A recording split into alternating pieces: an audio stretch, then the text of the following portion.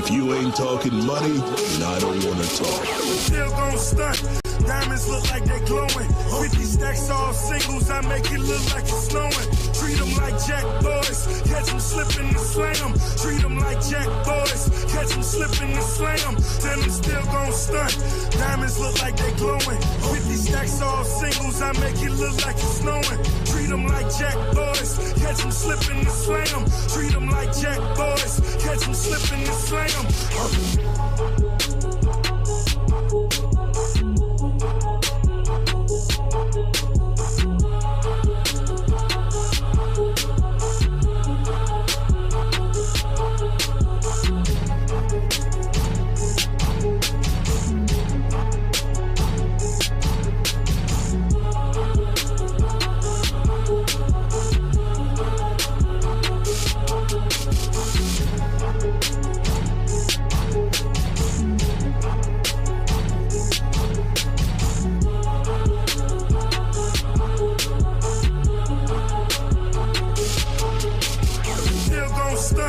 Diamonds look like they glowing. 50 stacks all singles, I make it look like it's snowing. Treat them like jack boys, catch them slipping and slam. Treat them like jack boys, catch them slipping and slam. Then I'm still gon' stunt. Diamonds look like they glowing. 50 stacks all singles, I make it look like it's snowing. Treat them like jack boys, catch them slipping and slam. Treat them like jack boys, catch them slipping and slam.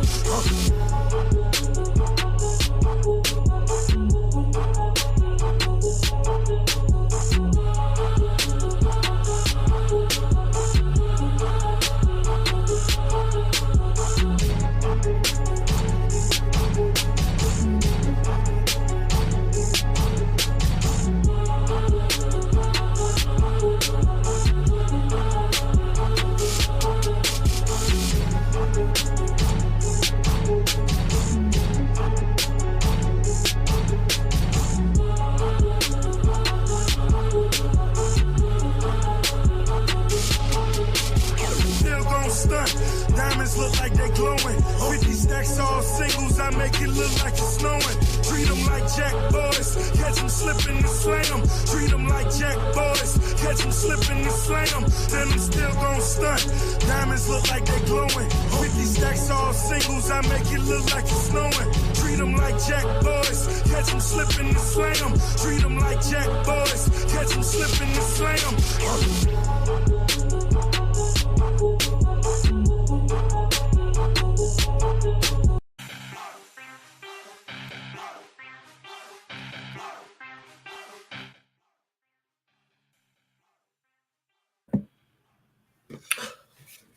Hey, we are here on a Tuesday afternoon. This is We-On-Loc Nation. I'm not going to be here for very long. I just thought I'd try out some things, do some things. But more importantly, I need to do something with the intro. Probably, do something with the lighting and stuff like that because we're packing up and we're going to be moving pretty soon. So this is as close as it gets at this moment. Haven't found anything yet, but haven't found too much of anything yet because this housing market sucks. It's not just here in Vegas, it's pretty much everywhere. The housing market in the United States sucks, but shouts out to President Donald Trump. Oh boy, let's just see how this year, everybody's up and on. Oh, Donald Trump, oh my God, the reckoning. And everybody was surprised that Snoop performed for him. Nelly performs in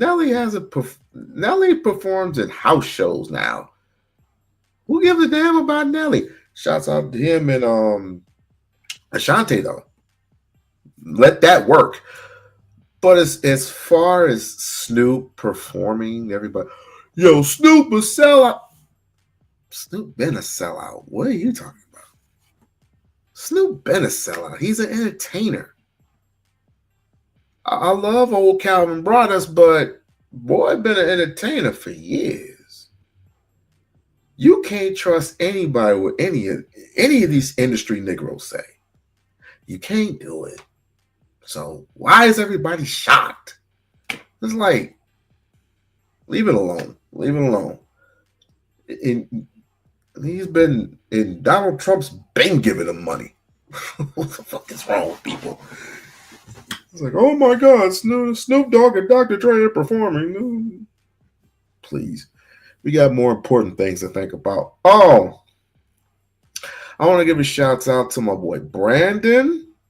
Brandon from Pan African Strikes Back. Keep doing what you do, homeboy. All you DBAs, delusional Black Americans, y'all in trouble. Y'all in deep trouble because all y'all do is talk. All y'all do is talk and just make fun of these Caribbean dudes, these Jamaican dudes. One day, you know, they live in the United States, right? Just on a sidebar. We're gonna get to where we need to get to. Just on the sidebar. You know, Jamaicans are Africans too, you know. Just like Haitians. Haitians are Africans too. Like people in America. If anybody Black don't claim African, don't talk to me. Just don't talk to me. Because you got African lineage in you. You started off in the womb. You started off in the womb of a Black woman who had ancestry, who birthed ancestry, had birthed Africa. And you going to deny that? For real? Y'all ain't African? Okay. Whatever. But, of course, we're going to have to get into what we get into. So let me shut this off. And before we get started, we're going to have to go ahead and pay some of these bills real quick so we can get this show started. I'm not going to be here for very, very long. Just thought I'd get some things cracking real quick. And the real work begins possibly tomorrow. So enjoy. Get ready for the most glamorous event of the year, the U2B Streets Awards 2025, February 9, 2025, at Laban Midtown, located at 641 West 42nd Street, New York City. Join us at 12 p.m. for the pre-show red carpet extravaganza and a chance to win $500 in our fashion contest. From 2 p.m. to 4 p.m., enjoy the gold tier experience with speakeasy confessionals, press interviews, and premium cocktails. At 4 p.m., the platinum tier includes performances, a comedic host, an award ceremony, dinner, and gift bags. From 8 p.m., the diamond tier features a VIP after party with a DJ, aerial dance, fire performances, and gift bags. 24 U2 categories. And many nominees. Can't attend in person? Stream the entire event live on Hush and Move Media via Uscreen for just $9.99. Get your early bird tickets before September 15, 2024. Visit now. Be a sponsor. Be extraordinary. Be there. Be great.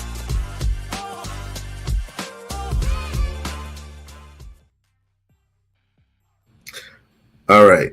People want to have this infatuation of going down memory lane and saying that Dr. Umar is this historic figure who is scamming Black people. Well, we have to now define who is Black and who ain't. We have to define right now who's Black and who ain't. Because right now, some of you Negroes who claim this DBA, delusional Black American shit, y'all some suck ass. I told myself I wasn't going to do that. Y'all are very delusional as hell. Very delusional, very not educational type people. Because all you do is yip yap and talk about Jamaicans all day. Well, Jamaicans been here. Jamaicans been here ever since the glory days. Jamaicans have been here ever since what? The ships came over here. You forget that the ships, there were many ships too that sailed over here that split in many different directions. Brazil is one of them. They landed in Brazil. Some of them landed in the Americas somewhere. I get caught up in my history, but the one thing that rings true is the Jamaicans are here, and they're here to stay. They're doing their own thing. All they're doing is working and minding their own business, and here you come along and claiming something that was merely taken away and remixed. Merely taken away and remixed. FBA Adolfs. They're basically for the same goal, and that is a delusional pay, and to get an invincible paycheck. The only thing about this is I respect Yvette Carnell more than I respect Tariq Nasheed. Tariq Nasheed is well known for being this treacherous guy, this treacherous pimp, or lack thereof. This wannabe hip hop artist. What was his name? Franco? Or what was it? What was it back in the day? K-Flex. K-Flex didn't do much good. So the Book of Art of Mackin. I wonder how many people have read that. Yeah, it's done ism has on radio show. It's radio. I dug ism radio for a while. I dug that shit for a while. Then shit went completely left when him and Umar got into it. Definitely went left when Umar got into it. But that's not what I'm really here for. I mean, Brandon already beat him in court and whatever. And I'll get to that part later. The one part that I want to get to right now is going down memory lane with this Lloyd Jamal bullshit. Now, people say that Lloyd Jamal was trying to help him get the school off the ground. Since when? Looking back at the tape, I said, was he really trying to help, or was he really trying to convince Umar that he was doing wrong with the money? See, Negroes love to tell other Negroes who have a dream, who is trying to finish or complete an accomplishment that they have already built. They already have given the money to the people who own the building in the first place. He's finishing up reservations. He's done with reservations. And people often say, well, why don't we do this? And why do we do that? That's not his goal. I don't want to go to another person and say, ooh, well, maybe you should have done this with this. That's not my place. That's just an opinion of mine. people often want Umar to do what they want him to do.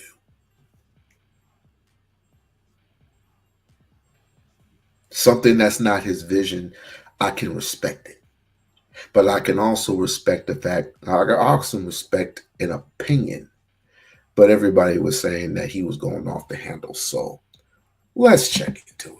Let's check to see if he was actually going off the handle, because every Negro has an opinion about everything.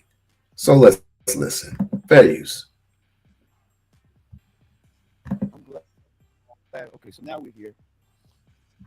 Let's talk about the school, brother, because that's all that I'm getting. That's all that people want to know. And when people found out I'm was going to interview Dr. Umar, please ask him about the school. We need to know about the school. Now, first of all, when did you first get the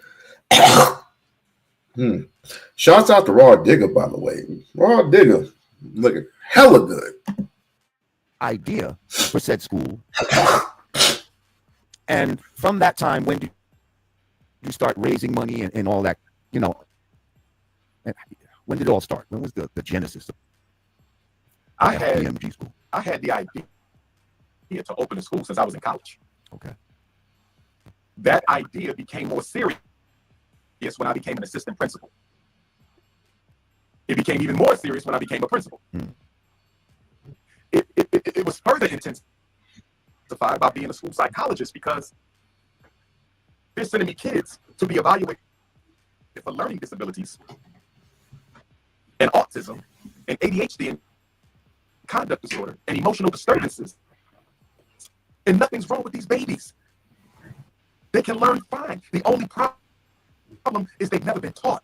So the pain and agony of fighting for our children every day, fighting their teachers, some of them black, it wasn't all white people, some of them black, fighting their parents, nothing's wrong with your child. They don't have a learning disability, they have a lazy disability.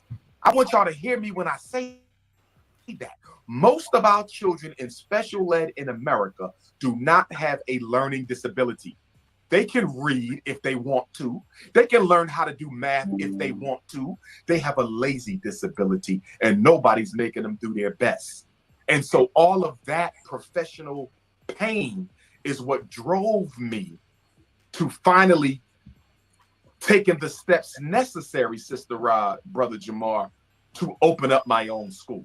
My first donation for the FDMG was taken in St. Louis, Missouri. Now, you notice that most of what Dr. Umar said, Lord Jamar wasn't listening to. He wasn't listening to. Either he doesn't care, or that's not what they were there for.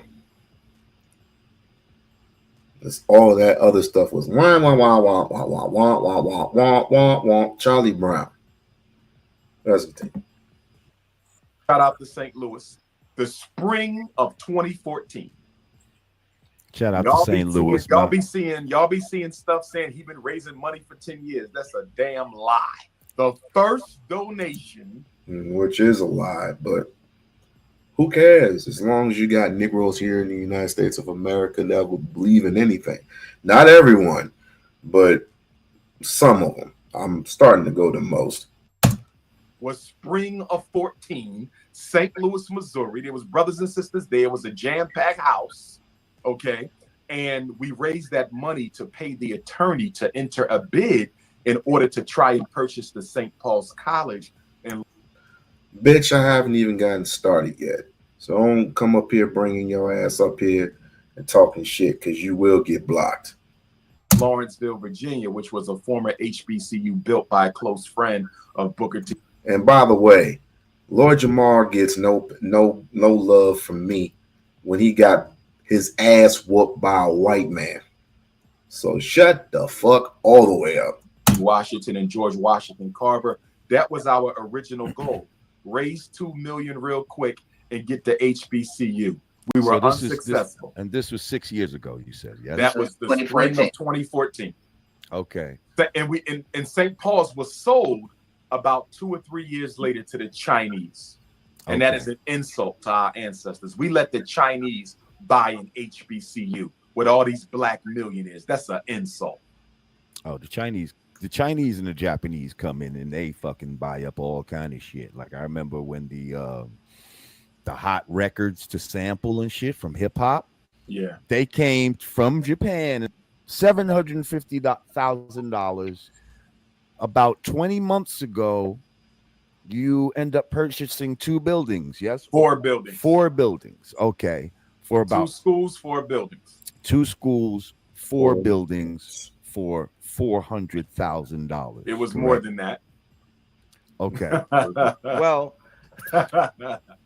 everybody wants to know, where's the extra money? Where'd the extra money go? And why is it taking so long to open this school? Like people feel like, and I'm not just going to say people found, because I'm also going to share a story with you as well. Yes, but people feel like, you know, the time that 6 years is just a very long time to be raising money. You know what I mean? No, it ain't. And to finally get the building that you ended. Now, are we talking government money or are we talking black money?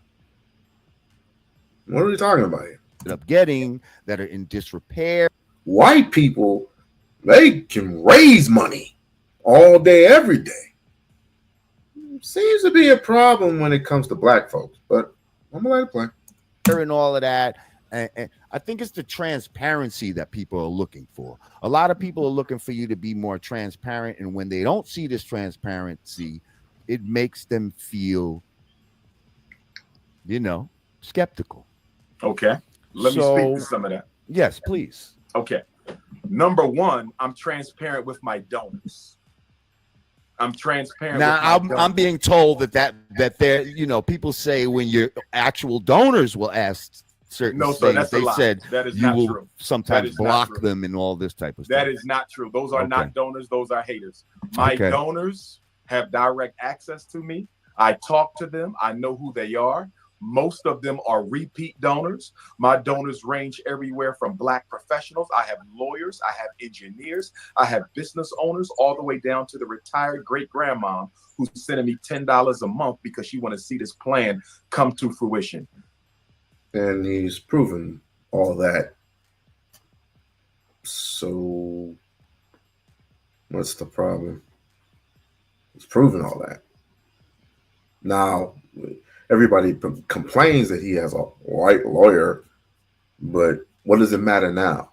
Everybody was complaining that he has white workers, not all of them, but there are black workers and there are white workers who are working in that building. So, but you say it's a scam, you don't even know what a scam is. You don't even know what scam means, nigga. So you coming in and it's not all of y'all. Because I merely talk to a lot of people who don't like Umar, but I can talk to people without doing all this rah-rah shit. Y'all acting like y'all are 30 and 40 and 50-year-olds. Acting like a bunch of 19-year-olds. Y'all need to cut that shit out. And you wonder why we as a people can't even go anywhere. Because you acting like children. And you act like it was your money. You act like you donated something. You act like you built something for the nigga. You ain't built shit. Haters don't donate. Donors don't hate. So my accountability is only to those who donate. I want to be very clear about that. It's only to those who donate. So people who ask random questions, they'll never get answers because you don't support this. Now, with that being said, let me also say this. The other question that you ask, which is often asked, is 6 years, he don't have the school yet. I'm not to blame for that. The community is to blame for that. I cannot manifest the school out of thin air. Schools cost money. They're not houses. They're commercial property. But because we're not used to building things exclusively with Black dollars, we don't understand how long it takes to get that done. I'm not a charter school. I'm not a public school. My school isn't going to subsist on white handouts and government funding. My school is grassroots Pan-African Academy. So it'll take as long as it takes until we raise the money to achieve the goal. It is that simple. Why the school ain't up yet? Because we're not raising enough money. But guess who don't have to ask those questions? The owner of Quaker Grits, because Negroes give them $11 million a year. Guess who don't have to ask that question? Nike and Air Jordan, because Negroes give them $4 billion, $2 billion a year. Malt liquor, $4 billion a year. Weave, perm, and beauty products, $30 billion a year. Fast food, $1 billion a year. They don't have to ask the Europeans and the Jews and the Chinese and the Arabs. They don't have to ask how long it's going to take them to get that Negro money. We give it freely. But when one of our own steps up with the track record, the experience, the credentials, and the resume to do something like build a school to save Black boys with the hell that Black boys are catching in this country, we don't support him because, number one, we don't want him to get the credit. Number two, we don't want the responsibility of doing for self. And number three, you understand, we want to find an excuse to keep on depending on white folks. So that's really the answer to that. But I want to answer your other piece. You said, what you do with the leftover money? When you open up the interview tonight, I dropped the donation information.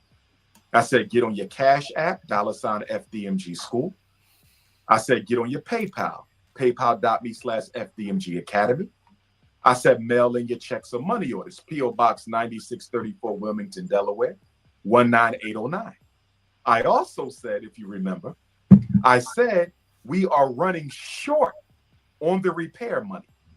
We don't have it all. We have most of it, but we don't have it all to cover the repairs of the Garvey building. So to me, it is a very common sense question. Something that I don't even think needs to be asked. For somebody to say, what are you doing with the leftover money? We're paying for security so people don't vandalize the property like they've already done. My question is, and this will be a question to him. I wish I had the opportunity to ask questions, but oh shit. Yeah, man, because I have some stuff I have to do later on today. But once the kiddies come home and once the wifey come home, then we have to. I guess we had to be at grandma's today or something. But where was I? Oh yeah.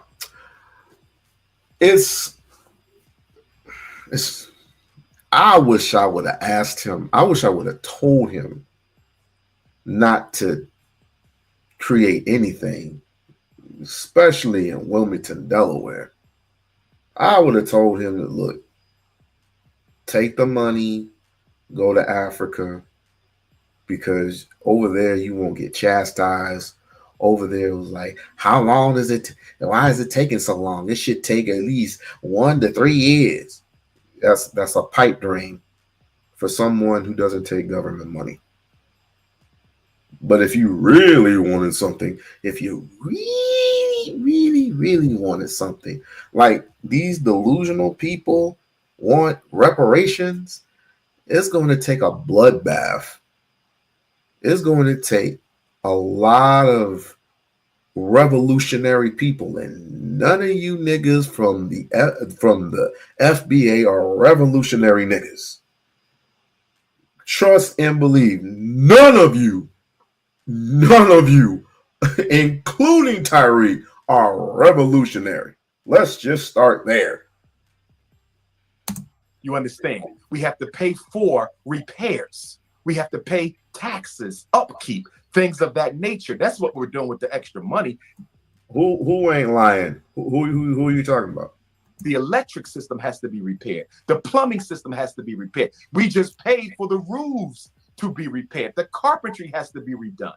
You understand? We have to do the fire alarm system, the sprinkler system. We have to pay for the building permits. There's a lot of expense. We have to pay for the grass to be cut. That's not cheap. We have to pay for the grounds to be monitored. There's a lot of cost that goes into maintaining 2 schools. Now, I will say this about Dot.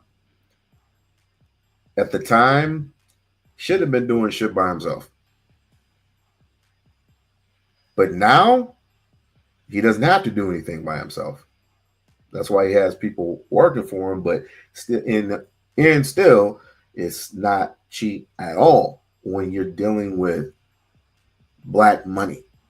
Because let's just keep it real. Let's just keep it a thou. Nobody likes this. Black people don't support their own. Still to this day. They don't have to support their own because the Caribbeans are taking over. You don't support your own because you have Africans who are here in this country who have their own businesses, have their mom and pop stores here. I have to drive for miles and miles out just to see a mom and pop store with American Africans in it. I have to drive miles, but when you go to Chinatown, it's all right there for y'all to see in bright neon lights. I have to Google like a restaurant, a black restaurant to go to. And M&M's is like on the strip.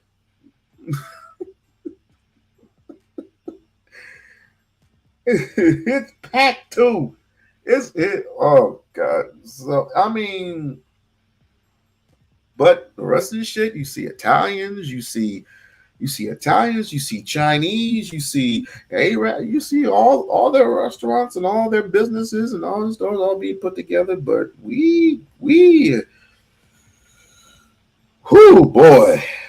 Oh, but what about the product? Fuck the product. Try it.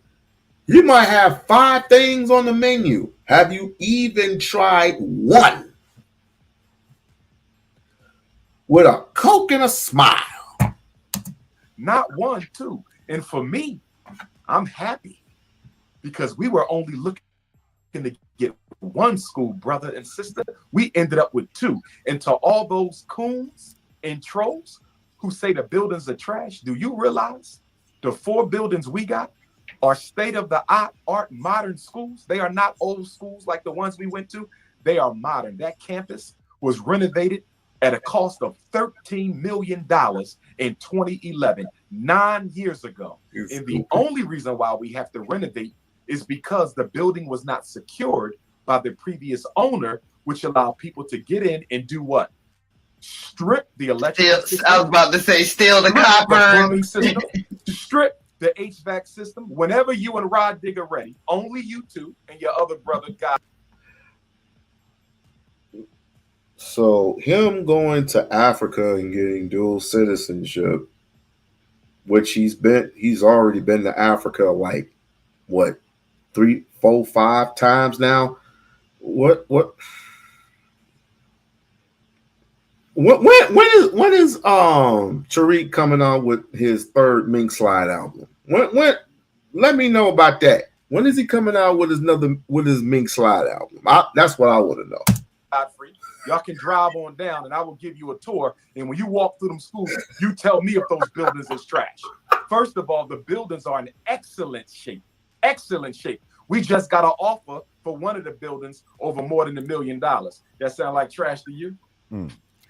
Okay, here's where I share a little story, brother Umar. So it just so happens that my wife's family has a lot of educators in it. Her sister is a principal of a school right now. Her mother was a teacher, and her father was and is a principal, who actually ended up making his own school in East New York, Brooklyn. It's called the Trey Whitfield School. You can look it up. So he's been doing this since like 1983. And how he started was he started small. He started with 3 portable trailers that were behind like a church. Nobody was doing anything with them. And he went to the, to the church because he was a principal I haven't donated like you. And he said, shut up. I haven't donated in quite a while. I should make a donation, but then again, he doesn't need any money for the one of those buildings. I forgot the smaller building anymore. He doesn't need more of the smaller building. But then again, I'll donate $10 here, $20 there. But I haven't donated in a while. Guess he got the same inspiration to start his own thing. So he talked to the people at the church. He ended up. He said, "Keep your money in your pocket." Sort of rent where he had to pay $500 a month per trailer. He said, "Keep your money in your pocket." And he had like 280 kids. Now, he didn't have a lot of money. He didn't have a lot of donations and stuff like that. So what did he do?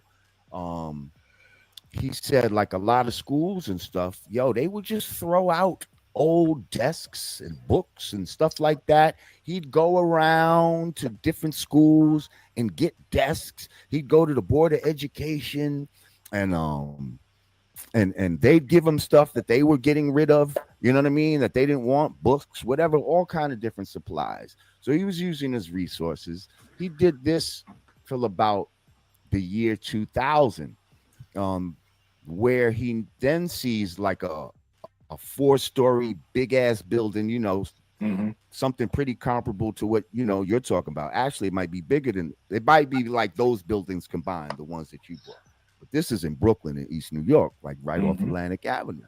So anyway, he gets to this building. He said he didn't have $1 for the building, but he goes to the man. He's like, "Yo, I want to get this building for a school." And the guy's like,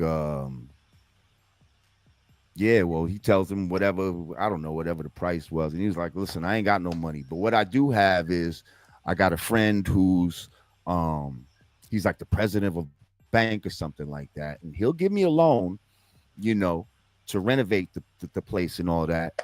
And if I miss whatever, any payments or something like that, then y'all will just have a free building renovated. You can take the building back and you'll get the shit renovated for free." He doesn't even have the type of notoriety that you have. You know what I mean? And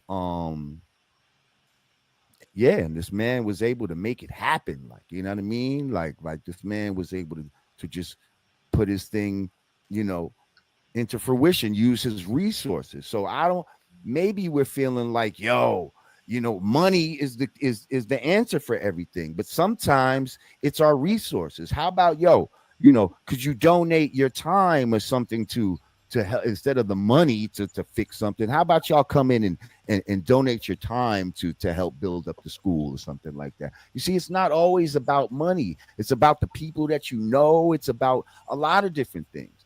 For 700,000, I feel like maybe we could have got a piece of land and just built from the ground up, and it could have been turned out cheaper. I don't know. We have to look into a lot of things, and this is a big undertaking that I feel like, you might need some help with it, brother.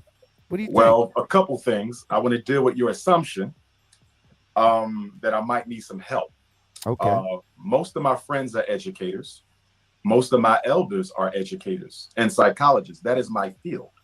So it's kind of interesting when someone who's an expert in something, and I'm not speaking to you, I'm speaking to the detractors who say I can help him with that. This is I think they're talking about the real estate part of it. You're an educator, but not a real estate guy. But we already have the real estate. So that's not even an issue. Right, but did we choose the right real estate? Did we take the money and do the best fiduciary thing with the money? Brother, I just told you that the schools that we got was a $13 million project 9 years ago in excellent shape. We got to steal for that campus. $13 million? I thought it would. I'm taking a back seat. I didn't know it was 13 million. And he only paid not $700, but they were going to be broken down anyway. Either broken down or the Chinese were going to take it over. So he got a good deal out of that. I didn't know. It was a steal. It was the best thing I could have possibly got. I have no regrets. Okay. See, that's when we start feeding into the lies. That's why you got to come see the school, my brother. Absolutely. And see it for yourself. Because you have people telling you that the school ain't in good shape. The school is in excellent shape, which is why we're getting offers for it now. It's in excellent shape, brother. The classrooms don't even have to be touched. We just have to fix the electrical system, the HVAC system, and the plumbing system. So I don't need help with the real estate. We were blessed with that campus. You understand? And as far as your brother's school, I support him. That's my father-in-law. My father-in-law. I just looked at the website. Mm-hmm. Kudos to that brother. Yes, sir. But what I'm doing ain't that. I want to be absolutely clear. The Frederick Douglass Marcus Garvey RBG International Leadership Academy will be America's first school based off the principles of Pan-African nationalism and international economics. That's not what I'm doing, brother. I have a totally different concept from him. You understand? So if the concept could be different, but the implementation of how I don't need his help implementing, brother, because I'm a certified school psychologist and a certified school principal who's experienced, who got a whole cadre of educators. So y'all keep making these things. He needs to talk. No, I don't. Y'all don't know who I got. But then why is somebody, you have all these credentials, then why is this man who we don't know was able to put his school together in a few months and it's taking you 6 years, brother? 6 years is nothing for a school. I can show you 10 charter schools where the money is coming from the state and it took them almost a decade to get open, brother. You don't open up a school in a year or two. I don't know your brothers. Hold on. Who crashed out? Wait. Everybody's talking about Umar was crashing out. Who raised his voice? Was it Lloyd Jamar that raised his voice? Talk about crash out.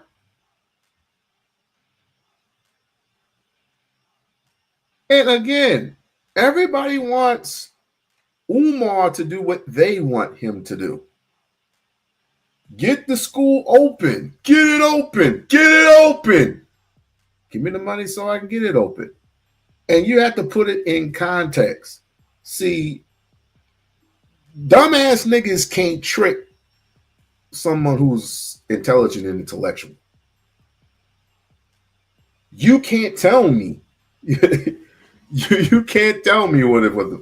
I already seen this before, Craig. So I already seen this before. I just get tired of everybody saying that Umar crashed. I was like, wait a minute. Hold on. Let me look at it. Let it vent. Let it circulate. And let me bring it back. Everybody gets uptight when Umar raises his voice. It gets up an octave, but he still isn't in the intelligent realm. But people want to basically get at him due to the fact that he is whooping their asses intelligently. I'm not talking about in the physical. I'm not talking about in the physical sense. I'm talking about in the psychological sense. But I'm gonna let it play. The story, and I don't care to know it. I don't care to know it because why not though? If it could be helpful to you, why wouldn't you care to know it if it could be helpful to you? Brother, I have friends who own schools. Do you understand that? I have friends who own schools. So if I need to talk to someone who owns a school, I already got that. I got what I need. The only thing missing from my equation is enough funds to complete the task. That's it. That's it. The school is not open yet because I don't have enough funds to do it that way. I'm not going to no bank. Maybe maybe we need fundraising, different fundraising methods. Maybe the people that we go to. We have that in place, but what I want you to understand, it takes time to build institutions. Now I get it. Now I get it. Okay. I'm gonna say this when it comes to Lloyd Jamar's whatever, and listening to the people and whatever the fuck, like they're gonna actually donate to the fucking school anyway, which is not gonna be the fucking case. But I get the premise. However, do you not get in the context of if there's electric, let's just say he needs electrical work done. Do you have $20 to $25 to give to him so he can get the electrical work done? I mean, if each and every single one of us were to give him 25, let me say like 500 people were to give him $25, boom, that would have been done, and then some. You keep saying that, Craig, but pretty soon niggas gonna be owing me an apology. Because again, the people that I know that know him best and who I talk to on a particular basis, you'd be surprised. You would be fucking surprised. But I can't explain it no more. I refuse to explain it anymore to any of you because none of you support nobody. You don't the only thing you support is a fucking bunch of chicken wings from Kentucky Fried Chicken or Mean Chow Means or some shit like that. Y'all don't support your own. How many Negroes have supported Malcolm? He had to go to Mecca. Oh, he was he was cool when he was a revolutionary, and he was under Elijah Muhammad. But once he was cast out and he went to Mecca and he did his thing in Mecca, or people wanted to back off. And I'm not saying that Dr. Umar is Malcolm, but the fact of the matter is the support of a person who wants to do right by Black boys and Black girls, something that you Negroes have never ever thought about accomplishing or ever thought about doing. You want to talk shit now? All because of some punk ass nigga who lost to a white man in a debate. Lloyd Jamar lost to a fucking white man. His excuse is saying that not the earth was flat. What up, Auntie? His biggest thing was that there was no gravity. So oh shit, hold on a second. Hold on. See his pencil? Lloyd Jamar said there was no gravity.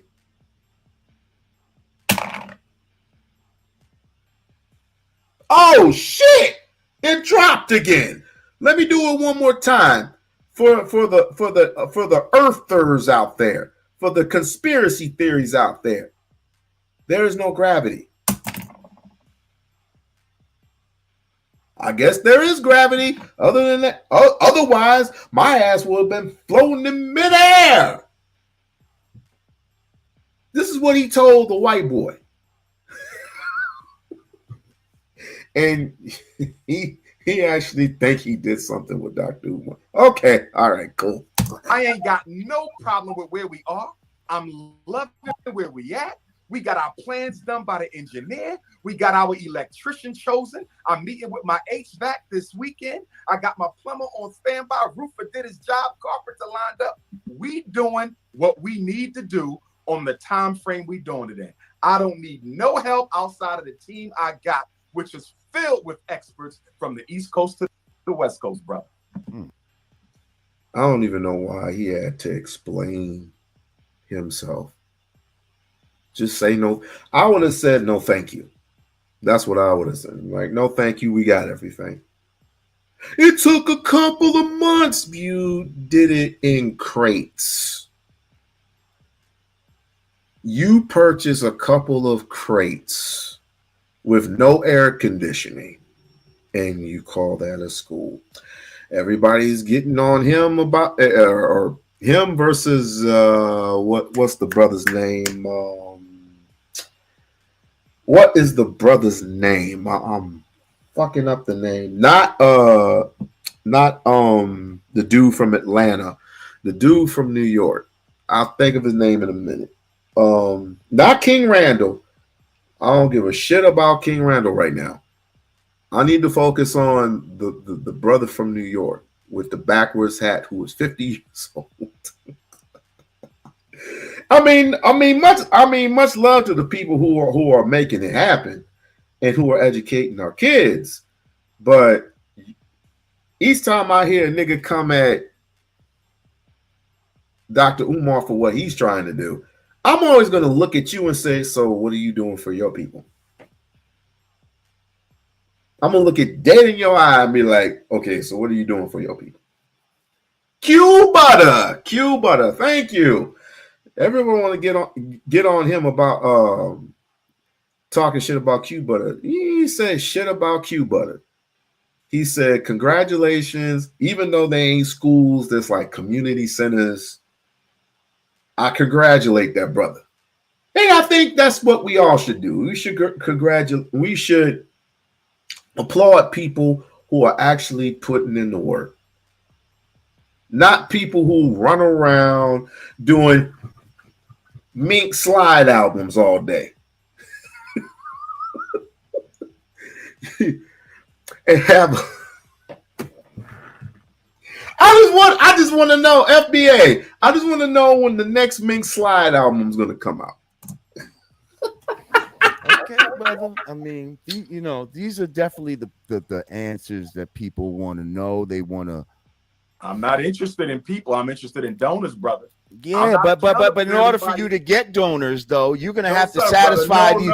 Yes, brother. And how are you gonna get donors if you don't satisfy? If I'm disagree with you, listen. If I'm considering to be a donor, but I have certain questions that I want answered, I feel like that's legitimate. Can I tell you why that's bullshit? Why? Go ahead, please. Respectfully. You've been raising money for 6.5 years, brother. If you ain't donut by now, you ain't donating. Your question. Technically, it hasn't been 6.5 years, but I'll let him rock with that. It hasn't been 6.5 years because it's been 4 years. Technically, it's been 4, but I'll let him rock with that. Question don't matter. I'm no. You can't assume that in the 6 years everybody knows what you're doing. Wait, hang on.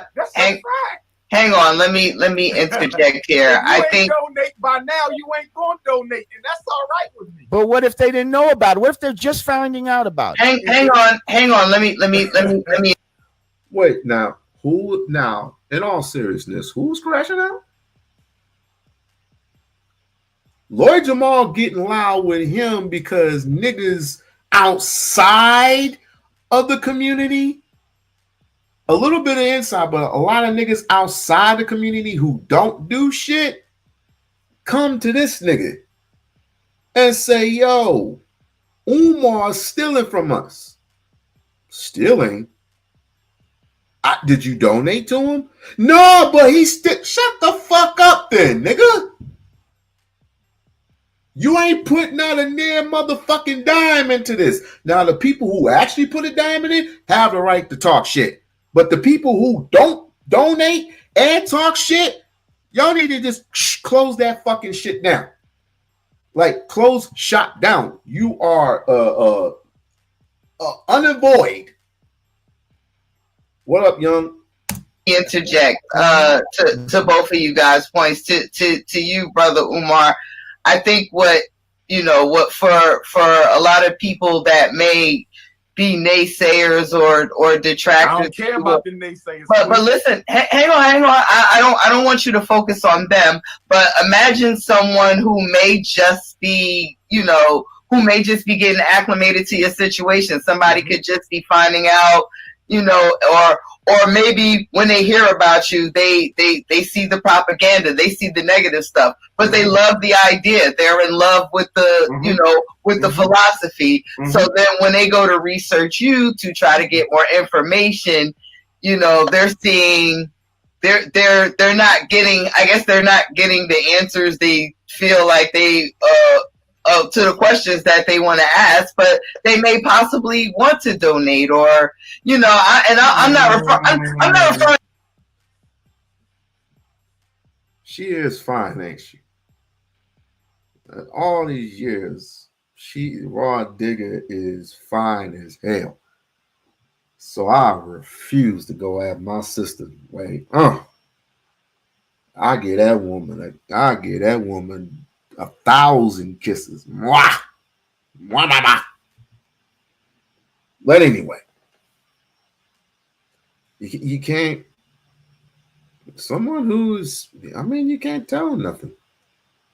You can't tell somebody who has a specific dream and has a specific goal to go somewhere and already has things constructed.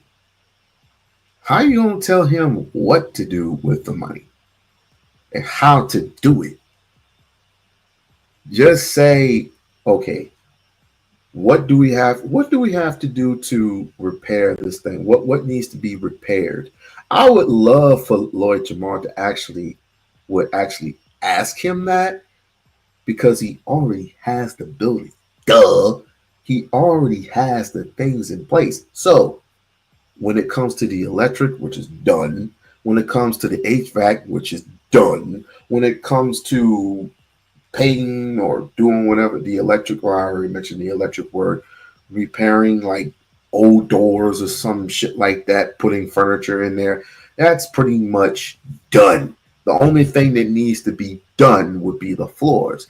After the floors, certificate of occupancy, and then boom. Now, I don't know what, he hasn't put in any updates yet because he's been doing XYZ. Once the updates come, I'm sorry. He did say coming soon. If you would have done that, if you would have put that up instead of putting up dates, which he did admit that he was wrong about the dating shit. And I do concur. You are setting niggas astray by saying, I'm going to come out with this school January 14, 2024, whatever. Come on. Come on, Craig. You can't be doing that to niggas. Niggas is on Chinese time. Niggas are on Chinese time when you tell them that. Niggas on Chinese time, but all of them seem to act lazy when it comes to the work. But when you putting out product, they don't mind coming to you and giving you that money as long as you're transparent. Well, what's this? What's this? And what's this? And what's that? I don't remember niggas going to white people and saying, well, what's this and what's this? They'll probably kick you out the fucking building. To the people that's just like, oh, what's he doing? I'm not referring to those people. I'm referring to people that are legitimately believing in your cause, but may possibly, I agree with you, Queen. But to that, I'll say this quickly. I'm the most accessible black scholar in the world. My cell number is public. My email is public. And guess what? I do get emails from people. Doc, I just learned about you. Boom, boom, boom. Tell me about the school.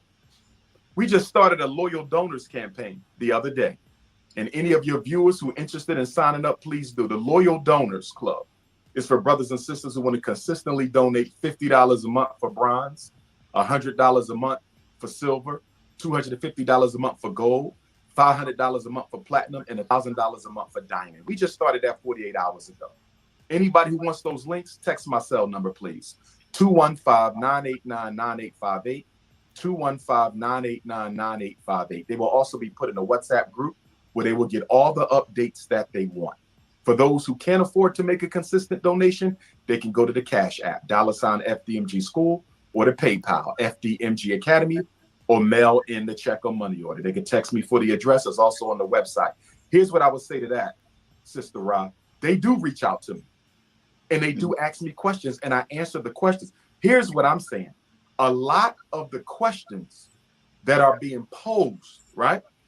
And I understand where Brother Jamar coming from, because he's just being the vessel to bring it to me. I get it.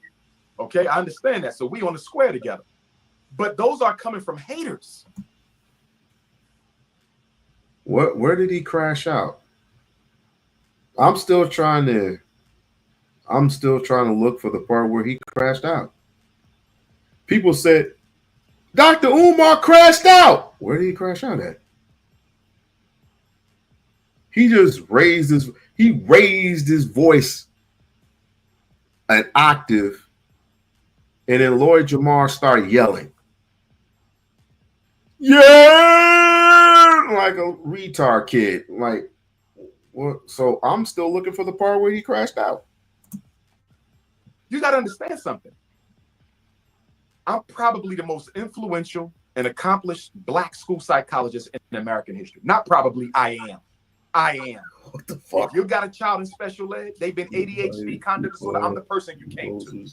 I've been doing this work for over 20 years. My name is etched in stone. There is no such thing as I just woke up and heard about you. You're going to get bullshit. But most of our people know who I am because I help them save their kids or their children. They're transparent to other whites. Today. People know who I am. I got the books, I got the articles, I got the resume for that. Absolutely. You understand? So some people just woke up though. Everybody not. But listen to me. Even if you're not in the conscious community, you know who I am. I don't belong to the conscious community. I belong to the African race. I'm the most requested Black scholar in the world, hands down. What? That's mainstream. Yeah, but you got to understand how many people don't even but they're not know about scholars. Like that's what I mean. Like are so far removed from They're not asking the negative questions, Jamar. They're not. The new people are not asking the. Bruh, if I have to be here for a whole 5 minutes to explain to you how many kids he has helped, how many young adults he has helped, how many adults he has helped, we're going to be here all fucking day. Just look back at his old shit versus his new shit. People just don't like him because he holds people accountable. Just like this whole FBA shit. We're talking about reparations. Donald Trump is going to give us reparations. No, he's not. Dude, you're not going to get you're not going to get it in the form of a check. I wouldn't want it in the form of a check. Just give me land. Just give me land to build on, right? But people crash out. People talk about crashing out. Nigga, a whole bunch of people were crashing out due to the fact that Dr. Umar was saying, you know, niggas don't deserve reparations because they're going to just waste the money and give it back to the white man. We've been saying all that. We've been saying that for years and years. But all of a sudden, here in 2025, we ain't going to stand for it no more. We not going to stand for it. Y'all don't want Black America. Y'all want white America. You still living in white America, though. Y'all don't want to build nothing for yourself. So, I mean, I am glad. By the way, I am glad that he went and got his not certificate of occupancy, but I'm glad he went to Africa to be a Ghananese. I'm really glad that he did, and I concur that everybody should go to Africa and do the exact same thing. Or go to Africa and just experience Africa. Those who have never went. But don't let some dude that's on a fucking mic, has a microphone and a camera and a computer or whatever, telling you don't go to fucking Africa. Because if you go to Africa, you ain't getting these reparations that I ain't gonna get. We ain't getting reparations. What is wrong with our people? Jesus. negative questions. The negative questions are the haters. But I'm saying, is it a negative question to want transparency? You see what I'm saying? Bro, to just want to know what's going on. Bro, what transparency are you talking about? We raised the money, we bought the schools. What transparency are you talking about? We raised the money, the little bit left is going to repairs. What transparency are you talking about? You think I'm gonna put the school bank account on YouTube? Well, of course not. Of course not. On Twitter? All I'm gonna say is niggas are dumb. Now I know what this is all about. More transparency from ignorant niggas. I get it. We're not serious. We're not serious. That's why I say I hope he doesn't open it. I said it time and time again. I'm gonna say it again. I hope he doesn't open it. Take the money, sell the school, go to Africa, happily ever after. Bye. We do not deserve. The kids deserve it. The children deserve a school like that. The children deserve a person who is this much at who has 6 degrees plus I think a doctorate, who can properly educate these kids into something, possibly maybe something, it could raise the scale, it could raise the competition to all the other minorities to be competitive. Since Dr. Claude Anderson couldn't do, well, Dr. Claude Anderson has done it, and he's not FBA, by the way. Dr. Claude Anderson is the only one that done it because he's still alive to do it. Even though he's retired, people can still collect his books. People still can have the right to speak to him and give his advice. Is anybody else taking the time to do that? Has anybody else volunteered their services? Has anybody else volunteered their time? I mean, is it about the money or is it about what? I mean, I'm trying to figure out. First of all, I'm still looking for the crash out. That's what I'm looking for. I'm still looking for the crash out. Where did he crash out at? The only reason why he raised his voice an octave is because these questions keep coming up time and time and time and time and time again before the Lloyd Jamal situation occurred. People just keep asking them the same fucking questions. Some of them are legitimate. Some of them are stupid. It's when you get called into a radio show, a podcast, or even a YouTube, because I interviewed him. I interviewed him twice. You seem to forget that even though he's not a celebrity, he's been asked these. I tried to give him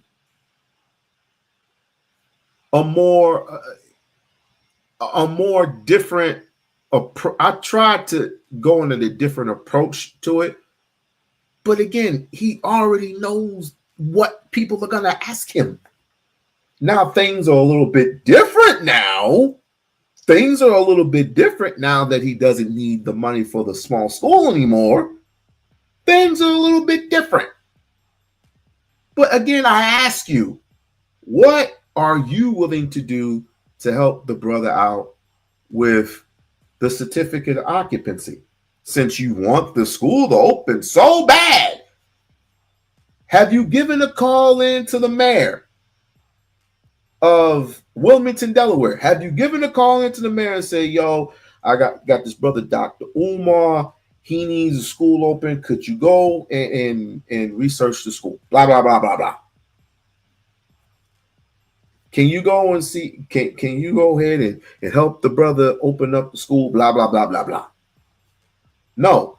Most of you niggas call up and say, yo, this nigga bugging, dog. He taking money from the community, dog. He taking money from black people, dog. We ain't gonna stand for I'm calling the FBI, dog. I'm calling the FBI. I'm calling the police, and I'm keep Dr. Umar arrested.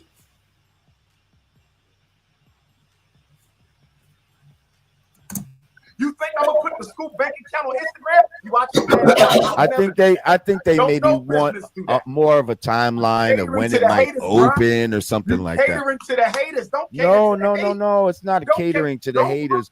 We have to. Here's what we got. Here's what we got to do, though, brother. No. It's not about catering to the hate. I'm gonna tell you what I'm doing. I'm gonna tell you what I'm doing. Okay. We have to make sure we have to vet all of our people, bro. I got love for you, bro. Everybody. Then vet them other Negroes in the conscious community who ain't building shit. We gonna get to them all, bro. Jamal, wait. We gonna get to them all. Who else is building? Jamal, don't discriminate. Listen, somebody built an institution from the grass. Right. Somebody. You ain't got none of them. Now I see where he crashed out. But I see why he did it. You put pressure on somebody. Finally, put pressure on them. No, you just irritating them more. That other people have if other people have irritated him or tried to get under his skin, there's been a few people, and one of them I will be doing a show on tomorrow. See, we're gonna go back down memory lane. And his name is Sarah Sutansetti with the feds. You telling on niggas, motherfucker. Ain't nobody care about your old ass nigga. Yo, somebody go get this nigga. He telling on niggas. Name me a YouTuber doing what I'm doing. Any of them conscious dudes. Name one on my level. Name one builder. You crazy. I can't. Tie my sneaks, bro. I can't. All I can name is my father-in-law. One of them is Sarah Sutansetti. You niggas had the nerve to come after Umar Christ. Umar crashed out on that. I didn't think he had it in him.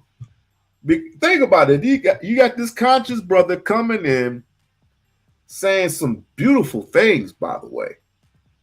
And then you got this old ass nigga that Shaka almost basically exposed, by the way. Shouts out to Shaka almost, big bruh.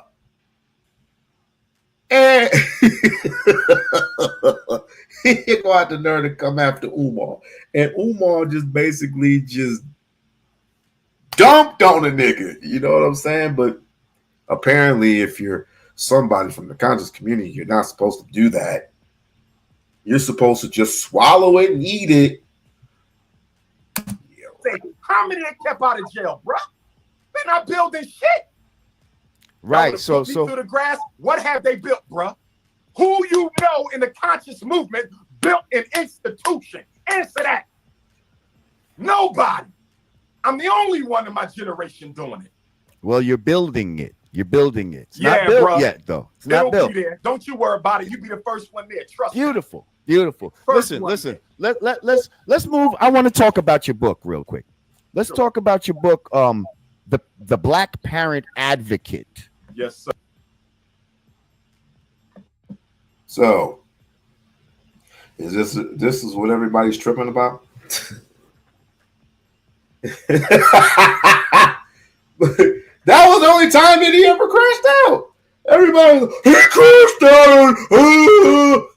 I'm looking and it's been like 5 minutes. 5 minutes into the whole Umar shit. And Lord Jamar is the only one that raised his voice. Umar Blas is like, I'm just matching your energy, nigga. I'm just matching your energy. So people can stop with the speculations. They get, Lord Jamar was just trying to help. Okay. He was transparent with at that time, with the electric, the vax, and all that other shit. I'm not gonna even go through that whole list of that laundry list of shit, but pretty much, update. He's damn near done. So that's the update I'm gonna give for you Negroes. Because apparently it was like, you're a mascot. Well, ain't no goddamn mascot, nigga. Get the fuck out of here. I'm not in that I'm not, listen, I would be happy if the fucking school opened, but then again, if you keep coming at, let's just say, for example, you keep coming at a bear and you keep poking at the fucking bear, don't get mad at the fucking bear when he pokes your ass right back and just mows your ass. Don't do it. Don't fucking do it. And I'm gonna transition to Mr. Y'all have y'all. Let me ask y'all something. Have y'all ever thought of the fact of going after Tariq and what he's doing with y'all money? Didn't he come out with a couple of websites? One of them that allegedly didn't work, and he just went in and flipped it, and now it's the FBA app or whatever. Didn't he just take your money and just run off with and gave you a building which he now owes property taxes? Didn't he just run off with the money and he's in Beverly Hills chilling? He was in Costa Rica not too long ago, and you got the nerve? No, not just in Costa Rica. He went to parts of Africa. He went into parts of Costa Rica. He was in I think he was in Jamaica.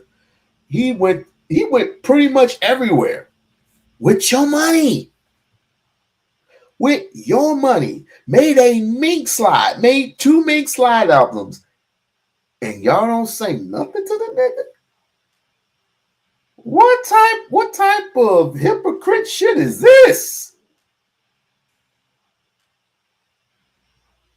When Umar goes somewhere, he has communications with the people and he lectures. That's all he does is lecture. He lectures to the people. He went to South Africa to teach. To make an appearance, actually. I don't want to say to teach because the teach is to teach constantly. He was coaching children. He was coaching children in New Orleans. What is Mr. Mink Slide nigga doing? What is he doing? He won't go after the white. Calvin, let's not act dumb. Let's not act dumb here. Let's act like an adult. This is what you just wrote. He won't go after the white man the same way he went after Sada. That's stupid. Come on, dude. You're more intelligent than that. You are way more intelligent than that. There is a reason why white folks won't touch Umar. There is a reason for that. Good point. Good case in point. What does fat ass Roland Martin? Who does Roland Martin work for? The white man, right? At that time when Roland Martin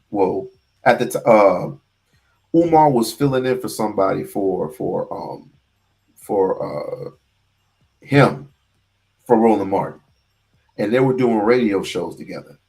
When he came on to Roland Martin's show that day, everybody watched it. It was an ambush. But anyway, when they watched it, what do you think the type of questions that Roland Martin was asking him, instead of asking about children, the community, and blah blah blah, stuff like that, and even reparations. What do you think? Who do you think? My bad. Who do you think gave him the cards, gave him the cues to ask Umar these type of questions? Has he gone out being white man? You must be out your goddamn mind. I must be losing it because apparently y'all sound. You know what y'all sounding like right now? Y'all sounding like a bunch of William O'Neills up in this bitch.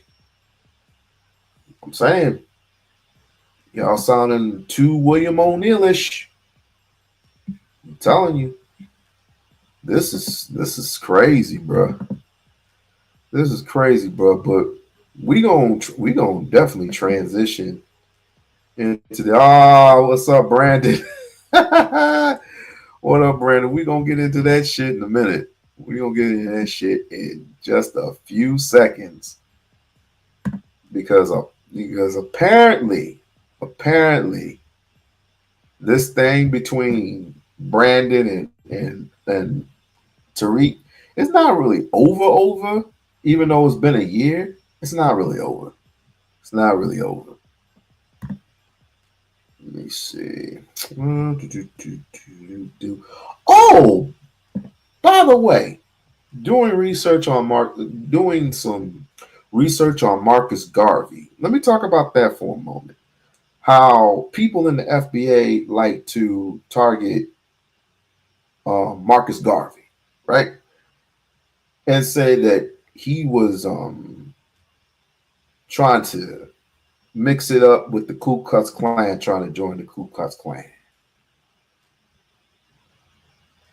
It said that he was trying to join the Ku Klux Klan. Are you out of your fucking minds? Are you out of your goddamn minds?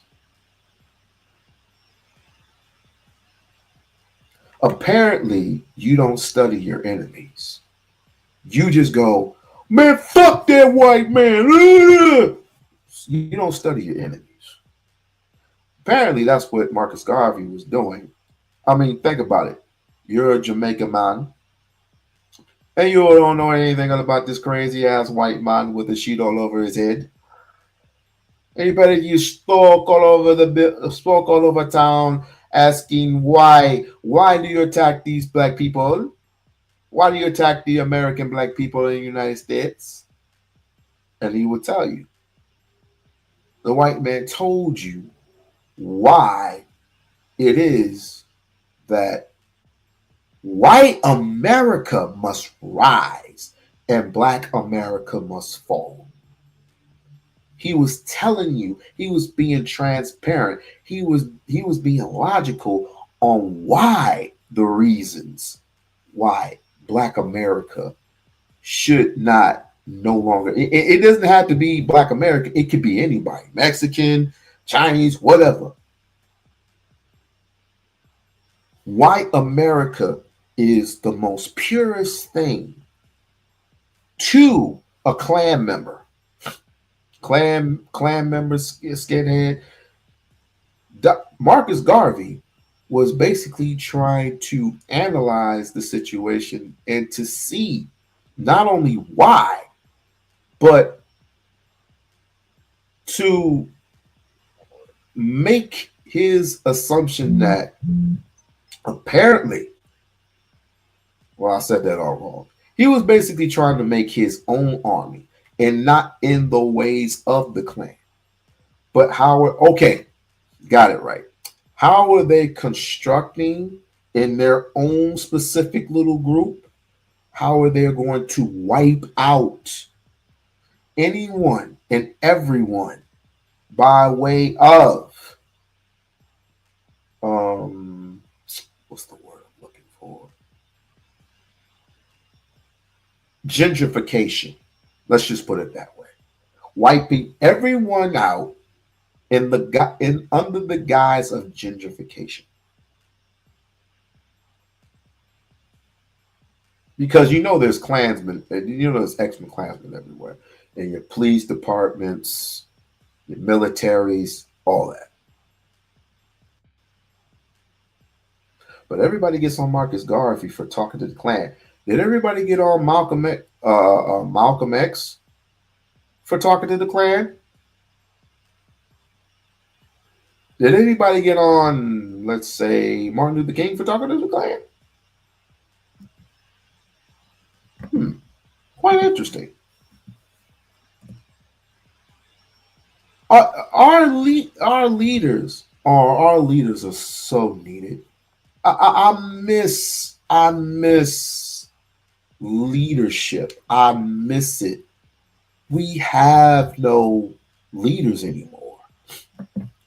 We don't have multiple leaders. Do I believe that Dr. Umar is a leader? I do. But he wants multiple leadership. Multiple leaders. Let's see if he's ever spoken to the Klan before. Malcolm X. And the Klan.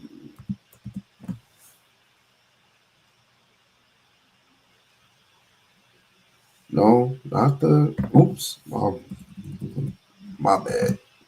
KKK.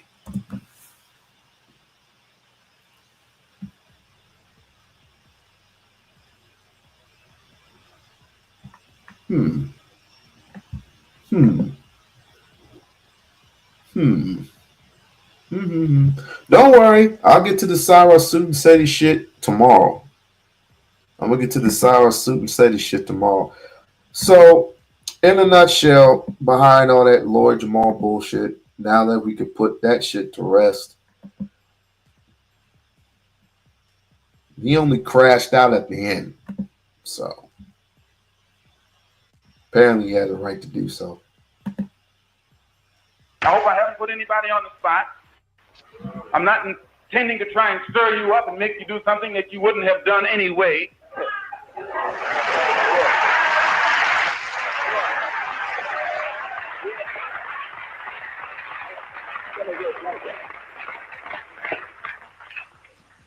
I pray that God will bless you in everything that you do. I pray that you will grow intellectually so that you can understand the problems of the world and where you fit into in that world picture. And I pray that all the fear that has ever been in your heart will be taken out. And when you look at that man, if you know he's nothing but a coward, you won't fear him. If he wasn't a coward, he wouldn't gang up on you. He wouldn't need to sneak around here.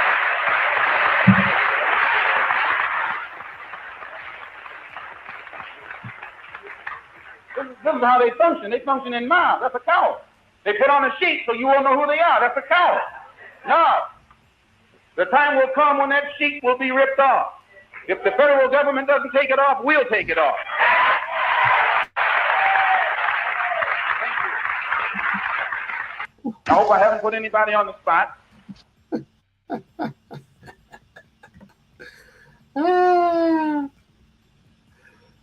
Malcolm discusses agreements between the Nation of Islam and the Ku Klux Klan. Did anybody bother to mention that? With great regret. There's no organization in this country that could do more for the struggling black man than the Black Muslim movement if it wanted to. But it has gotten into the possession of a man who's become senile in his old age and perhaps doesn't realize it. And then he has surrounded himself by his children who are now in power and want nothing but luxury and security and comfort and will do anything to safeguard their own interests. So I feel responsible for having played a major role in developing a criminal organization. It was not a criminal organization at the outstart. It was an organization that had the power, the spiritual power, to reform the criminal. And this is what you have to understand. As long as that strong spiritual power was in the movement, it gave the moral strength to the believer that would enable him to rise above all his negative tendencies. I know, because I went into the movement with more negative tendencies for the betterment of the community by any means necessary. And since tonight we had to get into this old nasty negative subject, we didn't want to bring up our program. We're going to have, but as the African nation got it, we became proud of it.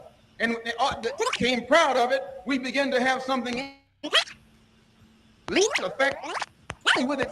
But you mentioned conspiracy between I thought I was doing that shit. Never mind. But let me ask this crazy ass question again. Well, the Mike TV shit, Mike TV and him already had that talk, and he was cut off because he asked a stupid ass question. As far as Dan Calloway is concerned, he couldn't hold a candle of encouragement to Dr. Umar, of course, because all he's gonna end up talking about is Indians this and Indians that. We ain't no damn Indians. And you mentioned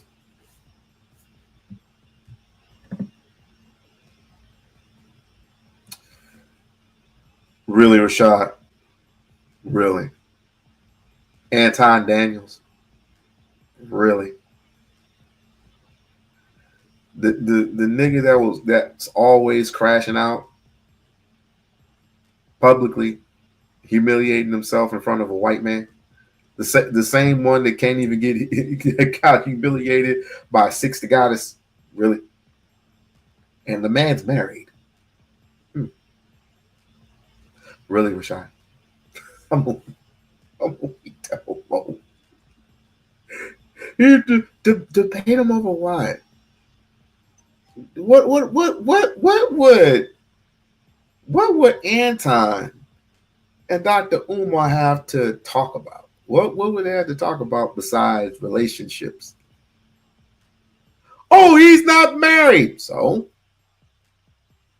what does do you realize? And I should do a live on marriages. What does marriages do for you? And when I mean you, I mean not just the American people, but for the Black community. Dudes don't want to get married. And even if they do want to get married, it's not sincere. All they want to do is fuck. That's all they want to do. Eat, fight, and fuck. Eat, fight, fuck. Eat, fight, fuck. That's all it is. Ain't no romance in it. Ain't no romance. It's a very small minority now that is sincerely emotionally, because when it comes to emotions, niggas is what you call them, simps. When it comes to love, romance, and all this other stuff, and all this other shit, right? Niggas is simps, right?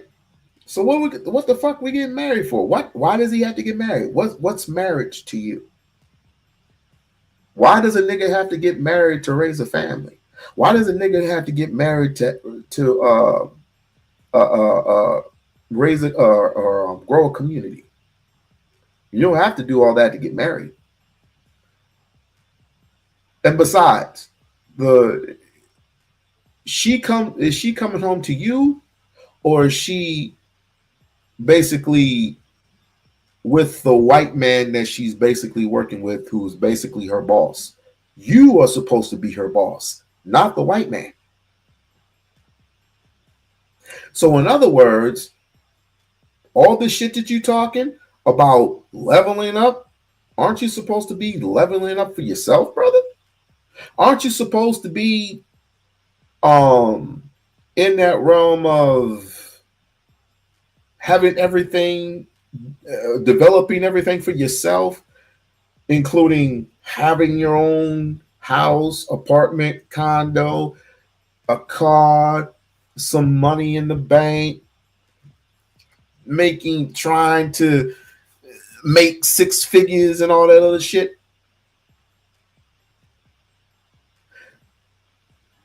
What did DJ Quick say? First you get the money, then you get the power, then you get the pussy. Most of you just looking for the pussy before you get the power. That ain't right, Mike. That ain't right, Mike. Nipsey Hussle said the same thing. Power, money, power, pussy. Money, power, pussy. Most of y'all want the pussy before you get the money. But that ain't that's not right. That's not logical and that's not smart.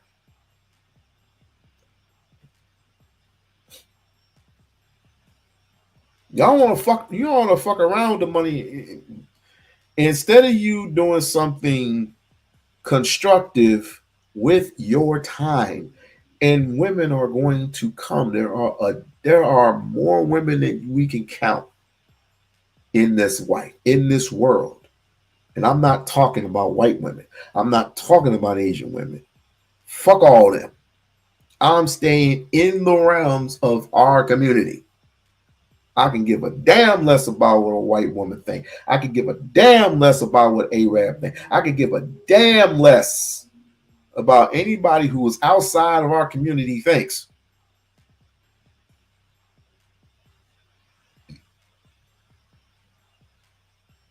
When you want a woman to marry you, or you want to marry that woman wants to be assured that she is going to be protected under you. But you want her to be your slave. You don't want her to have a voice. Let's just say that. You don't want her to have a voice. You don't want her to be other than being constructed, cooking and cleaning and sucking your little wee-wee. You don't want her to be an actual helpmate to you. Helpmates talk and communicate to you constructively at times what it is that this family that we are constructed needs to go. Nigga, is you married? You're gonna make me throw up. Well, throw up then, nigga. Throw up all that toxic shit you be putting poison in your body, nigga. Because I'm gonna tell the truth whether you like it or not. The fact of the matter is, y'all be doing too much of this alpha male bullshit that practically goes nowhere. And speaking of Anton Daniels, where are all these millionaires at? Where are all these millionaires? We wouldn't need a Dr. Umar if he was actually saying, when he's saying the things that he was saying. I'm trying to think of where are all these construction sites. I mean, where have all these black-owned businesses? Where are they at? Where are they at? I want to go to that particular person and buy a car from him. I want to go to this particular restaurant and get some food from this black-owned restaurant. I want to be able to do all that. Where the shit at? Where they at? He only claims to be one.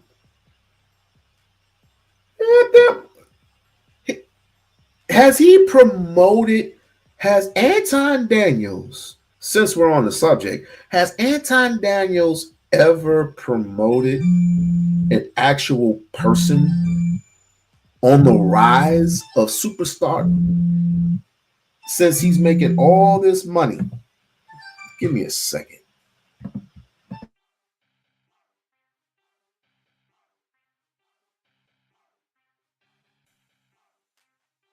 Muslims and the right wing in this country. Could you elaborate on that? I mentioned the conspiracy between the Muslims and the right wing in this country. I know for a fact that there is a conspiracy between the Muslims and the Lincoln Rockwell Nazi and also the Ku Klux Klan. There is a conspiracy.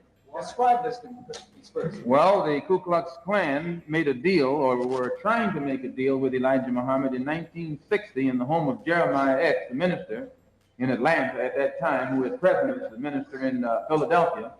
They were trying to make a deal with him to make available to Elijah Muhammad a county, a size tract of land in Georgia or South Carolina, where Elijah Muhammad could then induce Negroes to migrate and make it appear that his program of a segregated state or separated state was feasible. And to what extent these negotiations finally developed, I do not know, because I was not involved in them beyond the period of December 1960.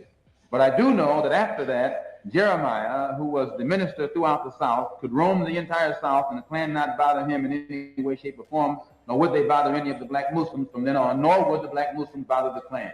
Are you inferring then that because of this conspiracy, the attempt was made upon your life? The attempt could have been made upon my life. Ask that again. Are you inferring that because of this conspiracy, the attempt was made on your life? Not necessarily that conspiracy. The attempt was made upon my life because I speak my mind and I know too much, and they know that I will speak it whether they like it or not.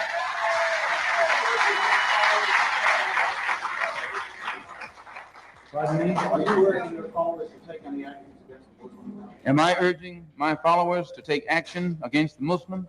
No. No. When you say you rely on you've always been some kind of activist, do you still think that you're going to try to infiltrate the organization and win over some of their supporters?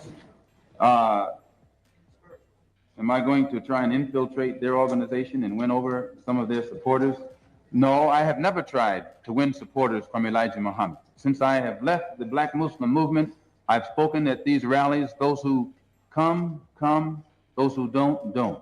But I've never gone out of my way to win over any of his followers. And he himself is fearful because he knows that you don't have to exercise too much energy to win his followers. As soon as they know truth and compare the two, and by the way, this is the brother, didn't even see you there, brother.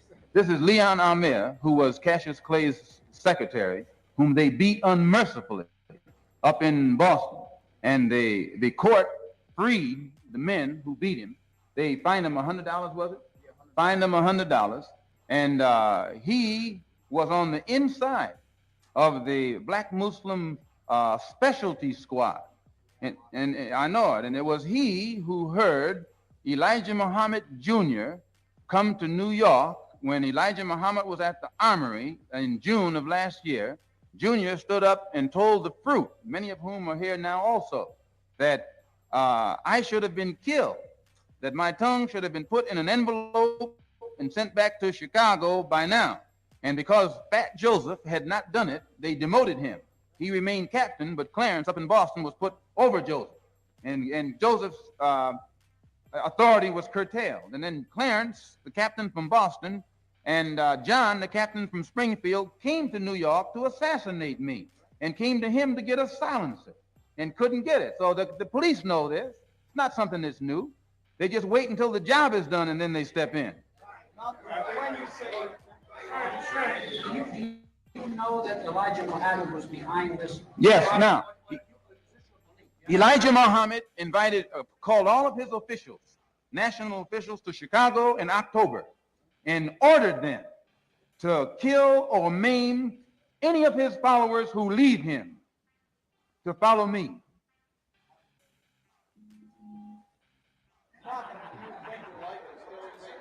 Well, when you say, how do I know, many of the brothers who were in at that time are out now.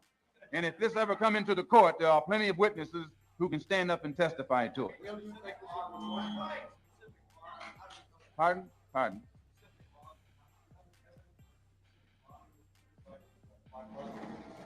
This specific one. Do you have any? I'd rather not say at this time. When you say you know too much, what do you mean?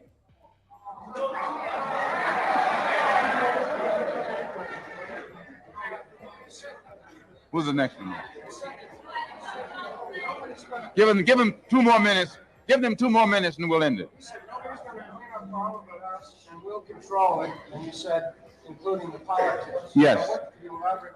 Yes, when I said that no one can clean up our home but us, and that we will clean it up, including and no one should control it but us, including the politics. What do I mean? I mean exactly that. That the black people. You're thinking of who? Powell? Powell's one of us.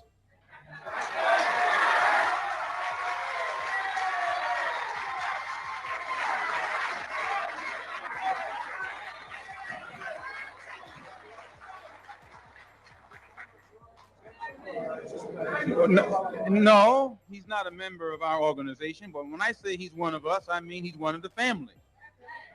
And no one outside the family can get us to talk about him. If we talk about him, we talk about him within the family. But nobody outside the family can instigate us against power.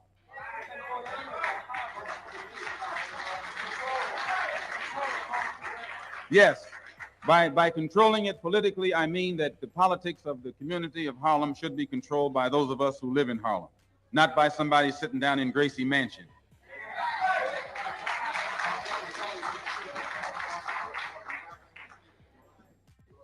Sir? No, but the Organization of Afro-American Unity intends to get involved in every kind of action that's going on in New York City. We don't... Oh, sorry, I had a phone call. But apparently I was listening in a little bit. Did anybody get on Malcolm? Like I said, did anybody get on Malcolm for discussing any type of agreements with the KKK or stuff like that? No. Because we don't study. We don't study and we don't read. That's a goddamn shame. But anyway, on to our next project. On to our next freaking project. And apparently,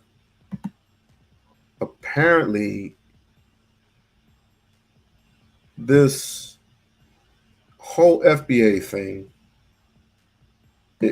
to me, it's a hoax. I'm just going to say it outright.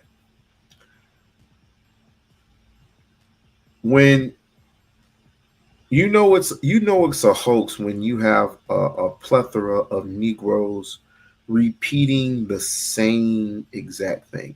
If you can trace your lineages back to 1800, it takes blood, brother. You could probably trace it further than 1804 or 18 whatever it is. Back in the 1800s. You could probably trace it even further than that if you give blood. It takes more. It does. A piece of paper don't mean shit to me, right?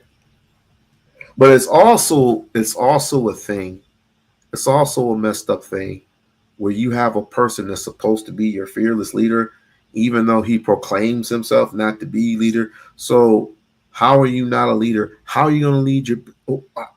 So people need leaders or leadership. Otherwise, it's just going to be crazy all over the place.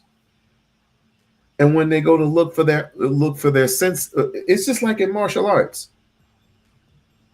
I go to look for my sensei's not there.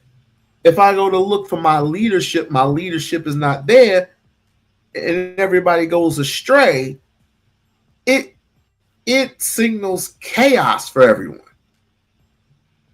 Everybody crashes out and everybody acts a damn fool. Versus a person who's under leadership will actually tell someone what to do, where to go, how to do it. It's like most of these Negroes are afraid to be educated. Most of these Negroes are afraid to be held accountable for their bullshit.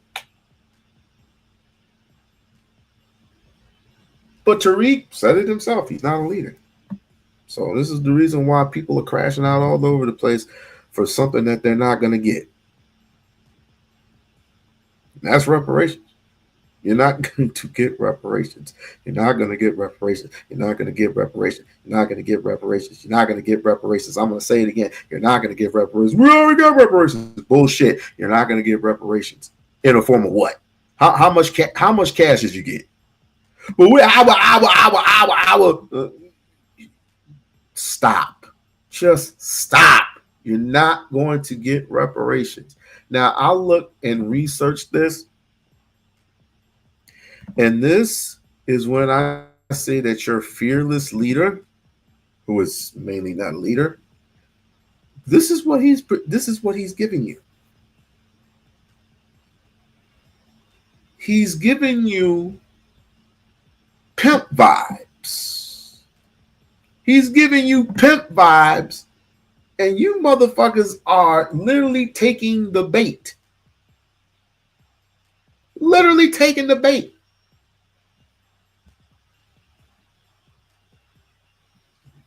And when Tariq gets exposed, and he's got exposed plenty of times by Michi X, and I'm not really a fan of Michi X, but some of the shit was kind of funny. Some of the shit that Michi X was putting out there was kind of funny. But then he clapped back at her, you know. But mainly what I'm trying to say is anybody that tries to hold you accountable, you know, they're fat, they're lazy, they're a six piece chicken, piece chicken wing away from a heart attack. He's fat, he's slow, he's ugly, he's lazy, he's a tether, he's this, he's that. No intelligence whatsoever. No, just lack of ability, lack of everything, man. Just no fucking intelligence at all.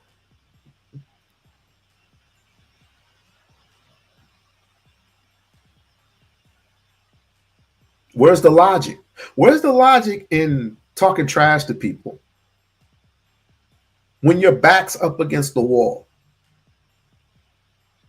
Most Negroes won't even say, okay, I made a mistake. I'll hold myself accountable. Let's just move on. We're not even doing that shit. We're not even holding ourselves accountable. And that word is so fucking stale. When it comes to black folks, we don't want to do shit, do we? Nah. But when it comes to a woman, we want to crash out on a woman. And I'm not making any excuses for any women who act stupid either, because there are some women in the community that really need to be shamed. That really need to be fucking shamed. And what's the little girl's name?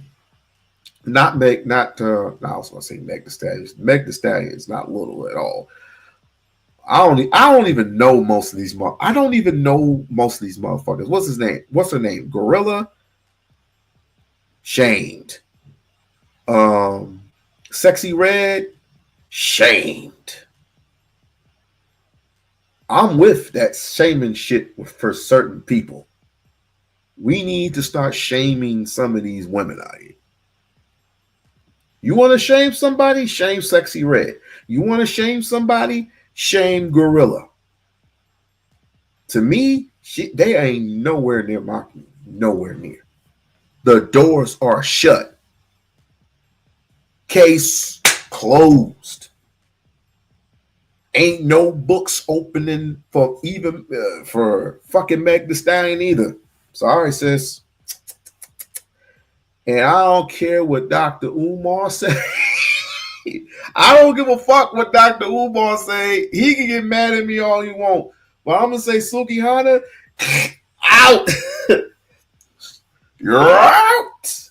She struck out to me for two reasons. Number one, she claimed Pan-Africanism. She is not a Pan-Africanist.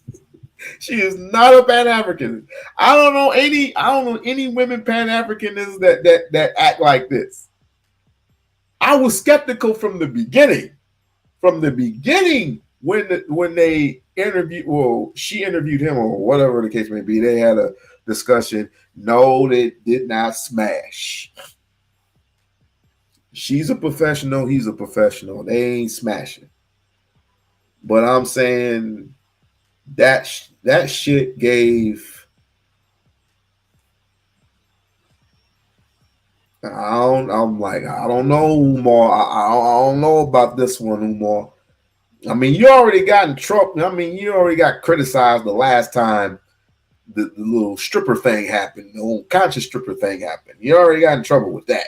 You already got in trouble allegedly talking with a white woman. And I don't believe you was trying to get her number. I'm not tripping off that. I'm not tripping off that at all. But the fact that Suki Hana was in is like, I wouldn't mind if you would get with somebody like what's the doctor's name? Doctor's name that everybody that she, I mean, she's in her 40s and she's not married. I wouldn't mind if you was getting with that. I wouldn't mind that at all. Suki Hana, out. Sorry. You kiss on the neck 1,000 times. I'm saying no, Umar, no. Anyway, let's get into this. Shouts out to Pan-African Strikes Back. And by the way, I just want to show you how fake and phony these FBA people are, dude. Transitioning to FBAs, right? I'm going to show you how fake and phony some of these FBA niggas are. Apparently, I think this was like a year ago. Apparently, Brandon and Tariq, they went to court, right?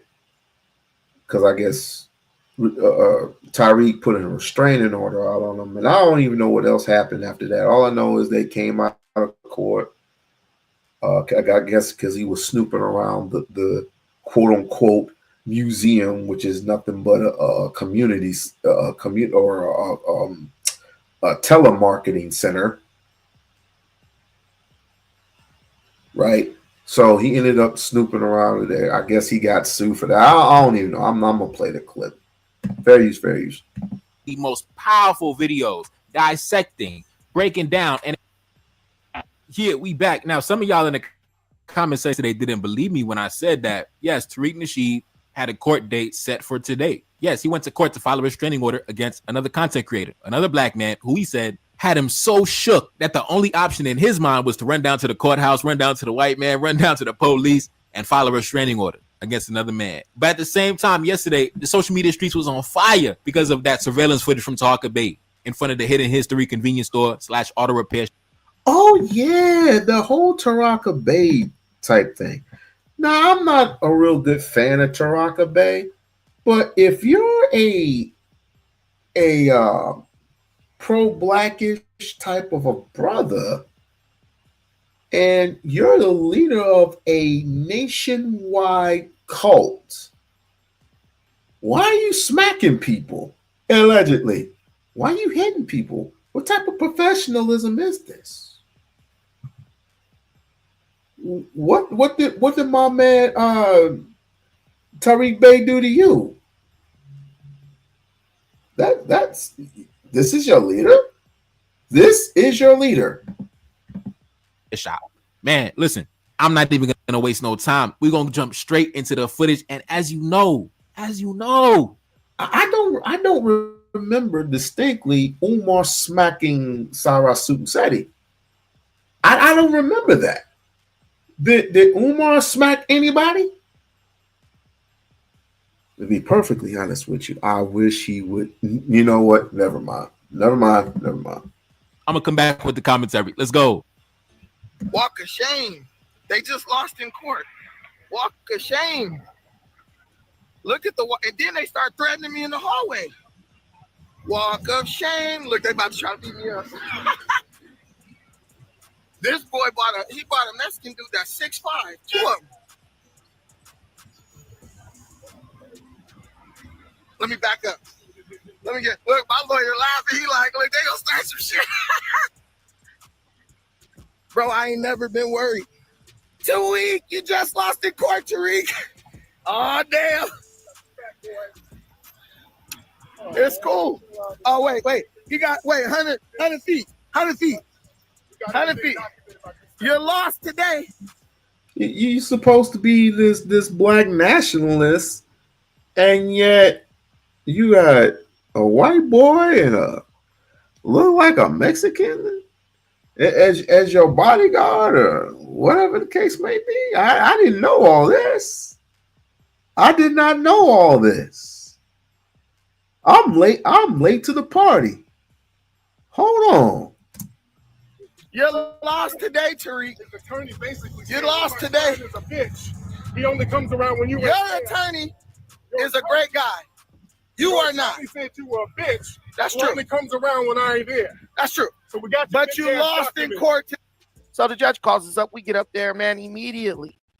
Tariq and his lawyer start babbling. Your Honor, we want to reopen the case because we got new evidence. We combed through all his videos, and they're so voluminous. We just had to go through them and find different stuff. And the judge is like, okay, so tell me what you found. They start trying to explain to the judge the stuff that they found. Oh, this, that, and the other, you know.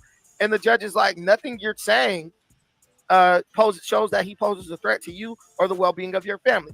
Then Tariq's lawyer says, well, we don't want to stop him from talking about Tariq.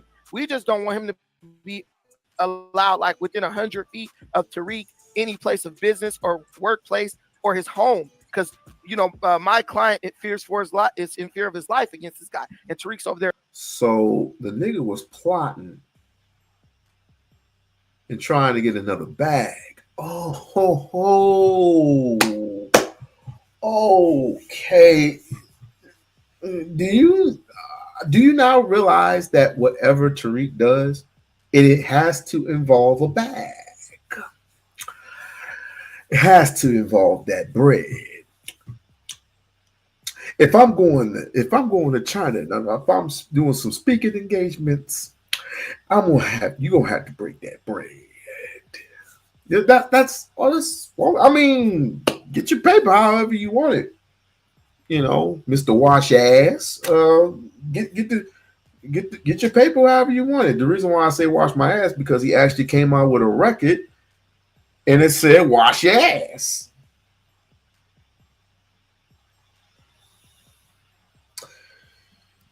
This nigga here, but shouts out to Brandon. They're like nodding his head and crying and wiping away tears and stuff. And so I'm just sitting there, and you know me, when they're making up the lies, you know how we are. We're very animated. So as they're lying, I'm like, man. And my lawyer was just like, look, just chill with the emotional gestures. That could make you look, like you're unstable or like you don't have good emotional control, right? And that's really what I believe won the day. I really believe.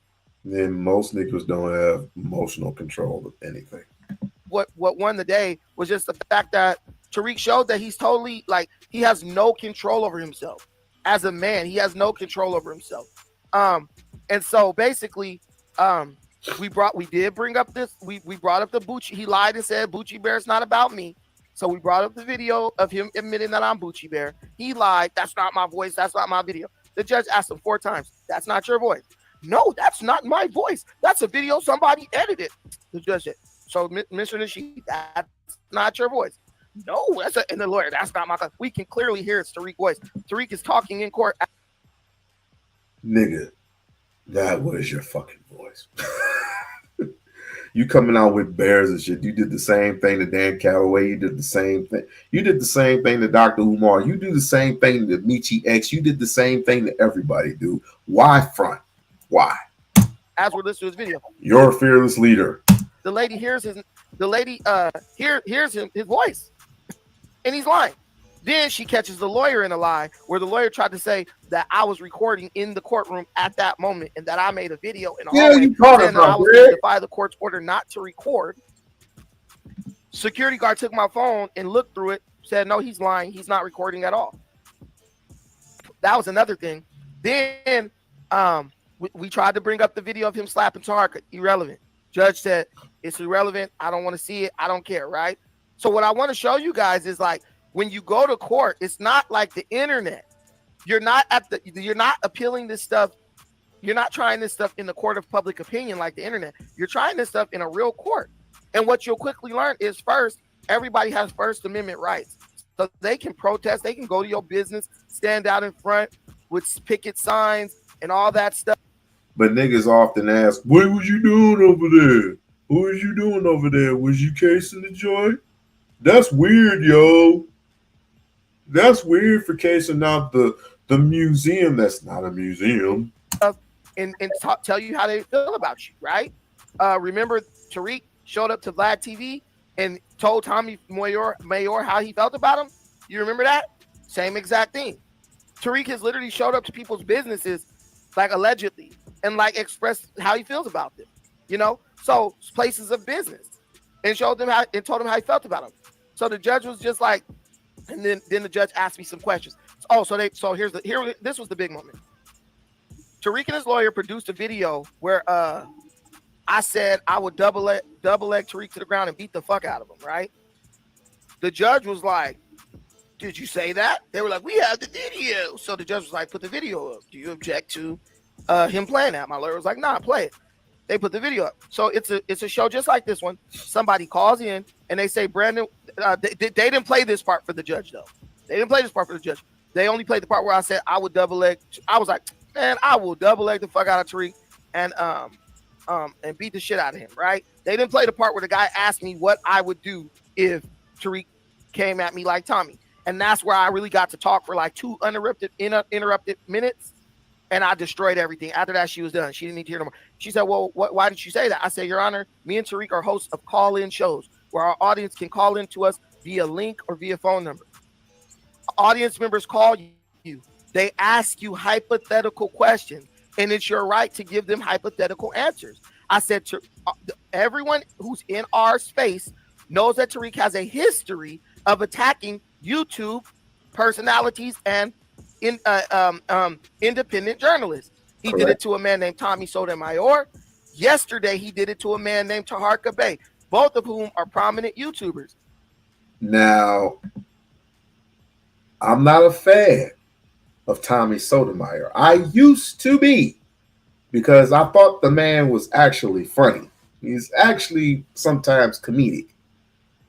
But again, with the hair hat hooligans and the meeting of David Duke and all this other shit,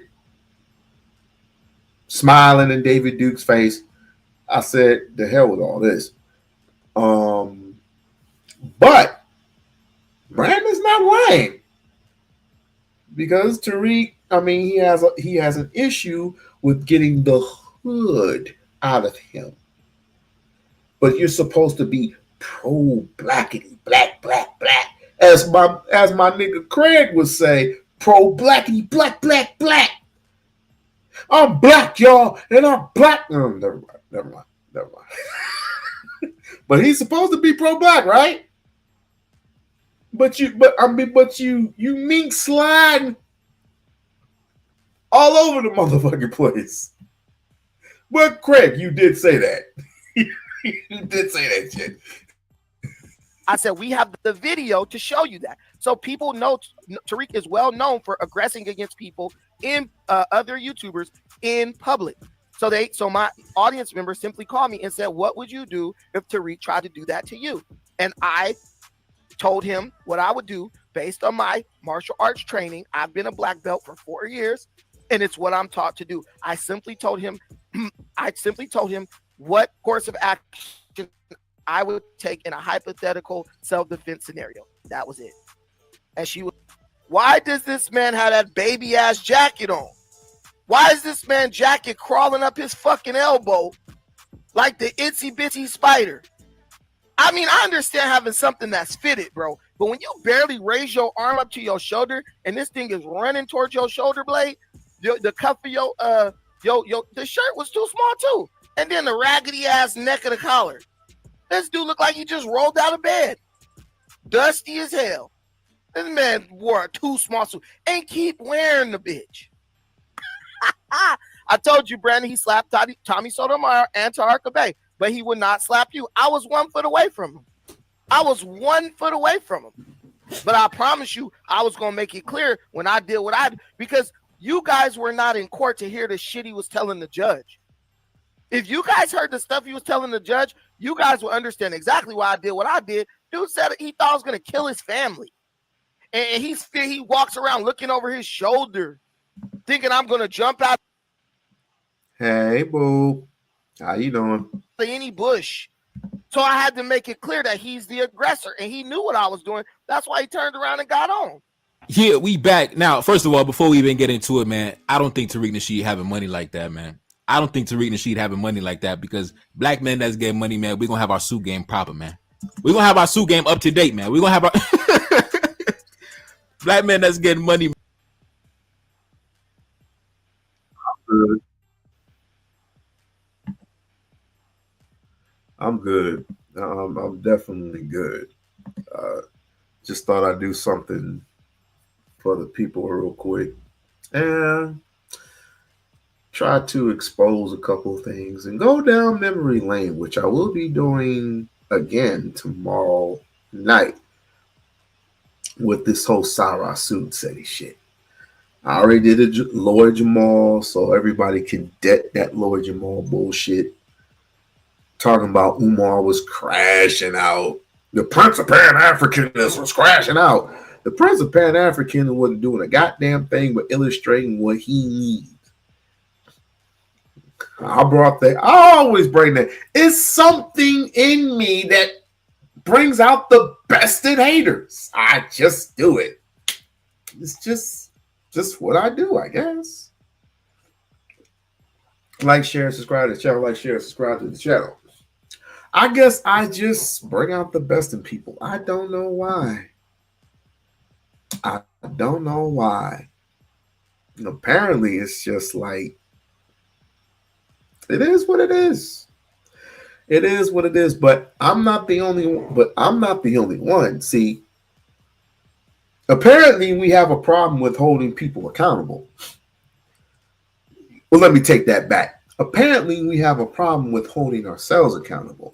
Instead of holding another person accountable, we have trouble holding ourselves accountable for what we do.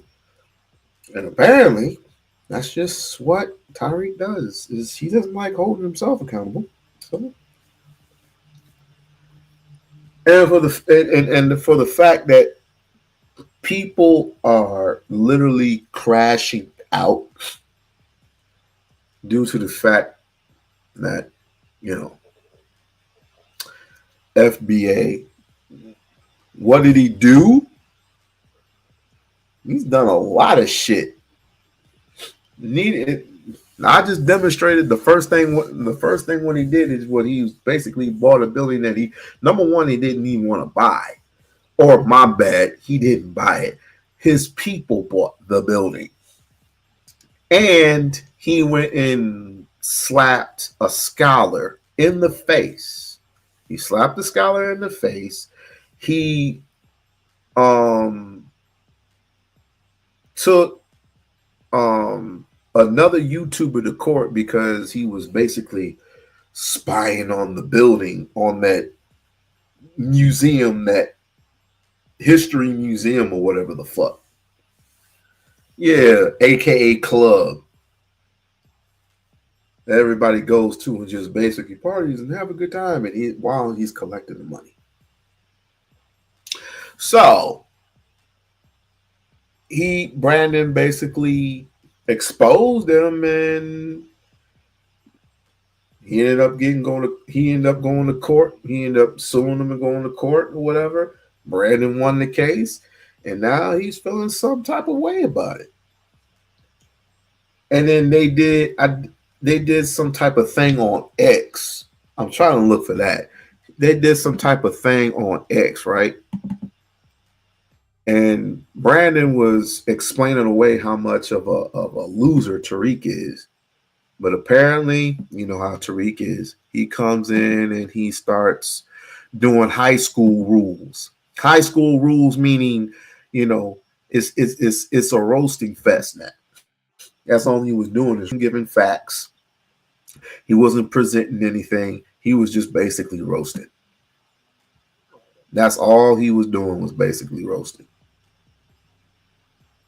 It's like, we can roast all day long, but for the fact of the matter is, you don't know how to get exposed on your own shit. That's a problem. That's a fucking problem. You're nothing but a fucking grifter. Anybody that doesn't operate in your interest, they're basically a bunch of fucking people that just mainly just hang around and act like a bunch of grifting ass Cuban. And by the way, speaking of people in the Caribbeans, what is up with FBAs and all these damn Caribbeans? What did a Jamaican motherfucker ever do to you? He didn't fight. Fight what? Anybody who comes to Jamaica with that bullshit, I guarantee you're not going to have your fucking arms because they're going to be hacked off. That's some crazy ass shit. The Haitians gave up their arrows. The Haitians did this. The Haitians did that. The Haitians ain't FBAs. Anybody that can trace their lineage is here. It's like, stop it. You're doing nothing but creating destruction. That's all you're doing is doing nothing but creating destruction. What you said about Marcus Garvey was bullshit. What you said about Taj Tariq Bey was bullshit. What you said about all these other and let me not forget the fact that Dr. Claude Anderson had done more for black people in this country in the same exact way that Malcolm X did, the same exact way that Martin Luther King did. Now he's FBA. Y'all are delusional. Y'all are fucking delusional. I'm trying to look for it right now. While I'm looking for it, FBA versus everybody. Ronnie, stop it. Stop it. You don't even know what FBA is. Stop it. Just stop it. They take credit for our shit. What shit? What shit do you own? What shit do you own and control? Since you want to claim FBA so much, what do you own and control? Aww, mama duties. Aww. How's the fam? How's the fam? Black America culture.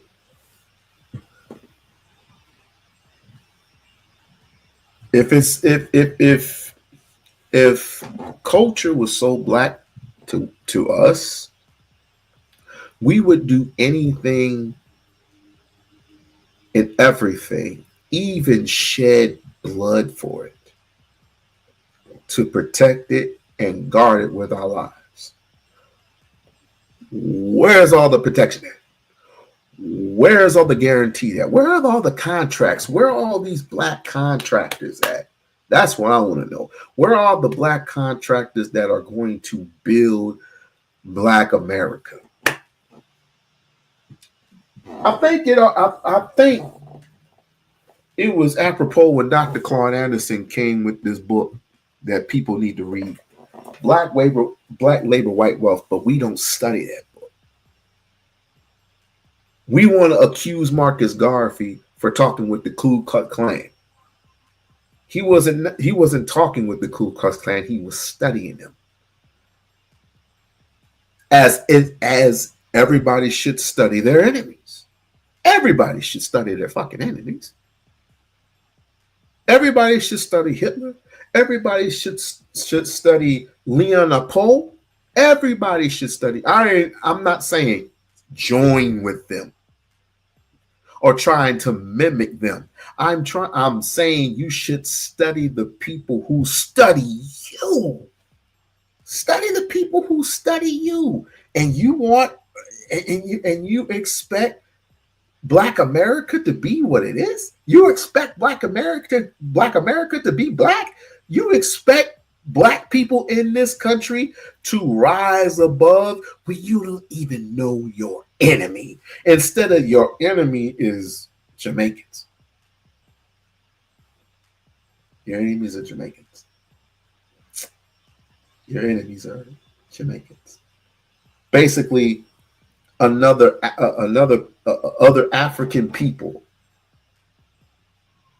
who are African, but you don't claim to be African.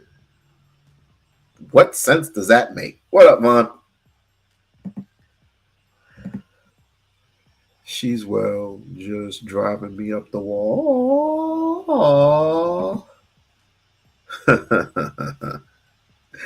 Hey, I love babies. Give me that baby. Give me the baby. I straighten out. Me and the baby, we gonna have a good old time. A good time. Dress up. I love sidebar. I love babies. I love babies. I love changing their diaper. I love that. I love that about children. Love it. And they don't end up looking at me like I'm crazy. And afterwards, go to the mall, go put her on a stroller. We walking to the mall. We chilling. Oh, you hungry? Let's go get something to eat. We ain't eat none of this stuff over here. We going to Chipotle. So we go to Chipotle. I give them baby little something to eat. She ain't no baby. She's finna be 6. They're babies. They are babies to me. And you got to understand, because I'm a father too. Until you leave my house, you are still a baby to me. Now, you can walk, you can talk, you can operate limited amount of things, but to me, you're still a baby. My mother did the exact same thing to me. She did the exact same thing to me. Boy, you still my baby. You are always gonna be my baby. Like, Mom, I'm damn near an adult. I don't care. You're still my baby. It's just the mom in me, or the mother. My mother and me. So, anyway, let me go and look for this shit. Let's see. What? I think I can find it. I think it's in here somewhere. Let me go back up. How was y'all days today? How was y'all day?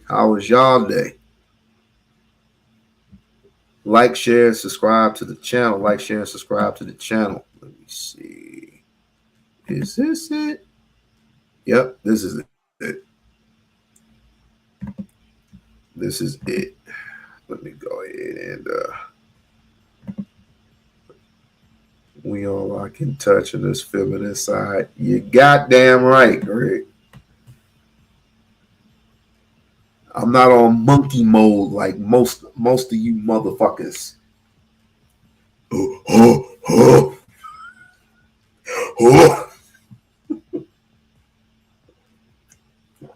I don't act like fucking Tarzan. I love Craig. He's my brother, but he get on my fucking nerves. He get on my goddamn nerves.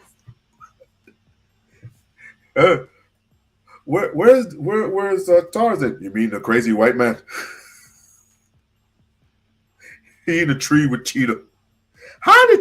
And speaking of it, how did Tarzan get to be this masculine, start tearing up boulders and fighting with the snakes and alligators, and all of a sudden Jane come along, he go, ooh. You touch it, niggas touch a titty, they go, oh. He touched that pussy, he go, oh. I never had pussy before. That's how y'all niggas sound. Y'all niggas sound like y'all never had no pussy in y'all life. Sorry, Lisa. Sorry, I just seen you. My bad. See, you got my aunt coming up in here late. I gotta tone it. I gotta tone it down. I act regular. All right. Y'all act like y'all never seen a woman in your life, and you wonder why y'all ain't getting married. The hell is going on? But I found what I was looking for. Like, share, subscribe to the channel. Like, share, subscribe to the channel. Why are you snitching, Brownie? It is.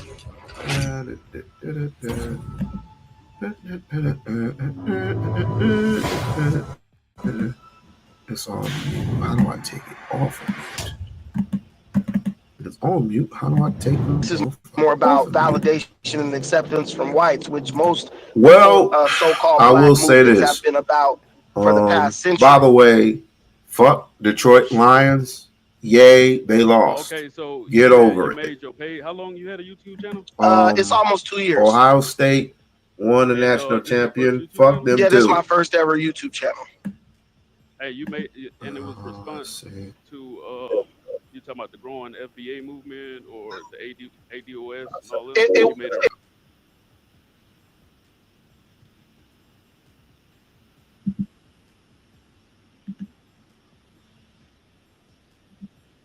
Work with me, Lisa. Work with me. Black movements have been about for the past century.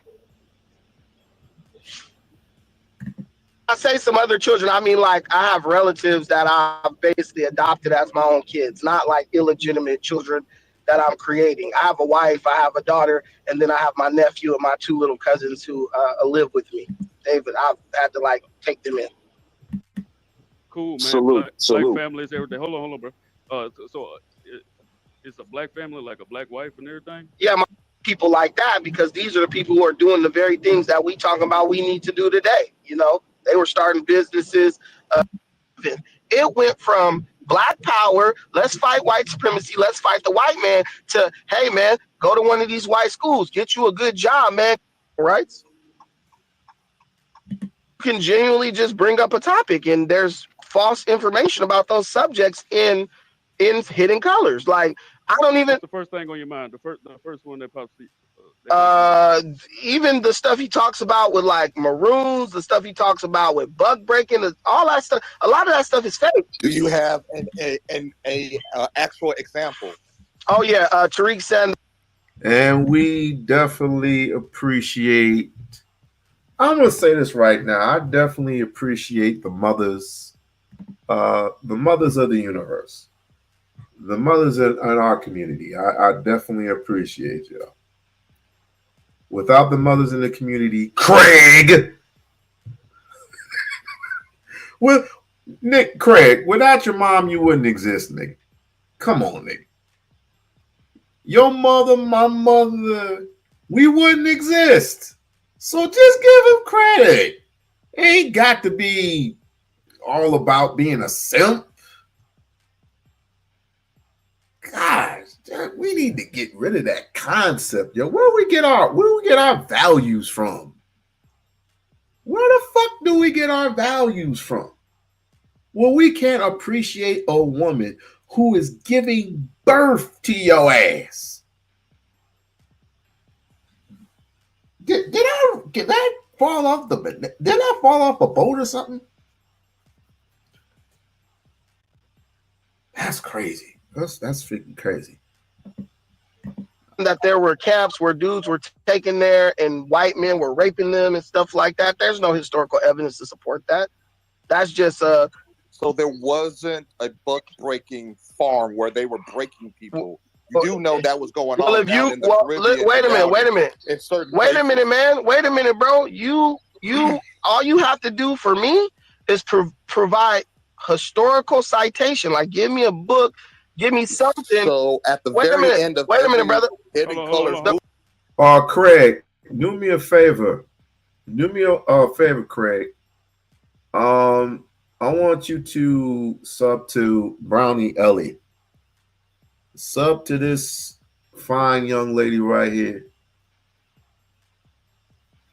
Sub to her channel because she She's good. She's great. She's good. That's the most I can tell you. Hold on, Dizzy. Hold on, Dizzy. Hold on, Dizzy. Hold on, Dizzy. Hold on, Dizzy. The brother said we can have a cordial conversation. All I'm asking is this: before you say anything about bug breaking farms, I want you to provide me some historical citation proving that these farms existed. Okay, in your profile picture, you got a photo with Dr. Claude Anderson. Yes. Dr. Claude Tariq Nasheed, most of his work derives directly from Dr. Claude Most Anderson. of his work, most of his work is a retelling. It's like he's twisting the things that Dr. Claude Anderson said. Twisting how? He's just conveniently leaving out certain things that don't support his narrative, and also adding things in that Dr. Claude Anderson never said. Like, we could get Dr. Claude Anderson on the phone. He'll tell you right now. Have you Yeah. Let's get her to at least 800. Let's get her to 800, 802, 803. Let's get this woman to 1,000. Let's get this woman to a grand now. Listen, we can get Dr. Claude Anderson on the phone. I'm gonna let everybody speak. I'm gonna let everybody. We can get Claude Anderson on the phone, which is what y'all should have been done, and have him confirm whether or not he supports the stuff Tariq has said. And Dr. Claude Anderson will say no. Why do you think you don't see Tariq in close proximity with Claude Anderson, or even Neely Fuller?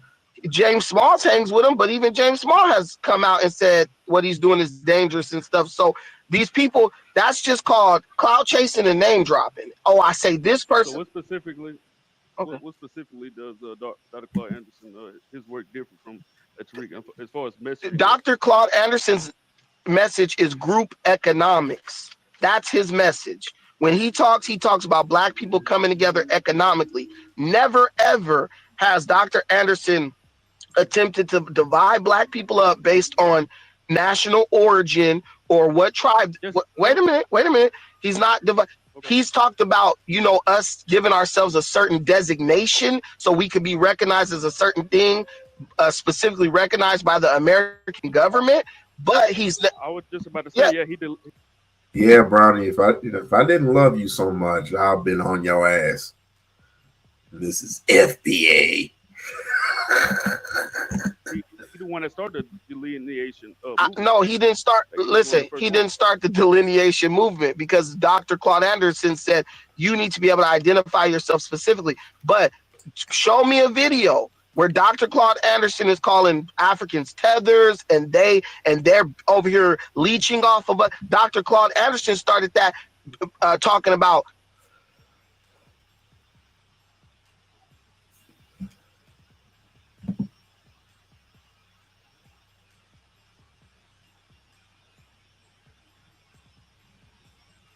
Stay out of FPA business.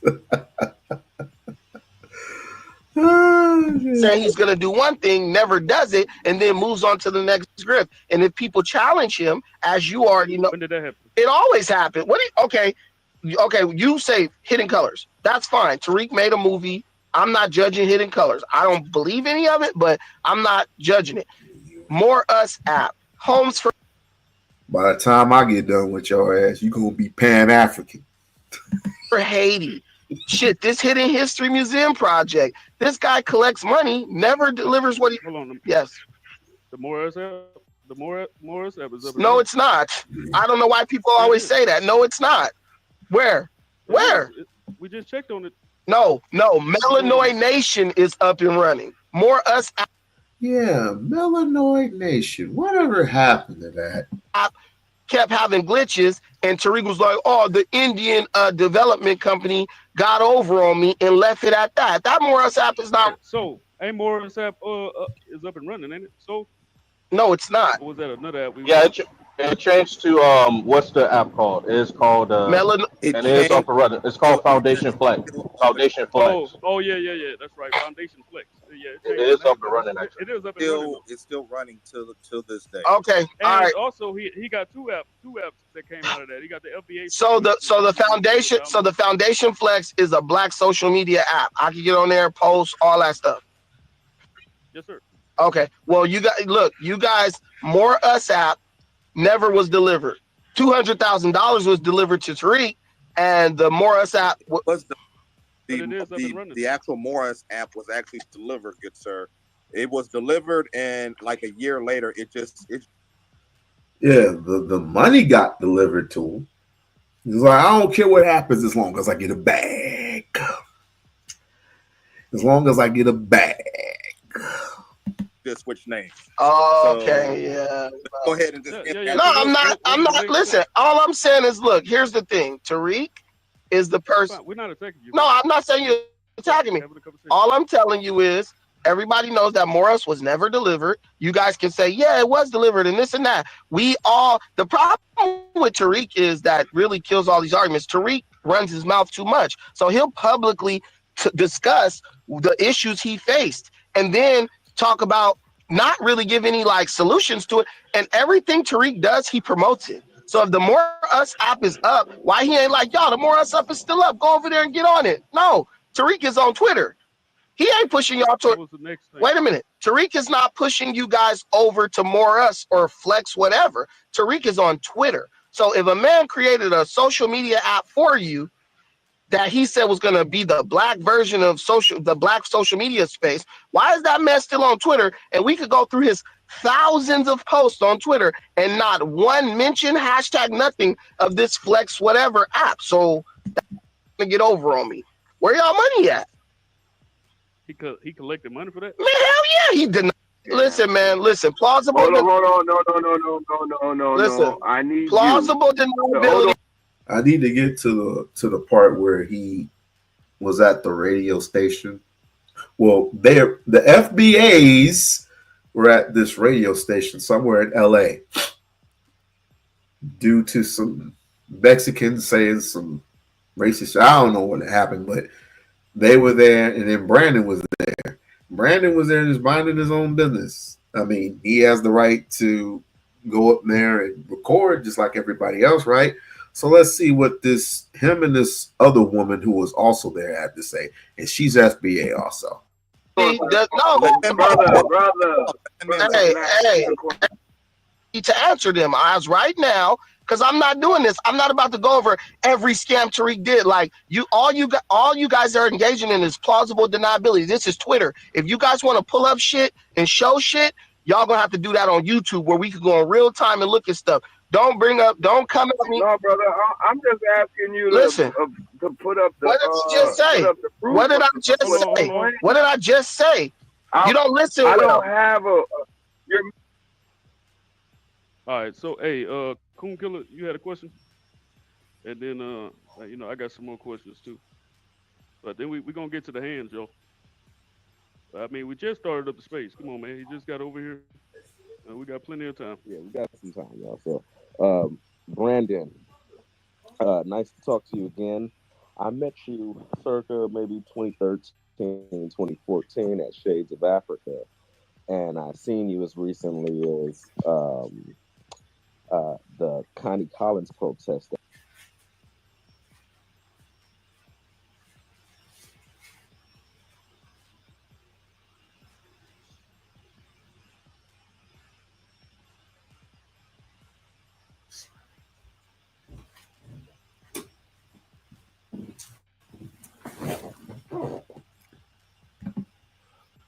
That Power 106.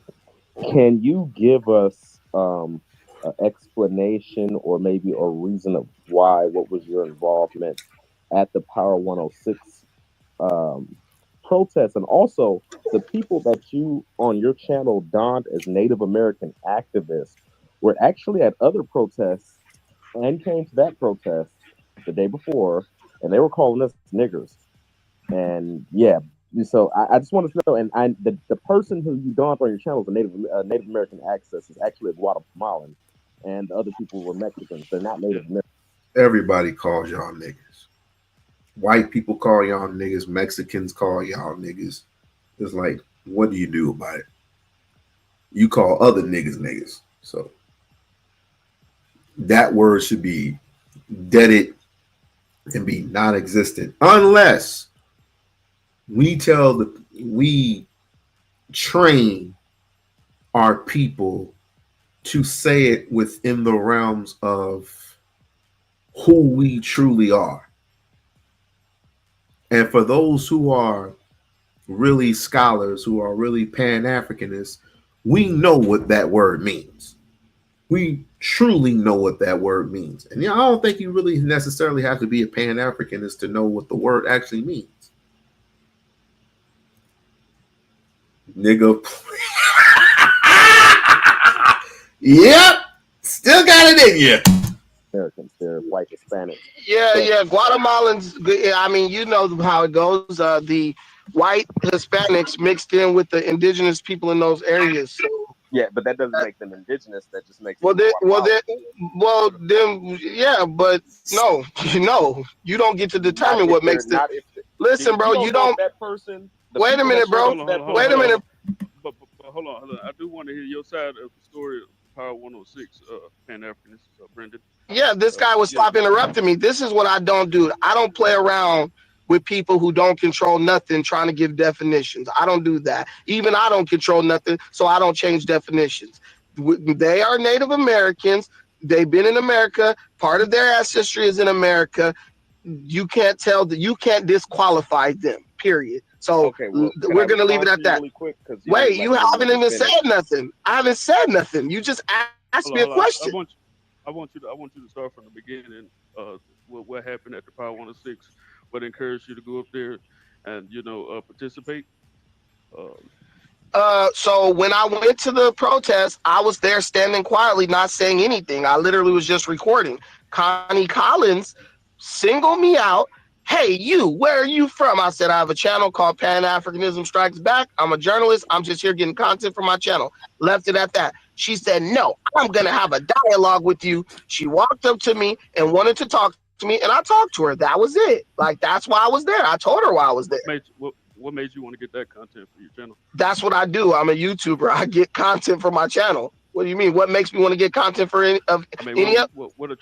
What attracted you to that specific event? What attracted me to that event was that they have been having the same protest for 3 days, and they started off saying that they were there to defend Tiger's ability to make music the way he wanted to, and then they changed their tune once they got in front of some people from Power 106, and they started disparaging Tiger, calling him a tether, and he doesn't represent us and stuff. And I was just like, this is really funny because they used Tiger's name and his fame to gain access to that space. But once they got there, they started disparaging the guy. It started off as like Latinos against black. Wait a minute, let me answer. It started off as like Latinos against black. Then it became these FBA cultists against black immigrants, or black, not even black immigrants, because Tiger's not an immigrant, but against black immigrants, and not so much against Hispanics, and more or less begging Hispanics for positions within their infrastructure by sacrificing black artists. That's what made me interested. I like things that have layers to them, not no superficial stuff. So I just wondered, damn, you went up there saying one thing, after 3 days, the whole message in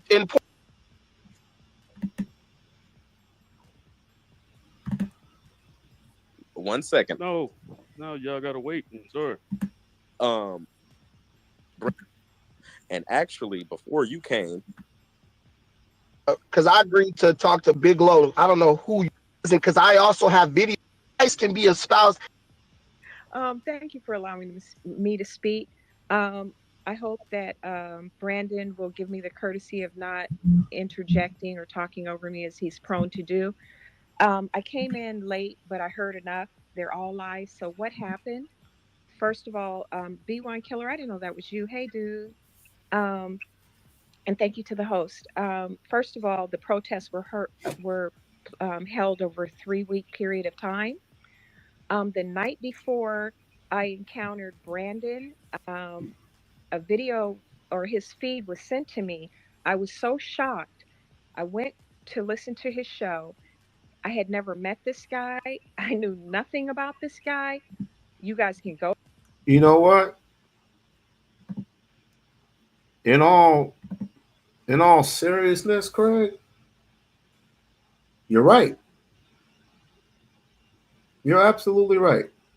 We can't CANT apostrophe T can't make a decision about who we want to be. You're absolutely right about that. That's why I say Pan-Africanness should be the way to our foundation. Should be the way of foundation. And here's why. You can come from any other place in the United States looking the way you look, whether it be if you're blacker than me or lighter than me, it really doesn't matter. You're still my, at the end of the day, you're still my brother, you're still my sister. And I mean, we're going to agree to disagree, we're going to argue, fuss and fight, we're going to agree to disagree, but at the end of the day, everything is in house. Nothing is outside of that. But it's like you said, we don't know that we can't even point out the name, and this is the reason why white folks get away with what they get away with, because they know who they are. We don't. They give other people identities. We don't even come up with one. We don't even do the research. We don't even know how to read. We don't want to read. So therefore, you are right. Not gonna work. You keep saying that. You keep saying that. You got to put in work for it to work. You gotta put in the work, brother. And so far, there's a minority of people who are actually putting in work, but we don't support those people. So, I mean, it is what it is. Go to his show and look at it. Bing, bada boom, bada bing. He was calling me old, crazy, demented, Tariq Nasheed's side piece, that I was running from the Latinos, just making up all types of lies, encouraging people to harm me, saying that the guys that were protecting me were dumb because I probably wasn't fucking none of them and he would never protect a woman he couldn't fuck. I was so shocked to hear the lies and the crudeness. And he said I was running from the Latinos, but he showed no video. Everyone can go to nceej.org. That's my organization. There's 3 videos of each protest. He was talking about, why did I have on a dress? I had on a dress because I'm a businesswoman. I'm also a lawyer. I'm also an activist. And this was a corporate protest. So I knew that if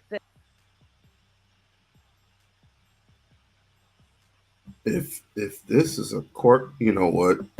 I'm not gonna even invited me up into their boardroom, I would be sitting there with the same standing as them. But anyway, this guy also said the night before I met him, y'all think I should go down there and run up on him? You can go watch his show. It's on there. So he shows up. The video is there. Everything is there. Brandon is a bold-faced liar. So he comes up. Now, this is the part B1 might need to correct me. I could have sworn he came up and said something. Then I turned around and said, oh, it's you. Or I said, what's your name? Who are you? And then he told me. He kept yelling and trying to disrupt. It's all on video. There's a 3-part series at nceej.org. He brought some girl with him that looked hood fantabulous. Oh, he was saying his girl didn't like me the night before. And I don't know if the guy Kafrez was on there. They were talking about they were going to have gang members come and hurt me. This is all the night before the protest. Then when he got there, he kept yelling stuff like I would say, this is economic exclusion. He's like, build your own, pull yourself up by your bootstraps. He sounded like a white supremacist. So I started clowning him and how out of shape he is and making my little jokes. Then he got, after he left, he got ran up on by security, started sweating. Then he gets on his show and starts lying. He would never show the videos, though. He would just tell his audience. He would never show it. Then he said that, oh, I punked him So if you look at the video, I'm not a scary woman at all. I went right over to him. I looked him in his eyes. He wouldn't look at me. I said, "You look at me in my eyes. You talked all that mess about me. You look me in my eyes." His just despicable, disgusting self says to his audience, so people were in the comments saying, "Why wouldn't you look her in her eyes?" He was, "Oh, I was too busy looking at her titties." This is the type of guy you're dealing with that sits up and lies for a. Like, share, and subscribe to the channel. Like, share, and subscribe to the channel. What up, Young? And if you're feeling kind of generous today, you know, I would like a cup of coffee. You know, you could donate $1 to the coffee fund. Donate $1 to the coffee fund. It's only $1, maybe $2, $5, maybe. Living for a living. How do you deal with yourself? And to correct things, I'm going to say this and close out. The protest, you can watch the series. And I clearly say this is not about Tyga. This is not about American Cholo. This is not about Tariq Nasheed. It's all on video. I was there protesting economic exclusion of Black American freedmen, FBA, American descendants of chattel slavery, Native Black Americans who were being exploited by the Meruelo Group, who owns Power 106. They are a Colombian conglomerate that only hires Latinos. But if you go to their website, it is black faces, black faces, black faces, black artists. Everyone in that company from the janitor on up is Latino.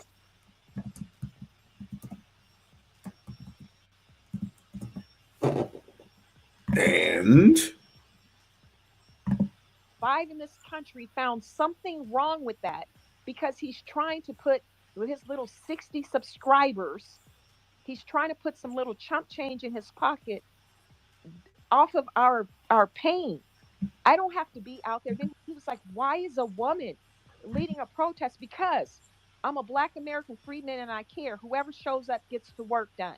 You are a despicable, lying, low life, low vibrational thing. I won't even call you a human. I don't know what's wrong with you. You're just. Here's the thing that I disagree. You don't attack people who own their own radio station. You attack them by creating your own. Oh. And this is your king? Disgusting. All right, that's good. Thank you, Miss CC. If you Go ahead. All right, so hold on. Pan-Africanist, you want to respond? And Pan-Africanist, I sent you the co-host too, bro. I sent you at the beginning of the broadcast. You want to respond?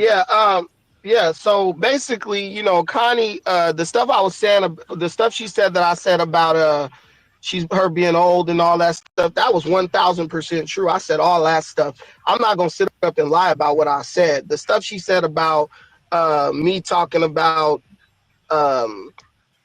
I went up there and started talking stuff to her, and then she responded to me and stuff.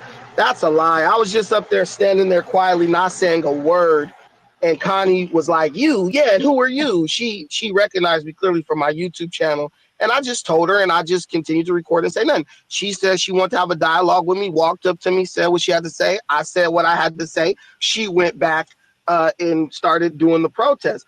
All the reasons why she was up there, she's just basically lying about that because the whole situation was brought to light because of American Cholo going on Power 106, talking about what Tyga has, the song that he had made, and then Tariq got at American Cholo about that, and then next thing you know, they're doing a protest about all right, Tyga's music being taken. Let me try to get to Tariq's part, which I want you to tell me how logical this nigga is. Black people, they I want you to tell me how logical. even hate other people who are FBA, and to gain spaces, Africanist. The American Cholo guy. How you feel about his remarks against? That's his opinion on your building, on your that had happened. No, Tariq vandalized his period. Right. So I went. Yeah, go ahead, brother Tariq. How you doing today, brother? Brother Tariq. There Unmute your mic. Yo, Unmute Flex, your mic. you there, you Flex? go. Go What's ahead, up, can y'all Flex. What's up, fam? Y'all good? Oh yeah, Yes, sir. What's Yes, sir. Yep. Yeah. I'm about to get my Shout out expo tickets. Oh, my Yes, sir. man, my man.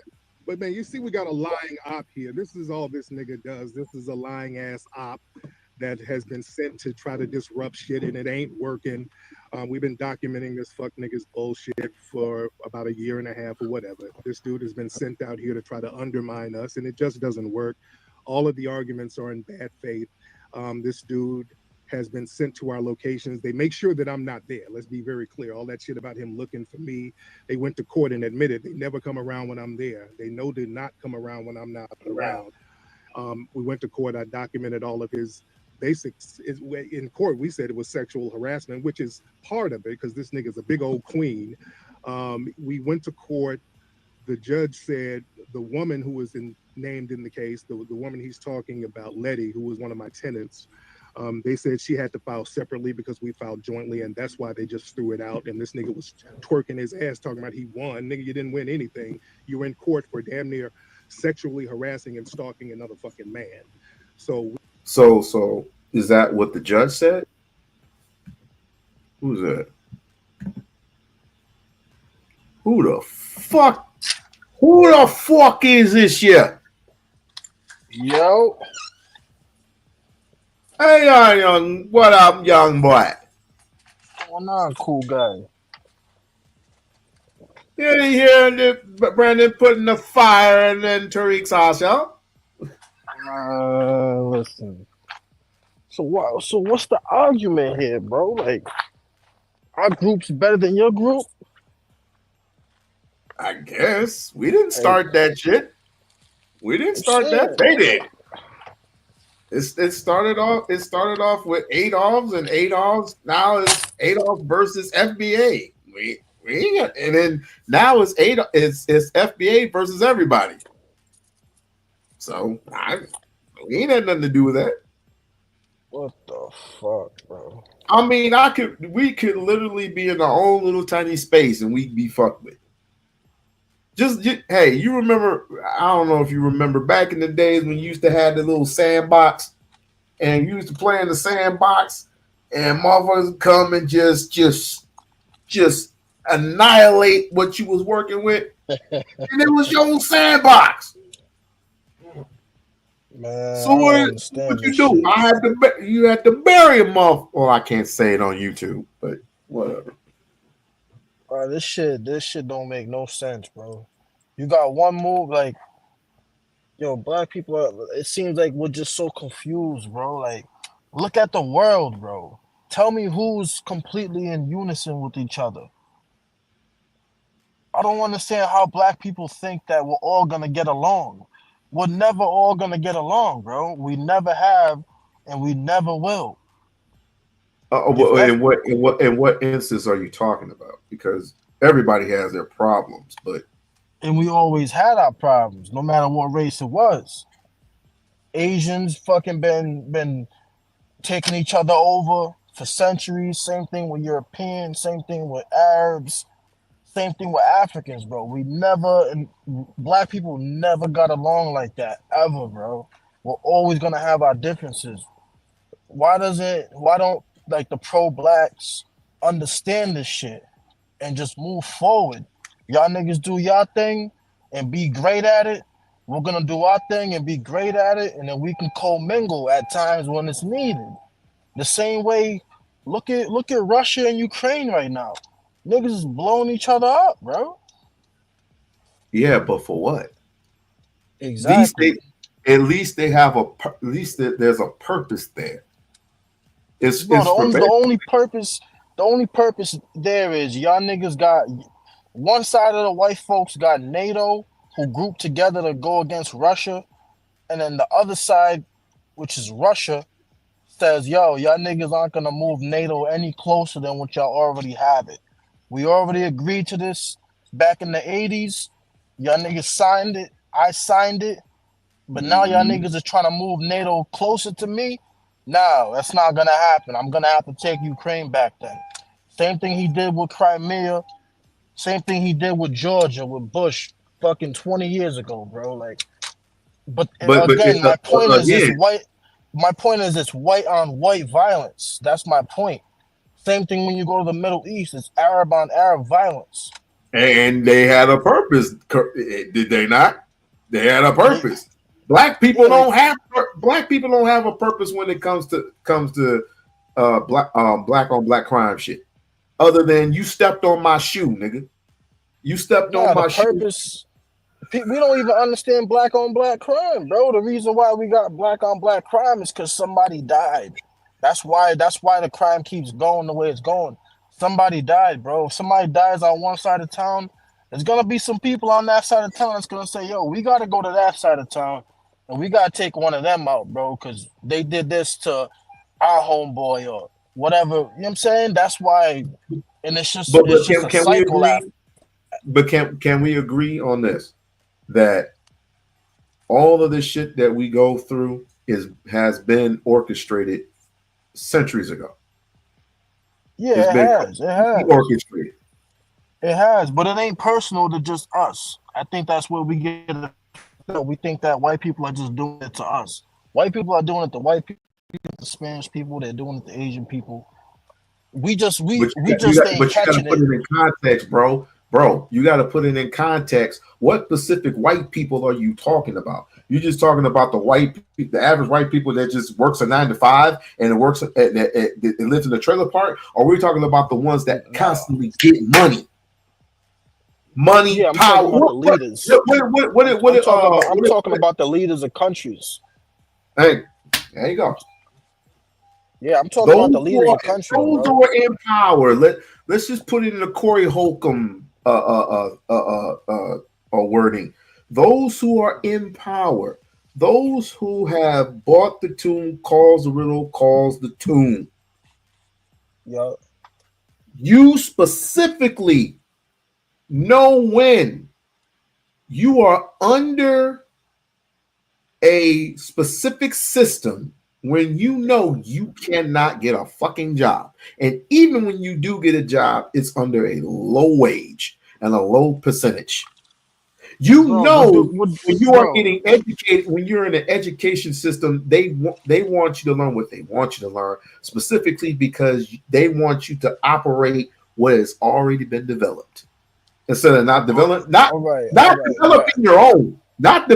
your own in a sense, but developing what white people have already stolen, or created.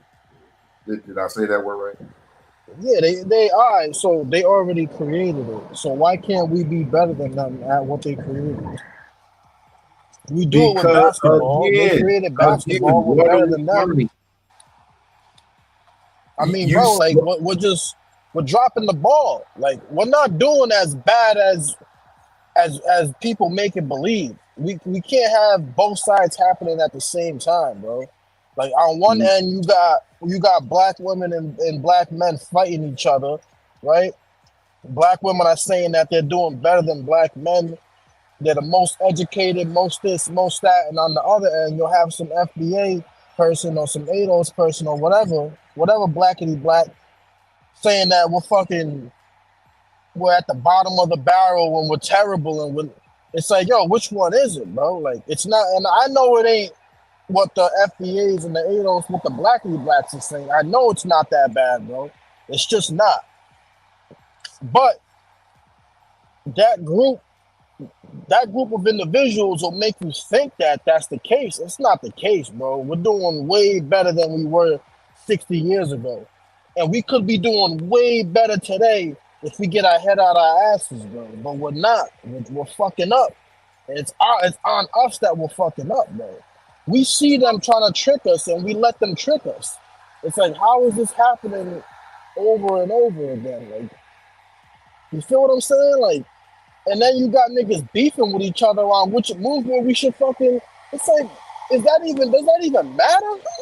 Doesn't it even matter if it's supposed to be Pan-African or fucking FBA, bro? Like, how about we teach these kids how to fucking read, my nigga? I said that. Like, what the? Like, I've been saying that.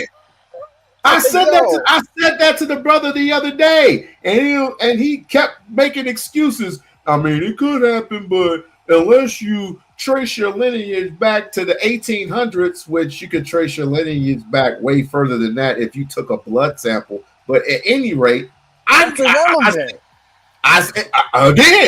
said the exact same thing that you said, and I got turned down. So what does that tell you? I got turned down. That's why I don't pay attention to that shit, bro. Like that shit is such a huge waste of time, and you got years going by. Your life is just passing you by, and you're focused on this shit, fighting with other niggas. It's like, bro, what are you doing? That's why you can only take a certain amount of people with you who can agree on your not ideology, but the other word I'm thinking. You can only take a certain amount of people who would agree with what you're doing, and then developing it, and in that sense, like for example, I had gotten a letter from Dr. Claude Anderson years ago stating you need to build yourself up educational wise and start your own company. Build your businesses from the ground up, and people will follow you. Exactly, man. It may not be in large numbers, but over time, you will have the numbers, and you will have the people who are lockstep with you. But apparently, we're concentrating more on we're letting off people. We're letting people off with a pass who have been oppressing you for years, still to this day, even with technology on the rise, even with Donald Trump in office. We're blaming Jamaicans for what? Bringing or starting with the whole baby mama thingamajig, because they said baby mama first. We're getting on Jamaicans for bringing, and by the way, twerking started off in Africa. Twerking started off in Africa. It didn't start off in Jamaica, even though Jamaicans know how to twerk. But it started off in Africa. We're gonna bring the whole concept over and blame them for what generation is being done, what was being done today. What are we doing? And this is the reason why I say FBA is the only cult group. Yes, I said cult group is tearing us apart and is literally strengthening white supremacy, in my opinion. In my humble opinion. Man, listen, bro. It don't even matter. That was my point in the beginning. It doesn't matter, bro. Because the Pan-African niggas ain't doing no better. Wait. In fairness, bro, tell them that. Tell them that and see what you get back. Tell them that and see what type of response you get back. Yo, that's what I'm saying, bro. I don't even dialogue with niggas about this. I only fuck with you because years back when the whole Umar, quote unquote, Umar sector started, you was in the mix. You feel me? That's the only reason why I'm on here fucking with you. I would have never found you if I was never in that mix with the sector. Because I don't search for this type of content. You feel what I'm saying? I don't pay attention to it. It's a huge waste of time. Huge. I fuck with you. Regardless if you talk about some Pan-African shit or you talk about fucking daily events or some shit like that. You know what I'm saying? I'll still tap in. I don't search for these niggas, bro. Like, it's a huge waste of time. I'm not wasting my time with that shit. Bro, it's not going anywhere. 100% in lockstep with you. But would you agree if I were to make a live stream about a child who was not only blind, but he was literally they call it what's the child that can't function correctly? what are they? Autism. Autism. Had autism, and he's getting, autistic kid.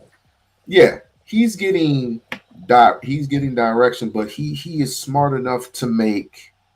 He's smart enough to make blocks and bricks or play with the blocks and bricks and make them into something great. Make them into a house. Make this whole thing, make a gas mask. There were children from back then who weren't educated, who made gas masks. Who made gas masks out of paper and a yarn or whatever. And we are literally failing our children. Literally failing our children over why?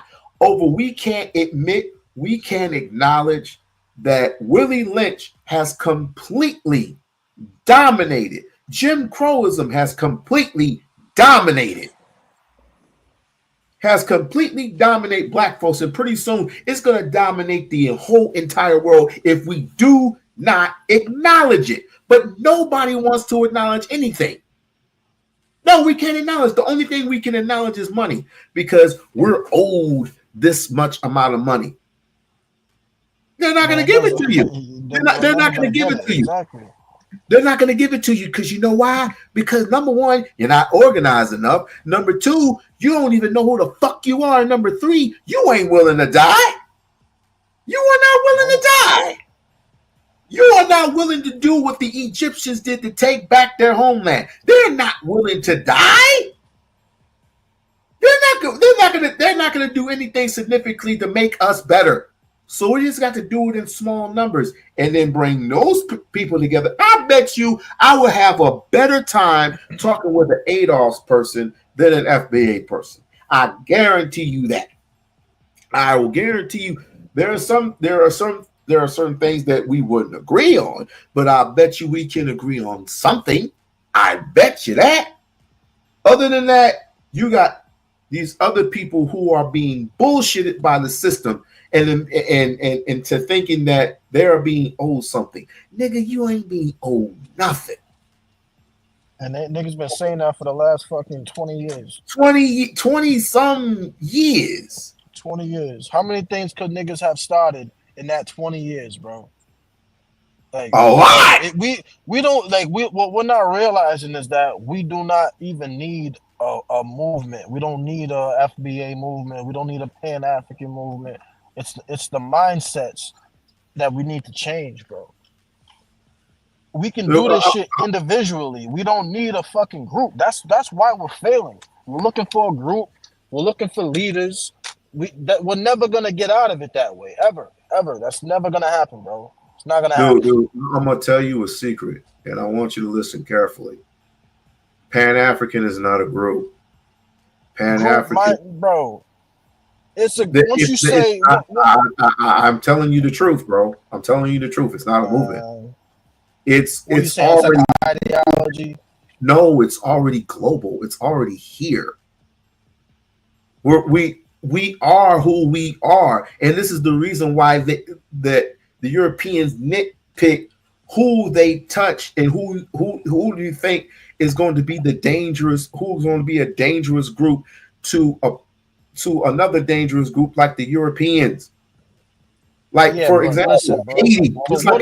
What ground are they making? That's like my point. Like if they were doing so, what grounds are they making? Like, what are they gaining anything with this whole Like, nothing's being gained, bro. That's my point. Like, if it got to the point where a lot of things are being gained, it would be on the news and it would be labeled Pan-African this, Pan-African that. Look at what these groups of individuals are doing. But it's not. But Craig, you already know there's only one person who's actually did it.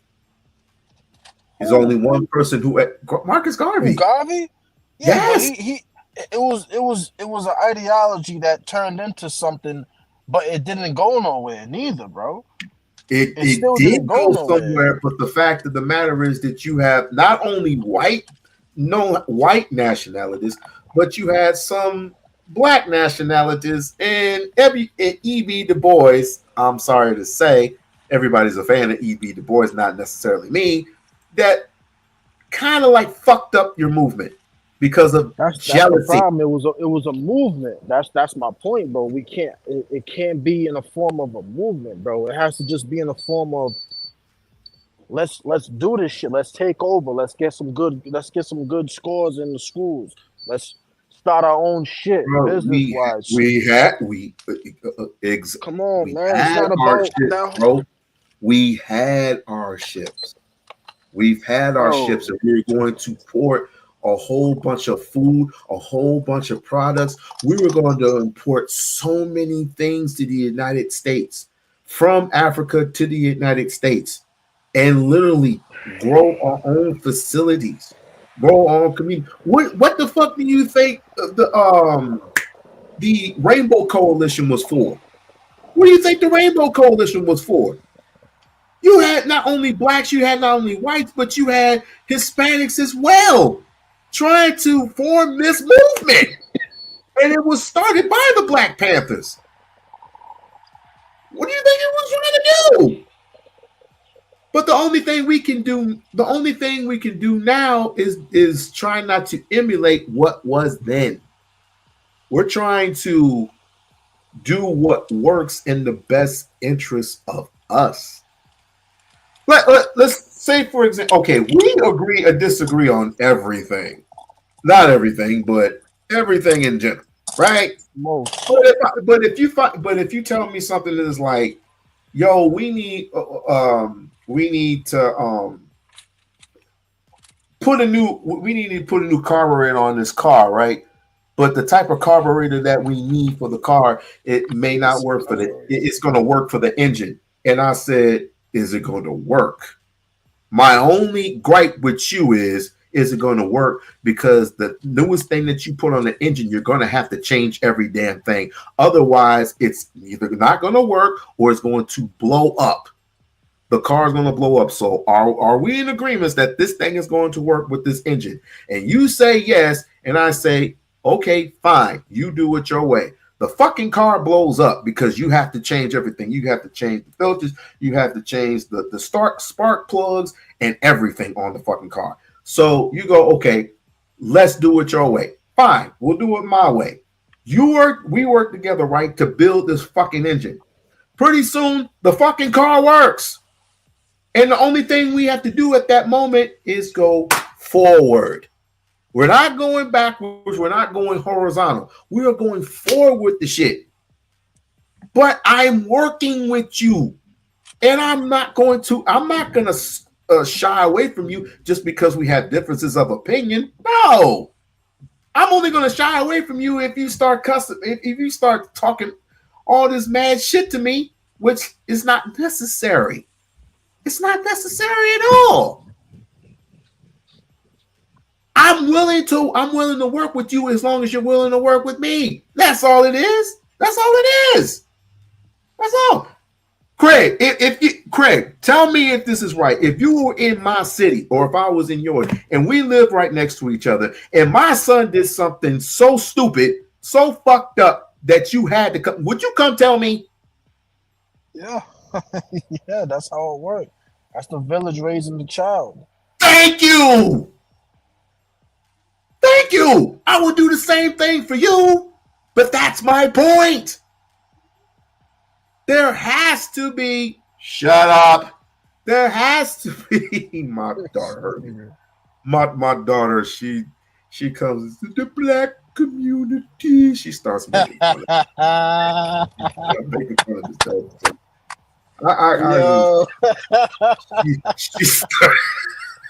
She's 13, so yo, she already knows. It sounds like she already knows.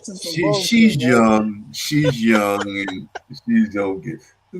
Yo, don't sleep on these kids, man. Don't sleep on these kids.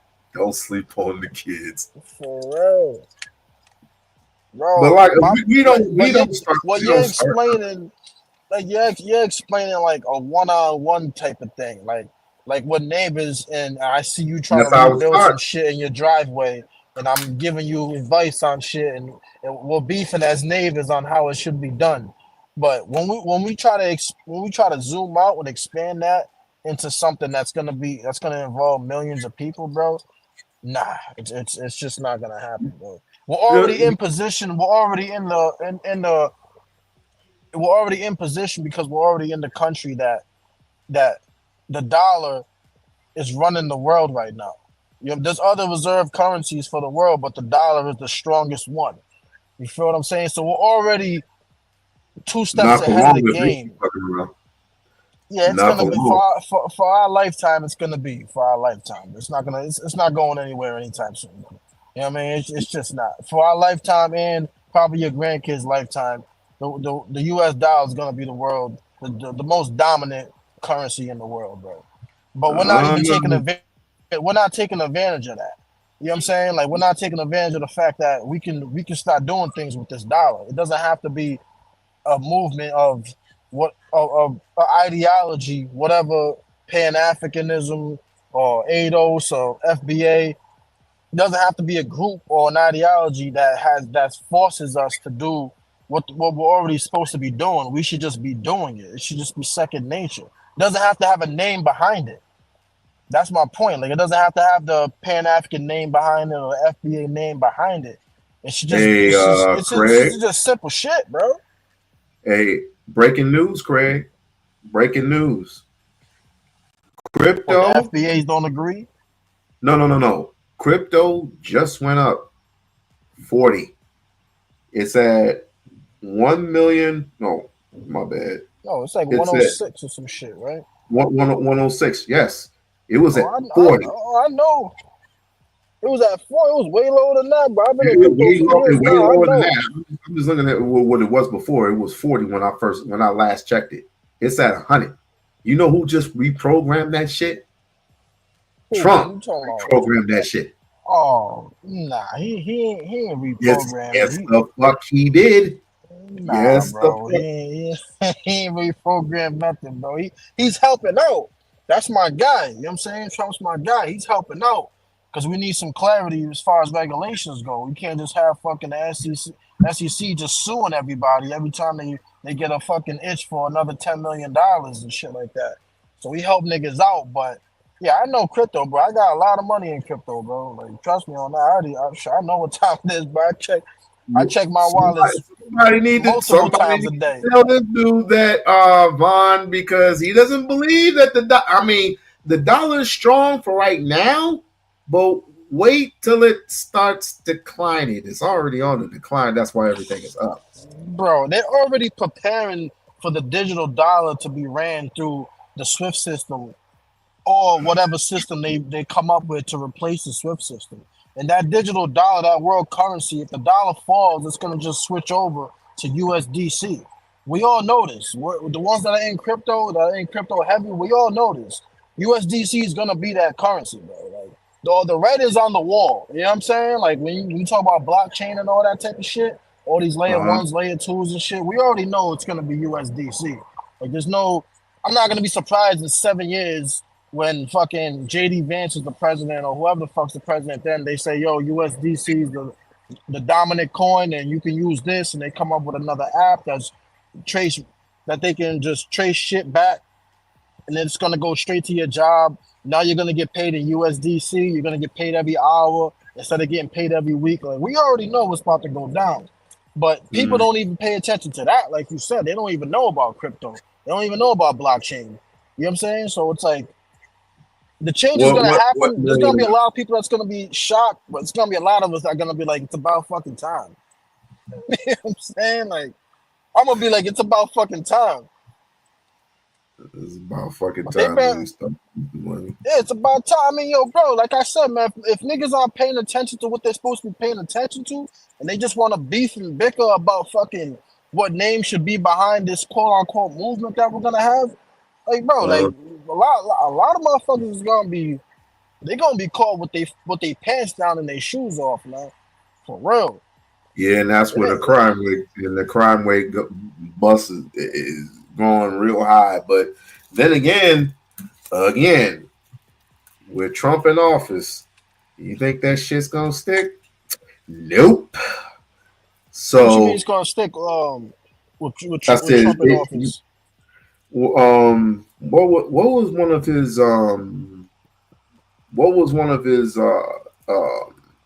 shit that he said the other yesterday? That one of them was he was gonna redo he was gonna revamp TikTok. He was going to do something with the police. He was gonna give them immunity or some shit. Oh, federal immunity. Federal immunity. Now, if you give him federal immunity, Jesus Christ. That means, and also that means any and everybody can join the military. Nigga, No matter got federal immunity. When did they not have immunity? That's what niggas like. When, bro? They kill niggas all the time and get away with it left and right. When these niggas ain't have immunity, bro? Say that again. Son. Like, say that again. I said when have the police not have immunity, federally or on the state level? These niggas always have. Yes. When did not the police have federal immunity?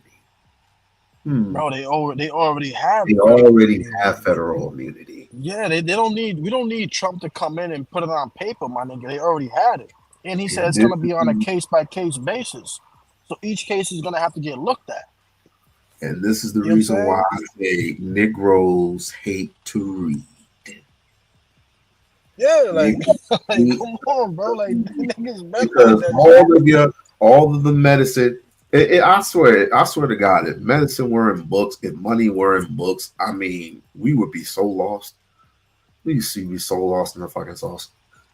If the cure for HIV was in books, what the fuck? We wouldn't be going nowhere, man. We wouldn't be going nowhere. Bro, you know why? Dr. Sabi's cure. It's like, Dr. Sabi's cure is in a book. You seen what you seen? I don't think it was probably like a month ago. This nigga Vivek. You know Vivek, right? Vivek Ramaswamy. No, I'm not familiar with it. I think he was the nigga that he ran for president too. He was one of the niggas that ran for president in 2020 for 2024. And he was gonna be on the Trump cabinet and shit, working with Doge, the Department you mean the vice president? Are you talking about the vice president? Nah, that's JD Vance. Vivek is the Indian dude.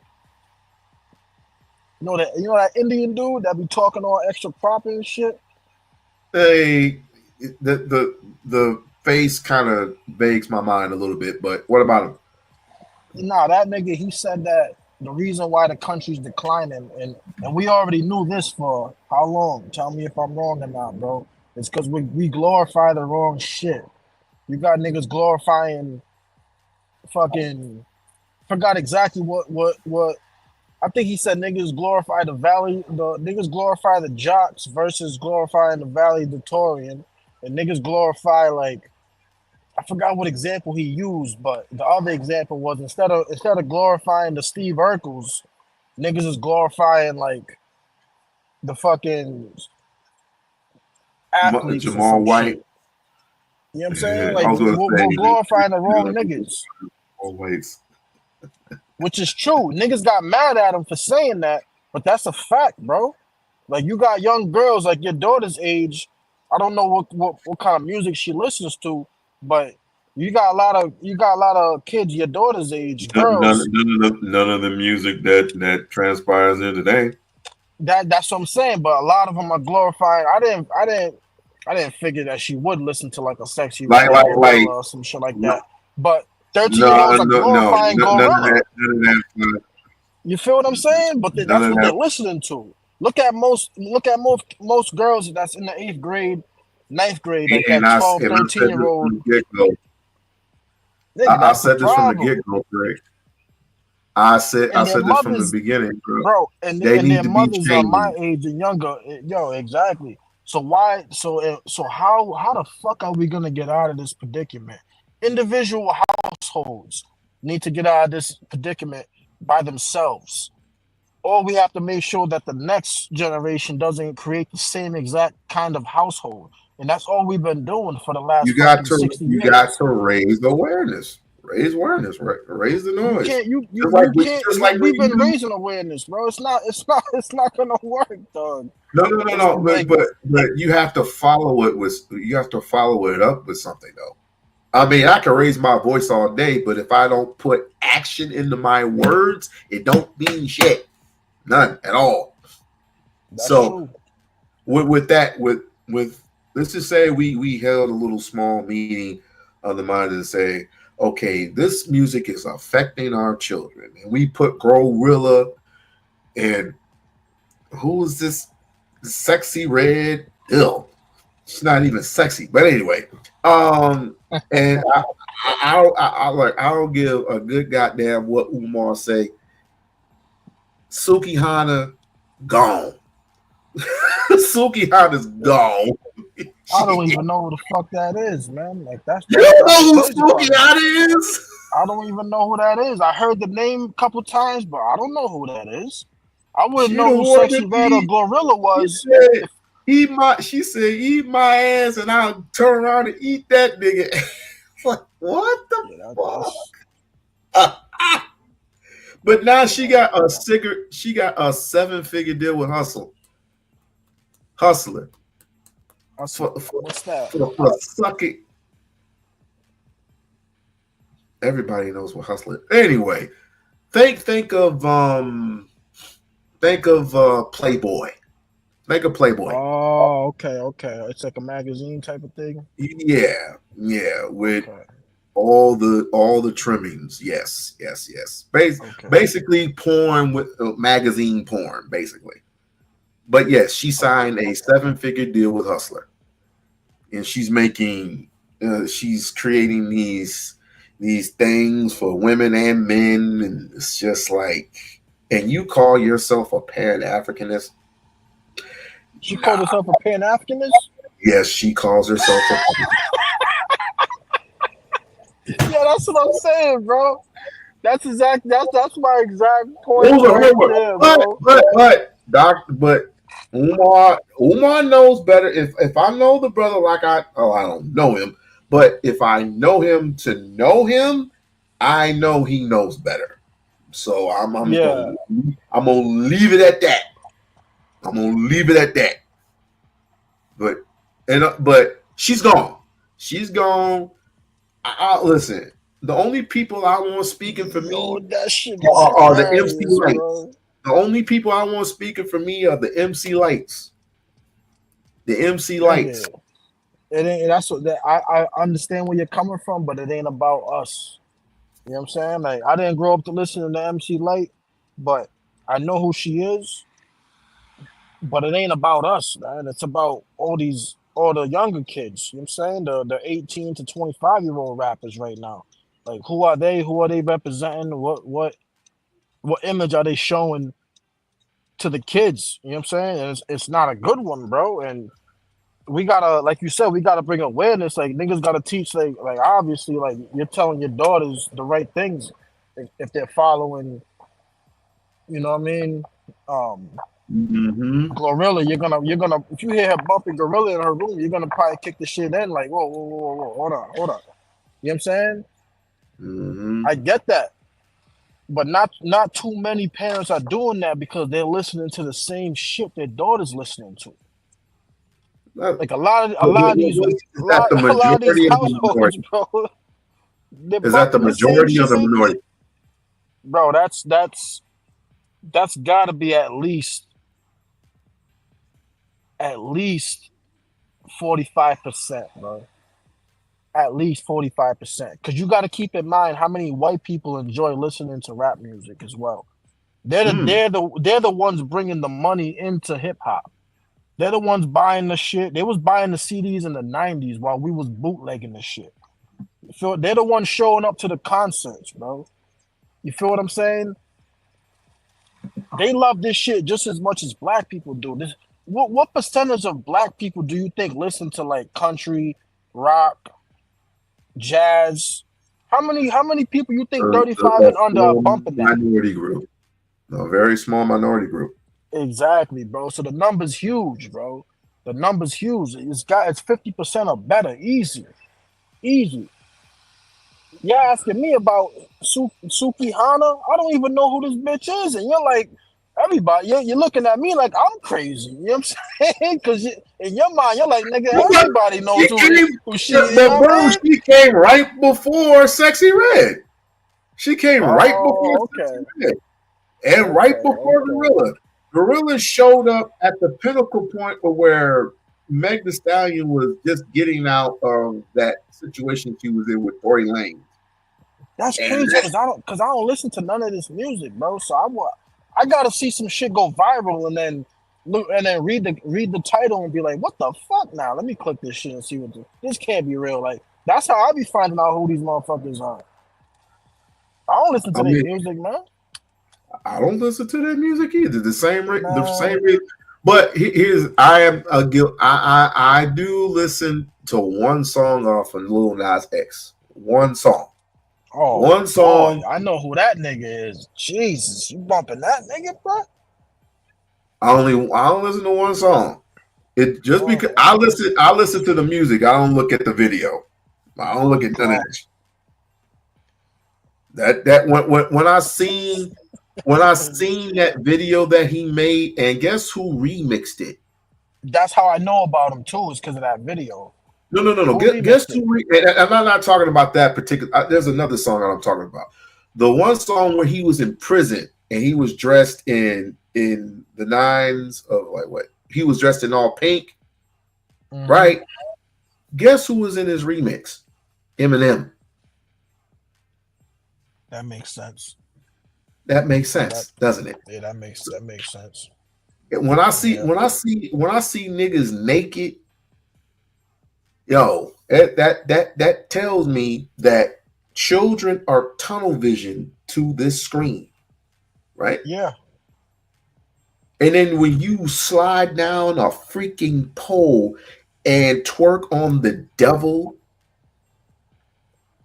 and if you read your biblical texts, nobody that's transmogrified, I don't know what that word means, has no genitals.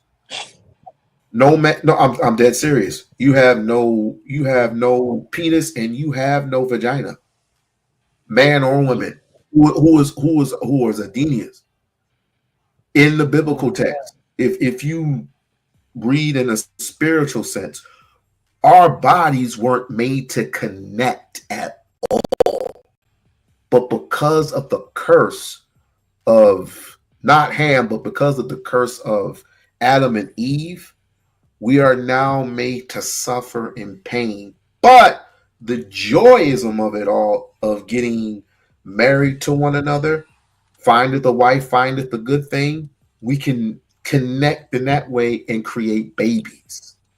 That's the only purpose of the womb, is to create a baby. The purpose of the womb is not to, keeps constantly smashing. You just tearing up a woman's womb for what? And you wonder why women have complications. But some of this shit is their fault, because they're like opening their legs and shit. They're like, hey, there you go. Let's go some money right there. We got to get that money.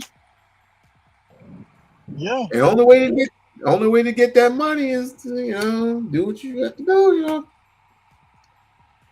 Yeah, but a lot of times, like, they don't even gotta do what they're doing. They're just doing it because they want to do it, bro. Like, straight up, they're doing this shit because they want to do it, bro. Like, they don't gotta do this shit. They don't have to do it. They don't have to do it. And it's a shame that I'm saying this, but they have to do it for a purpose. And that purpose is the government is not going to help you do it. And I say, why do you need the government to help you with anything at all? Right? But I guess we're not we're not knowledgeable enough. And all of our grandparents, our great grandparents are gone. So we have this generation to hold on to. And it's got to go somewhere. It has to go somewhere. Straight to the ground, man. This shit's headed straight to the ground at supersonic speeds. Nonetheless, you got that. There's always that one. There's always that one to stand up and take notice and take pride in what he or she does. And I guarantee you, we're going to have a revelation. We're going to have a revolution before all this ends. I truly believe that. I truly believe that. He's going to have to ignore all this bullshit, the dead rap, the politicking side of the game, and just do it he or she has to do. And I truly believe it's going to be a rise of another Messiah somewhere, somewhen. The rise of another Messiah. What type of Messiah are you talking about? I'm talking about the Messiah, and not to, remix this in any other way, but I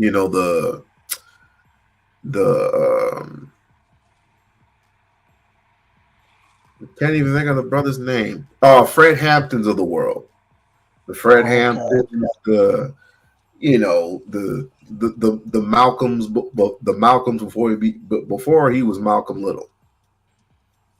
Did you know that Malcolm's mother and father were both Pan-Africanists? Not Pan-Africans, but Garveyites. Did you know Malcolm? Did you know that Tupac's mother was a Pan-Africanist? Just imagine. Yeah, and I almost forgot. Christopher Wallace, aka Biggie Smalls, his mother was from Jamaica. Mm-hmm. So she might be a Garveyite as well. Now just imagine if those two brothers were still alive to this day. Oh, and I see, and I really wish this would happen. Lupe Fiasco, right? And this is just far-fetched, but I'm just saying. Lupe Fiasco, right? And Kendrick Lamar. If they fucking made a record together, god damn it. That's revolutionary right there. It's not revolutionary, nigga. It's a song, fool. No. You gotta listen to Kendrick. Do you listen to Kendrick? Do you listen to Kendrick, or do you listen? See, there you go again with that looking for a leader shit. You know what I mean? That's why we fucked up out here. I didn't say anything about leadership. I didn't say anything about that. I was on a spiritual tip. I was on a spiritual tip. Nigga, it's a song, bro. It's a song.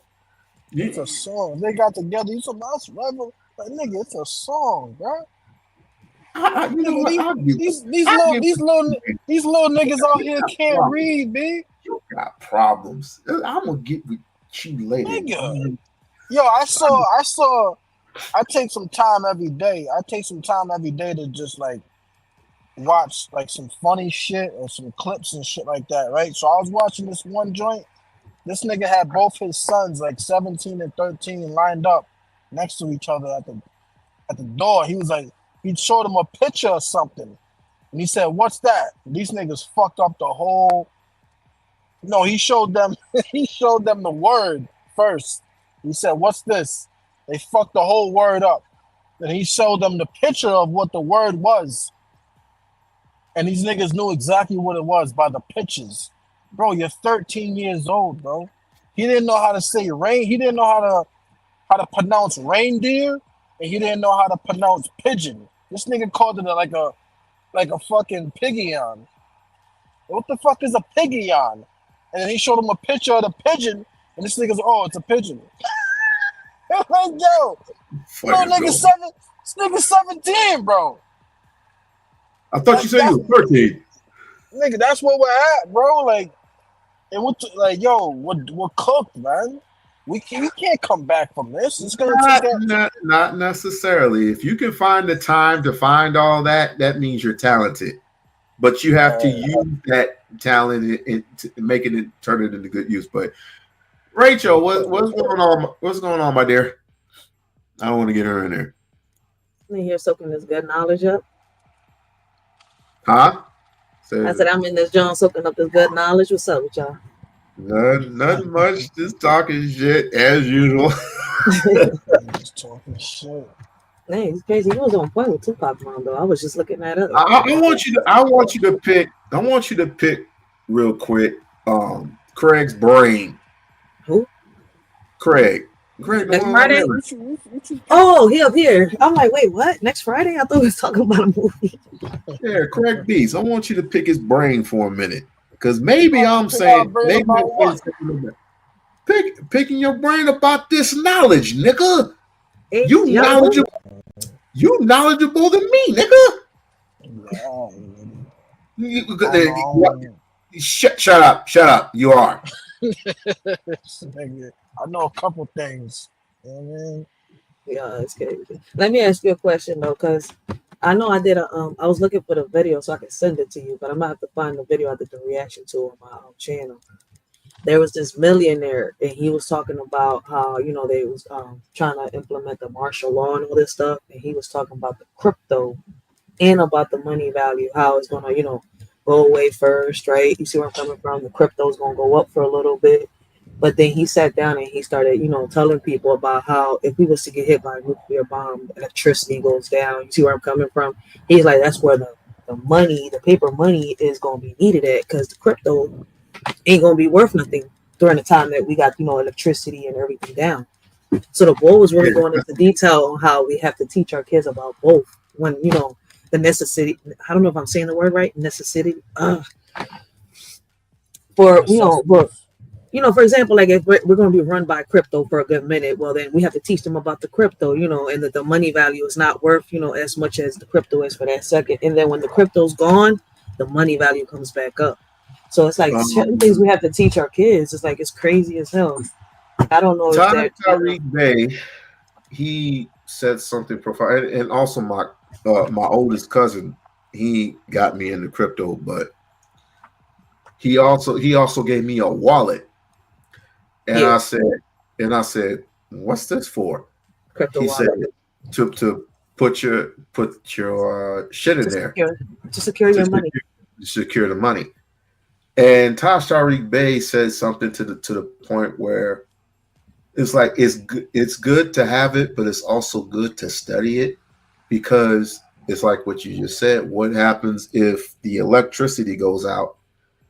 The banks are not going to be able to fund you this, because there is no electricity, no lights, no power, and everything runs electrically.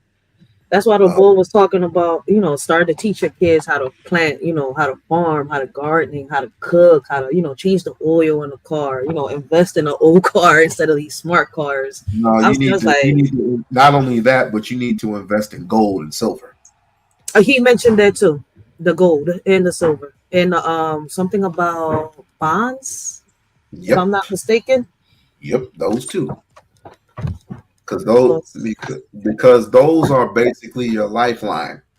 If anything were to happen, because there's the reason why back then what my uncle used to do, he used to give me bonds, and I didn't know what the hell that they were for, and they were worth a certain amount. But if you wait a certain amount of time, say 10, maybe 20 years, those bonds become incredibly big. It's a slow investment, but it's worth it. But it's worth it. Not this dollar bill ain't worth the paper it's printed on. And this is the reason why everything you reprint everything, everything goes up in value for a reason. So when you start running out of money and you reprint money, the value of the dollar goes up, which means everything else goes up. Groceries, gas, everything. You see, you know how they used to say that money don't grow on trees, and they not grow on trees, but you sure as hell need them trees to make that money. Yep. But everybody started tripping. Everybody starts tripping on that Social Security, because when you turn a certain age, you turn 65, or currently you can collect at 62, but technically it's 65, and they have a certain amount of money that they can give out to people each and every single month. And it does But not forget that. Let's not forget that if you pass away, right, having SSDI, that's what it's called. Your child gets it too. It's called survivor's benefit after you pass away. I didn't know that until my friend went through it. They took away her SSI, right? Because she had SSI, she was disabled. She has issues with walking and stuff like that. But they took her SSI and they was like, you was getting too much because you was getting the SSDI from your father's passing, and then the SSI and all this shit. And they ended up pulling away the SSI and left her with the survivor's benefit. Her dad used to work in the military. So I was like, damn, that shit is crazy. It's hard to get it, but believe it or not, when you have that, your kids benefit from that. Yep. And it's something that they keep for life. I didn't know that. And this is the reason why people in power fight so hard to get that Social Security away from your elderly. But there are people in the state that will not allow that to happen. But it's like we have to be on our P's and Q's about what needs to be built and what needs to be saved. Your dollar is not going to be saved. You can't save your dollars in a savings account like you used to. It doesn't grow in interest. It does not grow in interest at all. Money. There are a few banks that save up in rarely in a 3% interest. 3%. Usually it's just 1%. 1% ain't gonna get you nothing. Bank of America used to do that shit on a whim. I don't think they do that anymore.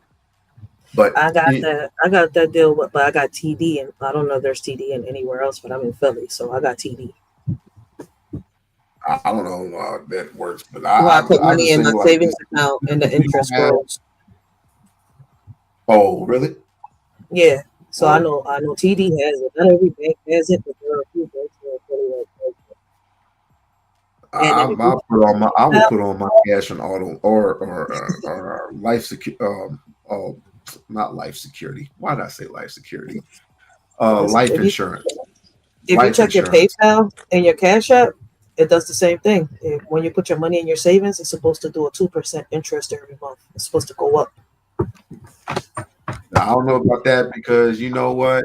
I have my money in the check-ins. I had to put my money in the savings. So I have my money in the savings. So I had to put it in my check-ins. I had to wipe it on my jeans. So I had to. Listen, I use it because you gotta realize I got a little small business, right? And I sell T-shirts. I need my PayPal or my Cash App. So I learned that. And somebody had set me down to learn how to, deal with it on both phones. And I was like, oh snap! Every month I get an extra $1 in my savings. That's not bad though. That's what you have to do, because, like I said, when all this, if all this falls apart and everything goes nuclear, you're not going to have crypto will fall behind. This is the reason why I say gold is very important. Gold and silver is very important, and save that fucking shit up, and also invest in what you have. Yeah. Invest in what you have, and invest in not crypto. Invest in. I mean, you could do the whole crypto thing. Just be aware and read into it and what you're getting into. Yeah, but I will prefer Robinhood, or I will prefer Weibo, or both, and invest in something. But let me tell you another thing too. Like when the boy was talking, he was also talking about the pennies and all that. I think we need to start saving them Johns. And I didn't know that the pennies that were made before the 30s were real bronze or something like that. I was looking into that, and I didn't know they was worth money like that nowadays. So start saving them little pennies up. People don't like, they throw them Johns. Yeah, they do. They throw pennies out. Yo, you be finding pennies everywhere in Philly outside. But yeah, we gotta go back a little bit. But I don't know. Now that Trump is in office and he made his, his little, he's had his own operation that everybody's tripping on Snoop Dogg because Snoop performed. I was like, what is new about Snoop performing for Donald Trump? He's performed for Donald? It's not the first time, and it won't be the last. And he's not shy of saying that he's always supported the bull. It's not the first time. I think he flip-flopped once or twice, but he flip-flops a lot of times. No, but for a minute I've seen him support Trump. What I'm saying is I've seen him flip-flop once or twice. I've never seen him really support Biden. So it's kind of like, I don't know. I've always known him for supporting. Probably back in the day when he was a Democrat, but now that he's a Republican, I don't call him a Republican. I call him a capitalist because that's all he does. Is capitalizing on the money. Yeah, Trump. Okay. That's all he's doing is capitalizing on the money. That's all he's doing. Trump is all about business. I keep telling everybody, like, I knew. Listen, before he became the president, I knew him as a businessman / celebrity. I never thought in a million years that he didn't even want to run for president before. If you look it up, there's a whole video with an interview with him saying it. He did not want to get into politics back in the day. So this whole, him being president is something new. What got him to do it, I don't know. Because he was against it back then. I seen that whole interview. What got him to do it, can we just all say it, was the money. Yeah, I mean. But what changed from back then to now? You see where I'm coming from? He's always been rich. He's always lost money and gained it. So he's known for that. Mm-hmm. But he's also known for his celebrityism and supporting any and everybody who is particularly rich, including black folks. I lost connection to him, other than his stupid ass TV show, which was absolutely great, The Apprentice, and it kind of got me to thinking, this dude's going to be president someday. I said that back then. I was like, nah, they want somebody serious. They want somebody that knows what he's doing. I didn't think about this nigga was doing wrestling. He wasn't wrestling, but he was participating in wrestling events. He was participating in WWE. He shaved Vince McMahon's head. Like, come on, you would have never thought that this guy sat here and ran for president. Let's be real.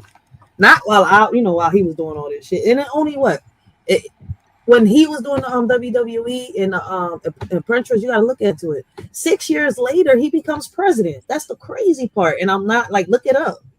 I'm sitting here, I'm like, what the fuck?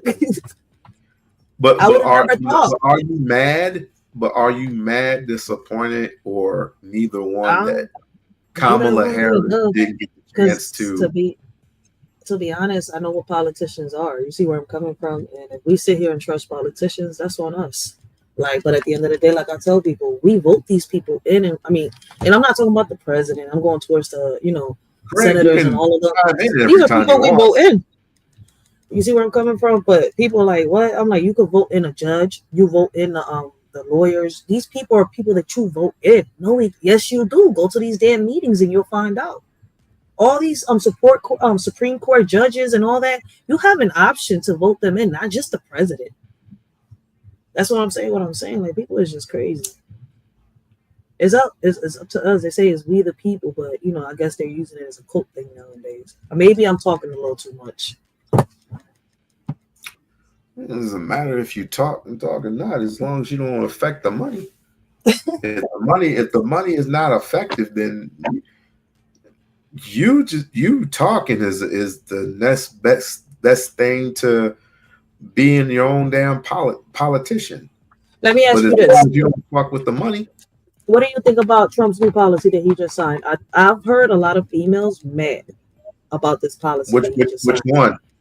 Which one? Now, if you're a woman and you collect taxes, you cannot collect child support. You have to pick between the two now. Oh. He signed it.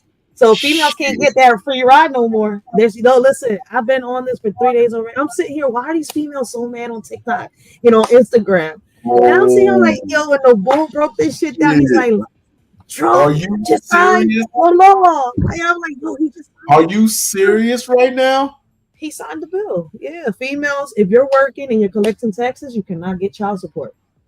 So you better. Oh, it's gonna piss off a If you're whole collecting bunch child of support, feminists. you cannot collect taxes. So you're screwed either way. Yeah, it's gonna piss off a whole bunch of them. A lot of emails are snapping already on social media. And you know, Greg, are you hearing this, bro? Yo, nah. What I know of it is, if somebody's paying child support, whoever's paying child support could claim the kid or the kids on their taxes. And whoever's not paying child support could not claim the kids for their taxes. That's what it is. There you go. He broke it better. Which is fair. It's like you paying child support, you got the kids 3 days a week, and you spending money during those 3 days, and you're getting those random calls. I need $100. I need $200 for this and that for the kids. And then at the end of the year, you claim your taxes. You can't even claim the little niggas. So it's like, whoever's paying whoever's paying taxes got to claim the kids. Yo, that's straight up. That's fair, bro. And now all these they all mad. They're like, oh, that's not fair. Alimony, right? Yo, I haven't seen one man. Alimony's different because that's if you're married. That's if you know what I'm saying. There's levels to that alimony shit, but this is just child support. It kind of applies the same way, and that if you're married and separated, you're screwed. Yeah, that if marriage was involved and it wasn't just some like, oh, I love Pookie and I want the nut in me, that's different. if you was actually married and you know what I'm saying, that's a little different. Alimonies, that's gonna help whoever's in that situation. If you in the alimony situation, that nigga popping champagne right now. I already know that for real. Like that nigga, he sat down and took a deep breath, grabbed his head and said, "Thank you, God." If y'all TikTok is working, go to TikTok and listen to these females. If y'all Instagram is working, go to Instagram and listen to these females. That's what's got me looking into this bill now. Like that. I'm sitting here like, not one man is snapping. It's only females. I was wondering, like, what's going on? All these, and then you got the females coming at them. Oh, you shouldn't be mad. You had a free ride. I was like, oh shit! Now it's gonna be a war between females right now. The ones defending the men and the ones that say I don't need a man. If you don't need a man, what you worried about for? Damn, child support. Listen, they need the child support. They need the taxes. They need his money and their money. Jesus. But they don't need a man. See the but hypocrisy of that. That's why I laugh. I'm sitting here like, remember I asked him, you know how many times We-On-Loc Nation have I said this? I said females, right? Y'all come at these men, right? And I'm not talking about everybody, but some of y'all is the reason why some of these men can't be a part of their kids' lives. I said, what would y'all do if you was pulled on you, right? And now you can't have no child support, no welfare, no nothing. Half y'all females depend on these governmental supplemental checks along with the child support. What the fuck is y'all gonna do? On top of the abortion shit, go to work now. See, now you're gonna have to go to work and really say, I'm making my own money. I'm sorry to say it, but a lot of these females don't make their own money or even haven't even attempted to try. I'm starting to think this election is rigged. I'm starting to think this shit is crazy. Listen, the world is an illusion, and we all know that. Oh wait, where'd he go? Craig dropped. I don't know. He just dropped. Yeah, he'll be back. There he is, right there. That motherfucker. Damn, that is incredibly crazy. Now I'm gonna have to hear. Now I'm gonna definitely have to hear it from a whole bunch of females, especially for these next couple of weeks. You gonna have to put that simp hat on, dog. You gotta start sipping for him, man. This shit. I'm telling you, you got to start sipping for them. My They're gonna be looking for a new sip. They're gonna be looking for a new sip for that sympathy. You know what I mean? So you gonna have to you gonna have to retwist your shits and come back like, baby, he don't know how good he got it, paying you all that money for nothing. You know what I'm saying? You gonna have to get on your Derek Jackson shit, nigga. Nah, yo, it's about to get deep. I don't even know who you are. I don't see you. I don't see you. Word? What? I'm deaf. Not all females like simps. We don't like yes men. I cannot stand a yes man. Hey. I can't. I'll be honest about that shit. I can't stand a yes man. I'm sitting here running all over you. That's how people get cheated and played and all that shit. You don't care when he tell you no? I got my baby pops tells me no plenty of times. Why should I get mad? The fuck? Can't do it. We can't do it. There you go. Amen to that. And when I be telling people, it's not that I submit it, it's that we treat each other with, respect. At the end of the day, it's 100. I wouldn't have said yes to him, would you marry me if it was, all fucked up and toxic. We do everything 100. I had you putting him on a pedestal. I'm not putting him on a pedestal, but if the nigga treating me like a queen, why can't I treat him like a king? The fuck wrong with that? But there's always layers to it. Masculinity. Exactly. It's always some layers to it. That sounds like toxic masculinity to me. It's like, both gotta say so. Like a king. How would you treat me like a king? How would you? It's always that. It always goes stem to that. How would you treat me like a king? Would you do everything that I ask of you without all this talk back and all this and all that? Will you take me to child support court? Will you divorce me? I'm dead. But see, it's all a matter of how y'all treat each other too. Like, if you gotta realize, I got raised by a lot of old heads. Shit, he washed my socks and drawers. Why can't I wash his? What the fuck is the problem with that? When you give me sex on the regular. No, but listen, like we was having that talk about these females jumping into relationships. That's what's wrong with a lot of people nowadays. Will you not look at another nigga while you with me? That's jealousy. That's Will you pick up my clothes at the dry cleaners when I ask for it? Will you cook and clean? Let me ask you a question. We-On-Loc Nation, you know how to cook, right? Yes, I do. So if your wife was down, you telling me you're not gonna cook for her that whole week she down? Of course I would. Exactly. That's called 100, and that's what people don't understand in a relationship. No, that's called common sense. No, what I'm saying is called 100. You're not just being selfish. You're being selfless with your partner too. Like you doing for her what she would do for you. And even if I didn't know, there's an invention called the grocery store. I mean, he said I'll order some food. I'm gonna order some. She better crawl her ass out of bed. Lisa! I'm trolling. Lisa! I'm potty mouth. She said we're she ain't lying. Listen. I wonder if Trump gonna push the red button this time. No, Trump need to do more, man. That's nothing. Trump need to do more, for real. Like, remember the last time he said I got locking niggas up for fucking.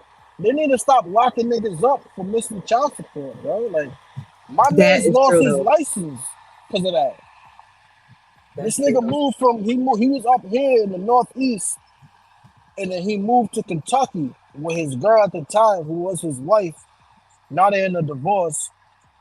But when he moved to Kentucky, his pay got cut. Because obviously, you know what I'm saying, you're moving from one state to the next. The property values is different, the wages are different, the fuels, everything's different. So you're not getting paid as much. But they're still hitting them in the head for the same amount of money. You couldn't afford that. So he's falling behind week after week. They swiped his license. Damn. You know, they gotta stop doing shit like that. How the fuck you want a nigga to pay? You telling a nigga you owe XYZ and you swipe his license and tell a nigga to figure it out without grabbing a brick of coke to figure it out. A lot of these men go through a lot of Come shit. on, man. Like, that shit is crazy, bro. Like, he needs to do more than that, bro. Like, that was a good start. But Trump's my nigga. I fuck with Trump. But that nigga, he got too many establishment niggas in his ear. Cause Trump really, he grew up a rich nigga, so he don't really understand what middle class, upper middle class, and poor people really, really go through. He understands enough because he ain't stupid. But he don't understand really, really what niggas go through, bro. So the extra shit, the losing your license shit, getting thrown in prison shit. Would he care? He needs to change. Yeah, he will care. Yeah, he will care, nigga. Why the fuck you think they try to blow this nigga head off? They don't want this nigga in power. They try killing this nigga like Kennedy. As Montrese would say, a little bit to the right. Exactly. And you got niggas like that out here talking about they wish a nigga was dead. At the same time, they watch a nigga on some YouTube or TikTok shit, pull up on somebody and let him have it, kill him, watch some news feed about how he was a family man and feel bad. How long have you lived in your area? Same demon, man, nigga. Same demon. All bullshit, bro. How long have you lived in your area? In my area? Yeah.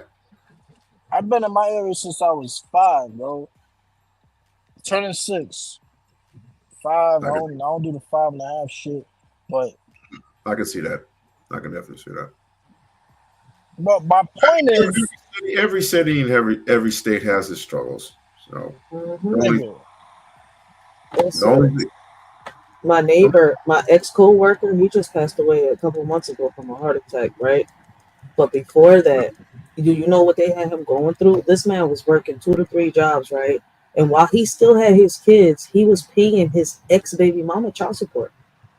And he was trying to fight that. He almost got locked up once. So my whole thing is the way they got the system. I'm sitting here and I'm trying to ask myself, how is it that you're paying child support but the kids are with you? That's something I never understood. Because the court system takes forever for you to. You set your date today on the 20 fucking, what is it, the 22nd, 21st or whatever. They say, all right, yeah, 22nd, yeah, just come back next March, pal. Yeah, he was going through the court when his whole shit started with the pandemic. That's what I'm saying. Like, he was really, screwed. Till before he passed away, he was still trying to fight that shit off. Like, why am I still paying child support? These kids have been with me for for the longest. I think I've known him in this block for almost 6-7 years, and he had his kids with him the whole time. That's crazy. So hold on. So he was paying. Hold on. Wait. He was paying child support, and he had custody of his own kids for 6-7 years. You said? Yup. Oh, that nigga's a son. Yeah. No, he wasn't a step. He almost got locked up in court for trying to fight that shit. Nah. The courts ain't failed that nigga. That nigga's a son. Nah, that no. He almost got locked the fuck up. That's what I'm saying. I know a nigga like that right now. Well, not right now. He cut that bitch off now, but he was in the same situation. This nigga was living with her. Oh, no, they wasn't living together. She was living in Jersey. He was living in Philly. That's what fucked me up in the head. Nah, that's my point. Like, listen, hear me out, right? Yo, it doesn't take 7 years. It doesn't take 6-7 years, yo, for you to get that court date. It might take a year and a half. You know what I'm saying? And in that year and a half, you might be mad at the motherfucker. You might be punching the air and shit. You gonna be one mad motherfucker. But it sounds like to me that this nigga was like, oh yeah, those are my kids. That's my baby moms. Yeah, I still, you know what I'm saying? I still appreciate what she did for me, for the kids. So I'm gonna keep breaking her off. Even though I know I'm getting shafted on the back end. They still bending him over, but he's still like, that's my kids and this and that. I'm gonna take care of my kids. You could be Nah, that's all him. That's all him. It would be better if they were not dealt with the court situation. Oh, If they were just anymore because he just passed away a couple months ago with a heart attack, so it ain't like he could fight for them no more. I'm just And saying, the 7 years is crazy, bro. I'm just saying, like, for people who are alive, if they would just sit and just discuss what needs to be done that way and not involve the courts, is what I'm saying. That's never say that to the baby mama. She the one that blew the child support exactly. It's never gonna happen, nigga.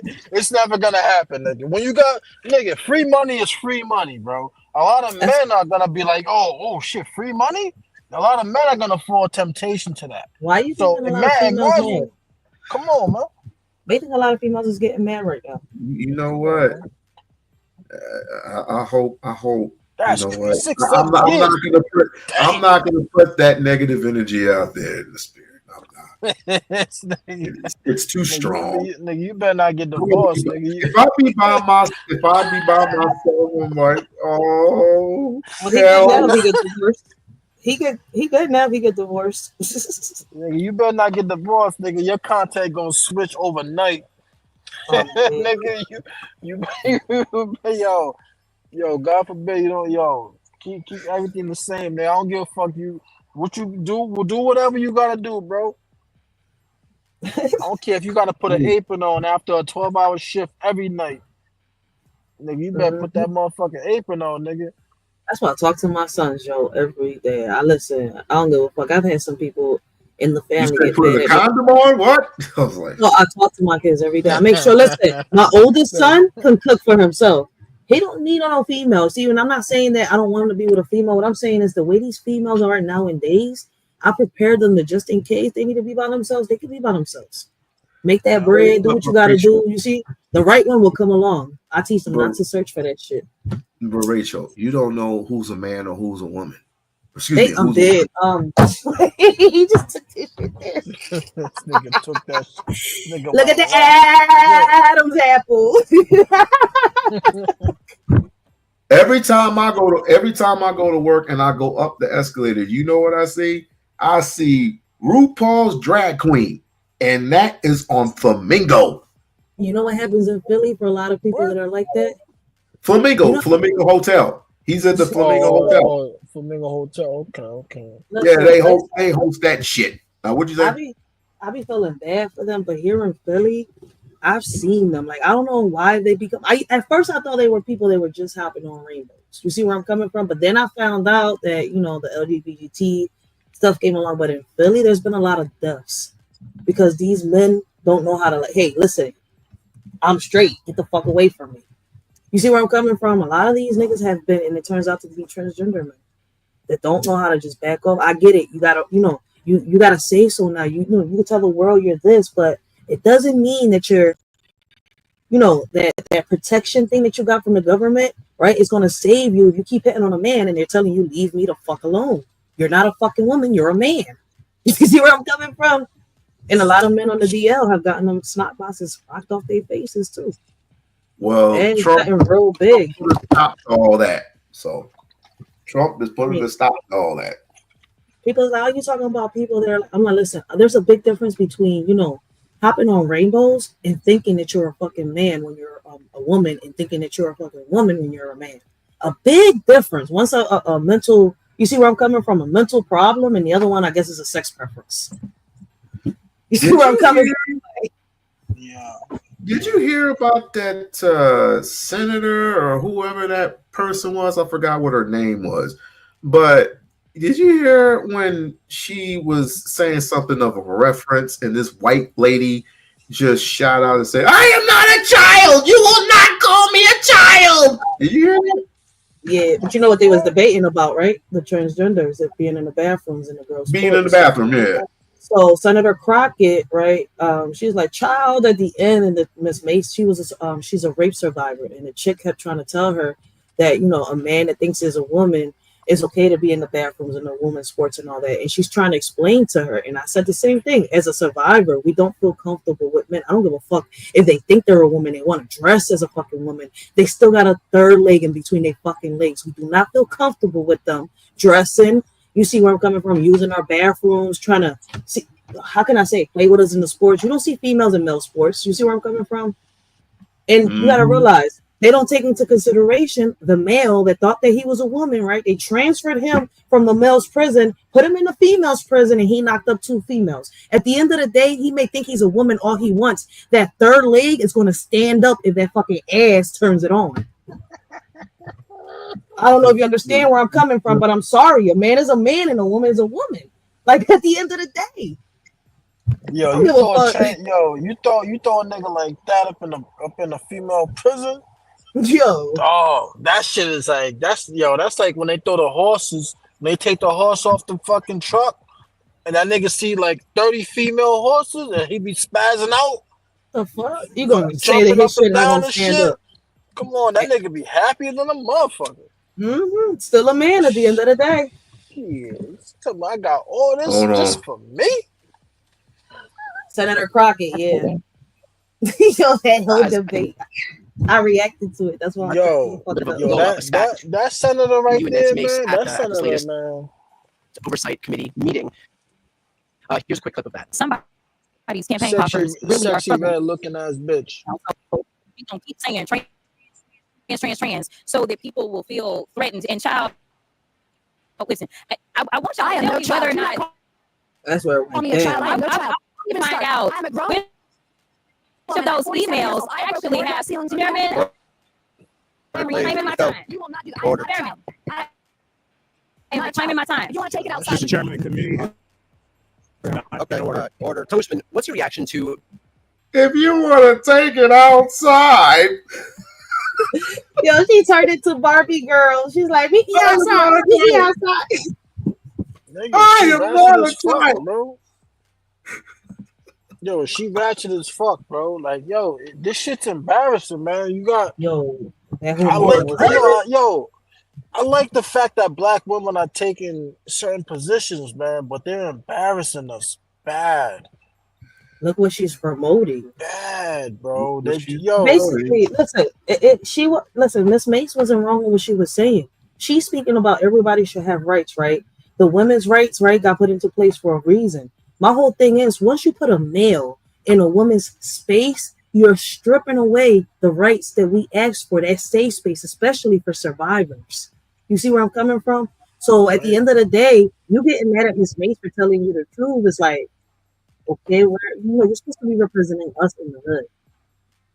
But you got a white woman sitting here telling you the facts and you're fighting. Like, really, this shit had to turn blood in the whole meeting, Senate meeting at that?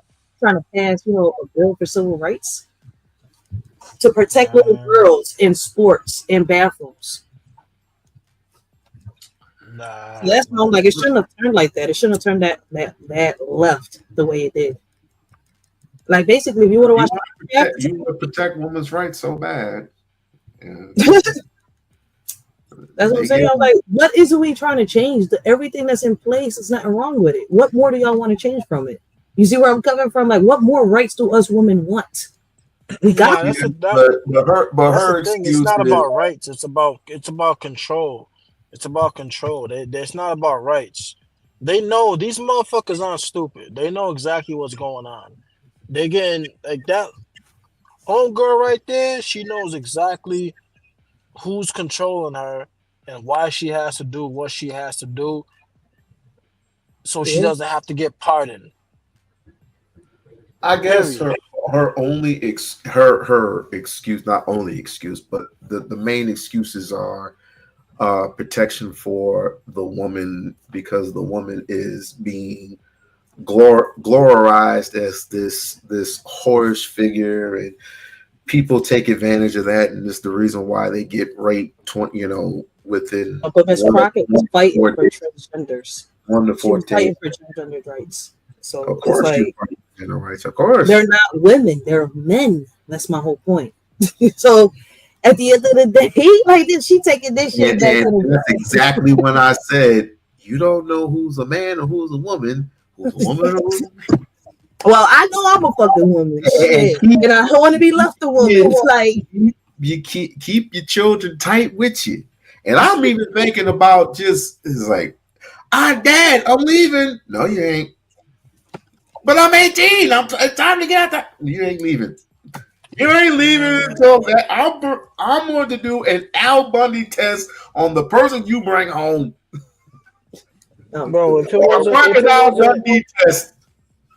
wasn't for Trump coming in this year, bro, this shit will be 10 times worse in the next 2 years. Because Kamala wanted to give the listen. When Kamala had her policy, had nothing to do with us. It was all for transgenders, and I'm not knocking them down. I'm just trying to figure out what the fuck is going on.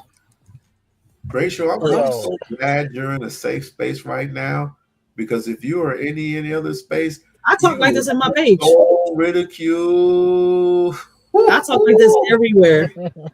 I've talked like this everywhere. Listen, at the end of the day, it's my opinion. Listen, let them talk. You don't support your own. Nah, I feel like it's a mental health, like it's a problem for that. Because at the end of the day, my child was born. I got 2 boys and a girl. You see where I'm coming from? Like, my boys are boys. I'm not gonna sit here and raise them as girls. I don't know if you remember that video that I was reacting. You was there. I don't know if you remember that mom that was on TikTok, right? And she was raising her child to be like a cat. She took her cat to the litter box to take a shit. Fed her child, her cat. You hear me? I even called the damn baby a cat. That's a shame. Listen, I'm not shocked. I'm not shocked. I'm not surprised. Because if you see, she had a baby taking a shit in a fucking little box. Yes, and feeding the baby. It wasn't a baby. It was a toddler. She was like 6 years old, 7 years old.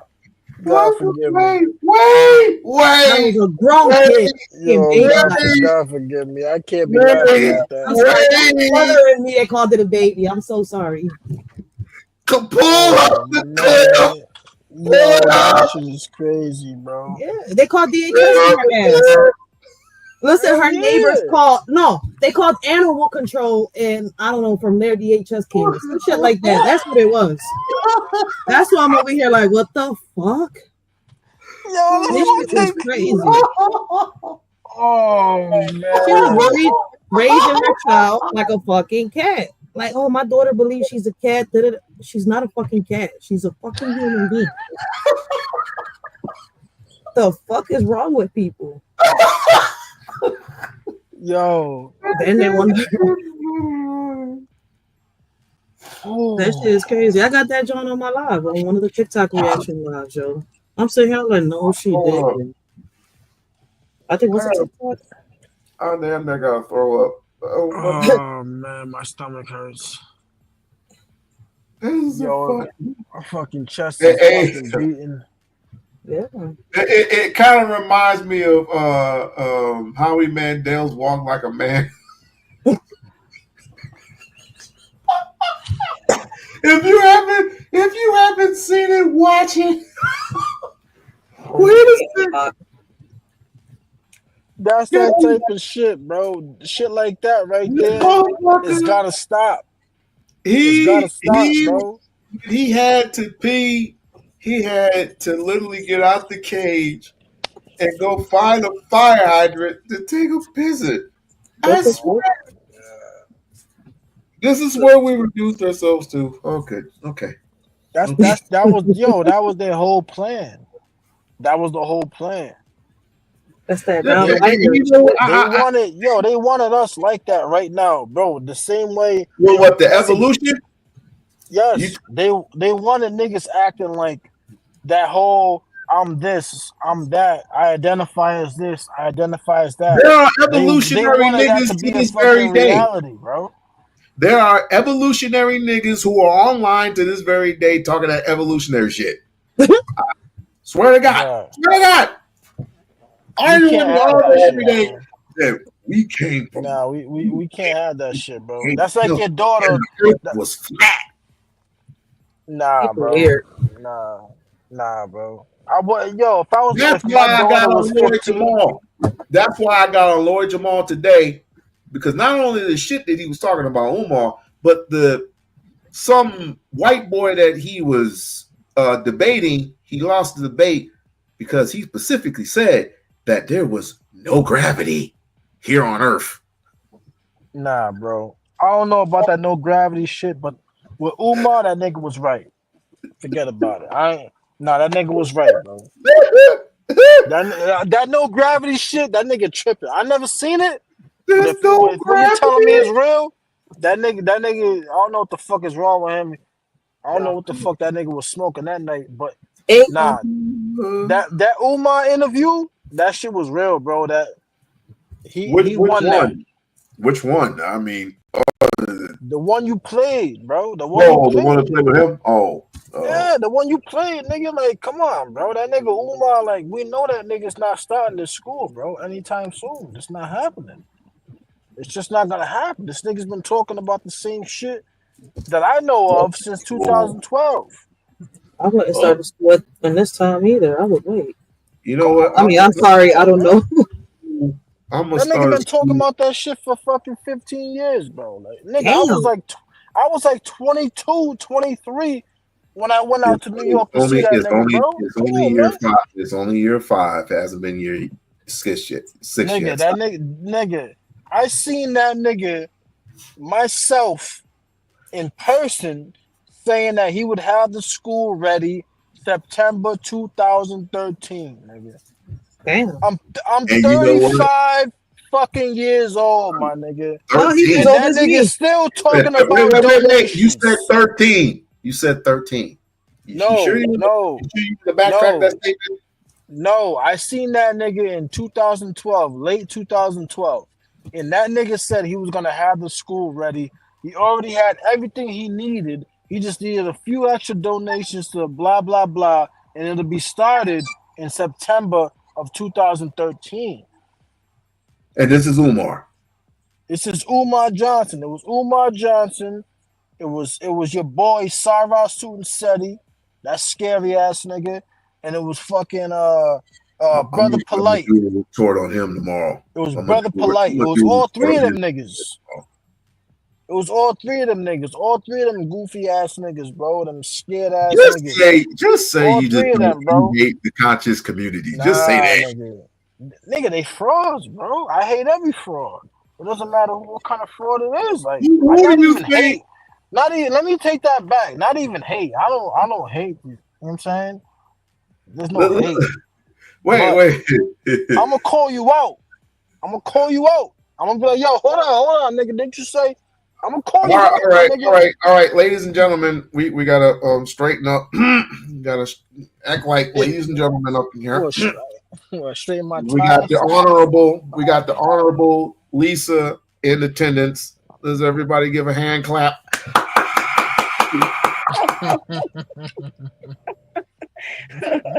You're silly.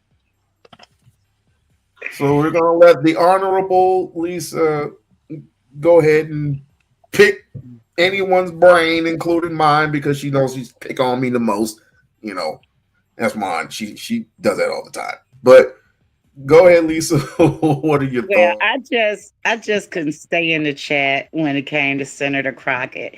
First of all, she's not embarrassing to me. What's embarrassing when you have a Caucasian senator talking about her eyelashes and her hair? What's embarrassing is when you have Matt Gaetz, that's a pedophile, and it's okay, and that was Trump's pick for the Department of Justice. That's what's embarrassing. Her having her nails done, that's not embarrassing.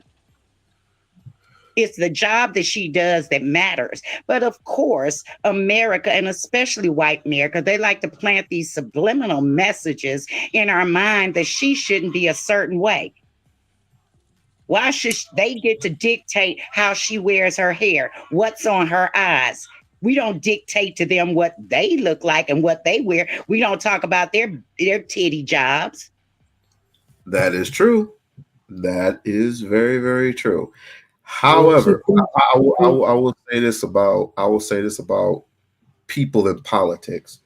The people in politics often know what they talk about through reparations of the people and what they want. That means any and everybody can step in and say, "Hey, I just want to be myself." And what does that mean? I want to be myself. You saying that you just had a sex change or something? Yeah, but you don't have anywhere to go where I could be myself. So they end up saying it's like, well, we have a bathroom provided for you, which is the unisex bathroom, but you don't have to go to the unisex bathroom anymore. You can go to any other bathroom that suits you. It's not like, no, if you're a man, you're supposed to be going in the man's bathroom. When you're a woman, you're supposed to be going in a woman's bathroom. Now we got to have a whole fist fight of who's who. Even though there's a such thing as a unisex bathroom for a reason. It used to be for babies when you had two parents getting their kids in line. But now it's just for any and everybody, and we're the ones that have to clean that shit up. So I understand all these politics and where they're coming from, and I definitely understand where she's coming from when she says she wants the protection of a woman. But does she understand? Does she realize who is who and what is what anymore? Or that's not her stick? I was talking about her appearance, but I will say this, and I'm not an advocate for this, but you do have people that have their Johnson cut off and claim that they are a female. I don't want someone that wasn't born a man in the bathroom with my son. I don't want any government dictating to me who can go in that bathroom. I don't want any government dictating to me that it's time to have the sex talk with my child. That's a parent's decision. I totally agree with no. If you're a man, why are men in women's sports? You can cut your Johnson off, but you're still a man. You still have that testosterone. You still have those muscles. You're still a man. Somebody better tell them that. No, her comment was towards what I said, because I said that a lot of black women are embarrassing us, and I still stand on that. They are, from the New York Attorney General to homegirl out there, Tiffany Henyard, to I heard about her. Fannie Willis out there in Georgia. They're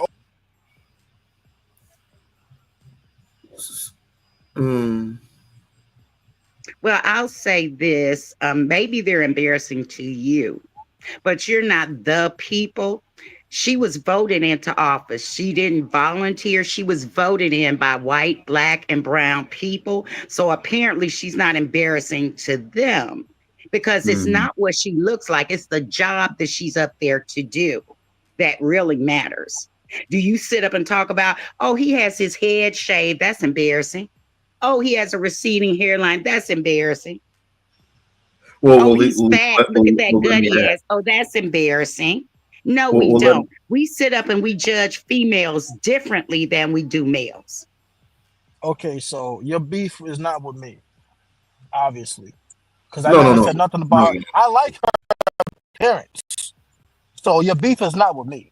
It's obviously with somebody else. What was the comment about she was embarrassing then? Her rhetoric, her ideology is embarrassing. That was just that specific topic. No, I've seen her in session. Well, it was. I've seen her in session where white people call her out, make fun of her, and that's not acceptable. That's not professionalism.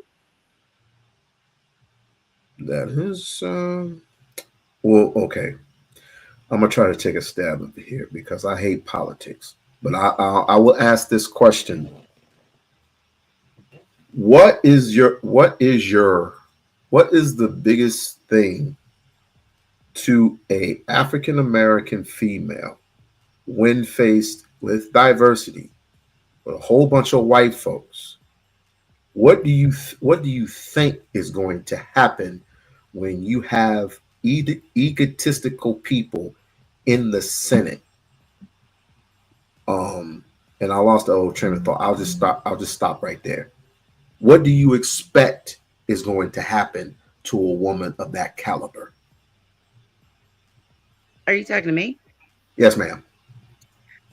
Well, I expect white people to be idiotic like they are, but you know, she's up there because she's educated, she's smart, and we want to look at the outside. We don't want to look at the inside. Yes, she is well aware they were going to talk about her with all that weave in her head, looking like Diana Ross. I'm just saying. Well, That should not be what she's judged by. She should be judged by the caliber of her work. But the society we live in judges Black women differently. White women wear weave. White women wear eyelashes. They were wearing them long before us. What?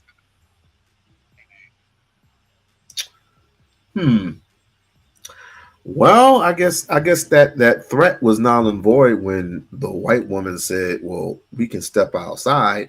I guess that exactly. meant grab a cup of coffee. Who's acting ghetto then? Who's acting ghetto? But nobody's going to talk about that. Oh no! I mean, we can, we can just consider that, a non-threatening, some degree, all those in favor. No, I'm just saying they always pick on her. They always pick on her. I mean, and really. That is true. I mean, that's part. We don't get the support we need from Black men a lot of times. They have this biased attitude about us. We don't talk about how, okay, what if she was a man and she had dreads? Sitting up there sporting a nice little goatee that's long with a braid in it. What would you have to say then? No, it has nothing to do with that. It got nothing to do with that. I think, again, like I said before, your beef is not with me. You obviously heard some things somewhere else, and you're bringing that into this conversation, which is cool. But when I saw her for the first time, that's Keisha from the block. Like, period. I know what I see. I know what I dealt with. That's Keisha from the block. She got selected. She got in. She got told what to say, and she's following the playbook. Like every other person, every other politician, conservative or fucking. Craig hates politicians. Well, I'm not a big fan of them either because all politicians are liars. I don't care if they're white, Beck, Keisha, Mary, Becky. There it is. There it is. There it is. Why all politicians are liars.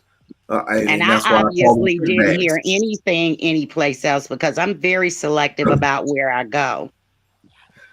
Yeah, I know you. I know you are, but again, it has nothing to do with her appearance.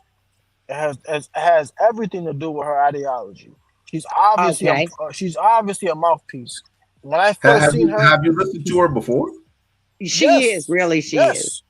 She's a fucking mouthpiece, bro. It's obvious. She says the same talking points everybody else does. Regardless if they're black, white, male, female, she got the same fucking talking points. It's obvious. She's always controversial, and that's part of what I'm saying. For one reason or another, they're always on her. I'm gonna tell you, and it's not just her. The way some of these people act on the oversight committee and the judiciary committee, it is shameful. This is not the first time you've heard somebody talking about take it outside. I've seen other senators do it too. Yeah, but you have to admit, Lisa. I mean, I've seen her a couple of times, and I have to admit that she does have a mouthpiece on her. And I don't disagree. Like shots. I don't disagree on that. I don't disagree on that. Okay. I'll say this. I'll say this. Some of what she does, she brings it upon herself. She really does. Just like the little clip you showed. What was that Diana Ross flip her hair back? If it was going to get in your face, you knew that before you came to work that day. She said, Diana Ross, flip back hair. Bro, if you pay attention to politics for the last 4 years, you'll know exactly who's who and what's up. Bro, you don't have I don't to agree with that. You don't. politics, bro. Come on, man. She's a mouthpiece. I listened to them all. I listened She's to a them all. mouthpiece, bro. One person, She's the a one mouthpiece. person that actually got away with it, he's dead. So it's not that simple talking about fucking- mouthpieces. There's a whole lot we don't see and we don't hear and we think we know. We think we know. We know because we can understand trends. We understand repetition. Okay. This is like we understand repetition. If somebody keeps saying the same thing over and over again, week after week, month after month, and year after year, we understand like, yo, this is something that's bigger than TV. This is something that they're talking about behind the scenes. This is an agenda here. There's something they're trying to push something here, and they're saying, "Yo, this DEI shit. Oh, this is DEI. Oh, we're gonna get this black woman up here. She's from around the way. This is Keisha from around the way. Let's put her up there." And she said, "Yeah, I'll do it. Hell yeah, I'll do it." Flipped her hair back, snapped her fingers. Like, yeah, I'll fucking do it. Hell, how much you paying? Oh, you paying that much? Oh, hell yeah, I'm gonna do that shit. That's her, bro. That's her. All I'm saying is that we don't mind the white mouthpieces, and we never go. I haven't heard you not once attack one white woman. Man, listen, how many I white know, women are man. out? Well, like Tory Land, like fucking who's that bimbo? Fucking there's a bunch of fucking white bimbos out there. What the fuck? Like a bimbo's a fucking Yo, We-On-Loc, let her know, bro. A bimbo is a bimbo to me. I don't listen to none of them. Listen, hold up. A bimbo is a bimbo. I don't give a fuck if this bitch is white, black, Asian. I almost forgot who I was talking to. My bad, cuz I forgot who I was talking to. Come on, bro. Doesn't yo, in real life, doesn't matter. Doesn't matter who comes up to you, steps on your shoes, and tries to swing on you after that. Doesn't matter if that person's white, black, Arab, Asian, from out of fucking space, some alien. Come on, bro. Exactly. Thank you. And that's what black people forgot how to do. That's why it's so easy for them to trick us into this bullshit. They put a black face up there, and they got a Democrat behind their name, or I got a D next to my name, and we all supposed to ride with them because she looks like me. I don't roll like that.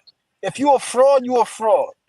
I didn't say that you should stand by somebody and vote for them because of the color of their skin. I said the contents. You obviously did not listen to what I said. Yes, I said the contents of what she was speaking of. Well, you missed that part. She's a fraud. Okay, she's a fraud. That's your opinion. You're entitled to that. There are a lot of frauds up on Capitol Hill. We all know that. They're in the White House. They're in the Senate. They're in the House. They're right next door to you. They're down the street. They work in the stores. They're everywhere. We all know that. I thought that didn't have to be said. You know what? You know what? I'll tell you something else. I'll tell you something else. And I see ever tell you guys some beautiful people. The fuck? So when I see her, I'm calling her out. Smile like that. Like, what the fuck? What's the difference? That's my point. What's the difference? She's a fraud. She got the same talking points as fucking that other weirdo that's on there on fucking. It's crazy. Have you paid attention in the last few years? It's all black women that's on here on MSNBC. On fucking we already know. CNN. We already know the trick. We already know the trick bag. So we don't have to go into all that. Right? Exactly. We're falling for the same tricks. Exactly. We're falling for the same tricks over and over again, bro. Whether it's Don Lemon, whether it's that new bitch on CNN, she finding in the motherfucker. Nigga, you seen that new chick on CNN? Same one that got booted out of CNN. Yo, listen, hear me out. You seen that new chick on CNN that be hosting that shit? No, nigga, bro, listen. She finding a motherfucker, man. Yo, listen to me, bro. She finding a motherfucker, right? But she's a fucking mouthpiece, bro. She ain't shit, bro. She working for these motherfuckers, man. She's a mouthpiece. She don't say nothing different than the fucking senator. She don't say nothing different than fucking Tiffany Henyard out there robbing everybody in her city talking about I'm a black woman. They doing this because I'm a black woman. Like, no, bitch, they doing that shit because you're a fucking fraud and you're a thief. They doing the same like, bro, they all the same. Even don't matter if she's a black woman and she got nappy hair. I like those dreads on that senator. She looking good. I'm like, yo, she's all right. But I'm like, oh shit, oh hell no. She on that type of time? She I should be can't at fuck home. with her. She should be at home with her husband. Nigga, she should be nigga, what she should be doing, she should be keeping that shit real, bro. That's what she should be doing. But she faking for the check. She want that check. That check looking good. I know it's looking What good. happened to the last person that kept it real? They were either bought off or nigga, they got fired. She don't want to get fired, nigga. That's why she became the mouthpiece. She does not want to get fired, bro. What happened to Omarosa when she started acting all white and shit? And finally Trump kicked the ass out. Was she the same Omarosa then? No. You talking about on the show? No, not on the. Omarosa. That's the black chick from the show. I know that, but she was side by side with him when he was president, wasn't he not? Wasn't she not? I don't remember. Was she? Yes, she was. Yeah, there's Condoleezza Rice. You know, there are those.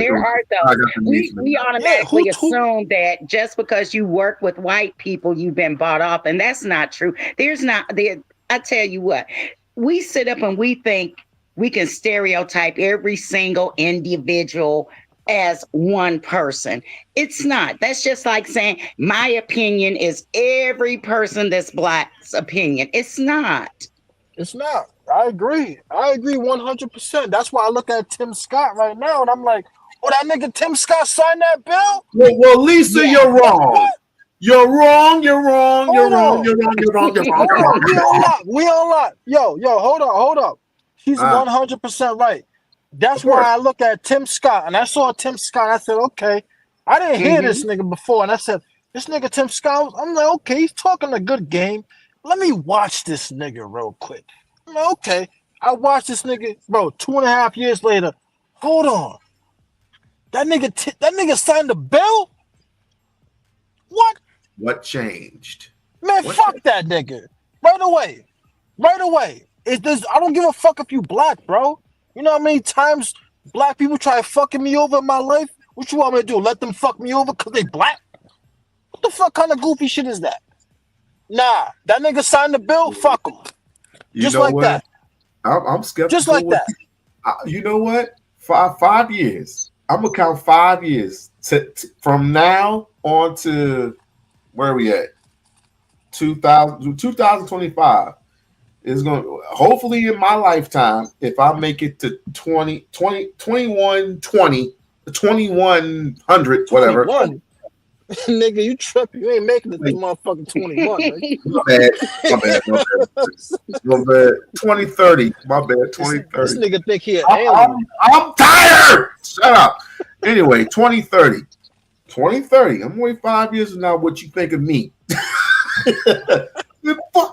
Man, I was with this motherfucking lot for over 2 motherfucking years. Bro, and they didn't betray me. Bro, unless you go hella left, I'm gonna fuck with you in 2020 and 2030 the same way I fuck with you in 2020. When I first seen you pop up on the scene screaming on niggas and shit. You know what I'm saying? It's gonna be the same thing. What was it screaming on? Niggas got on my fucking nerves while I'm screaming on niggas. Nigga, you was tripping. And that shit was hilarious. You was tripping. You know what I'm saying? You was Nick, I was like, who the fuck is this nigga, bro? Yo, no accountability whatsoever. No accountability of these niggas whatsoever. No accountability at all. I get it. It's all my fault. Scream that nigga. Nah, nigga, you was tripping. I was like, I fuck with him. You know what I'm saying? Like, he's passionate about what he believes in. I disagree like a motherfucker, but I can Yes, tell that you you was a do. good dude. Yes, You know what I'm hell saying? you do. But see, that's part of the whole point. We can disagree, but agree. We have got to learn how to put our differences aside to come together. And like you said earlier, we don't. we No, don't. we don't. We don't. And We that's don't. the problem. Absolutely. That's Rachel, that. you there? We got to get over that. We have Yes, to sir. get over that. Listening. Y'all go ahead and chop it up before my child Rachel, starts burning shit. Rachel looking over the stove or something right now. She whipping something up, some late night shit. No. I'm on here listening to y'all. I mean, y'all was making some great points, and it's crazy as y'all both right. Yo, I didn't. I understand Lisa. Like she thought I was trying to attack homegirl, the senator. I'm not attacking her because she's black. I'm not attacking. I'm only countering her opinions because I don't agree with the ideology that she's pushing. And the Matrix took them.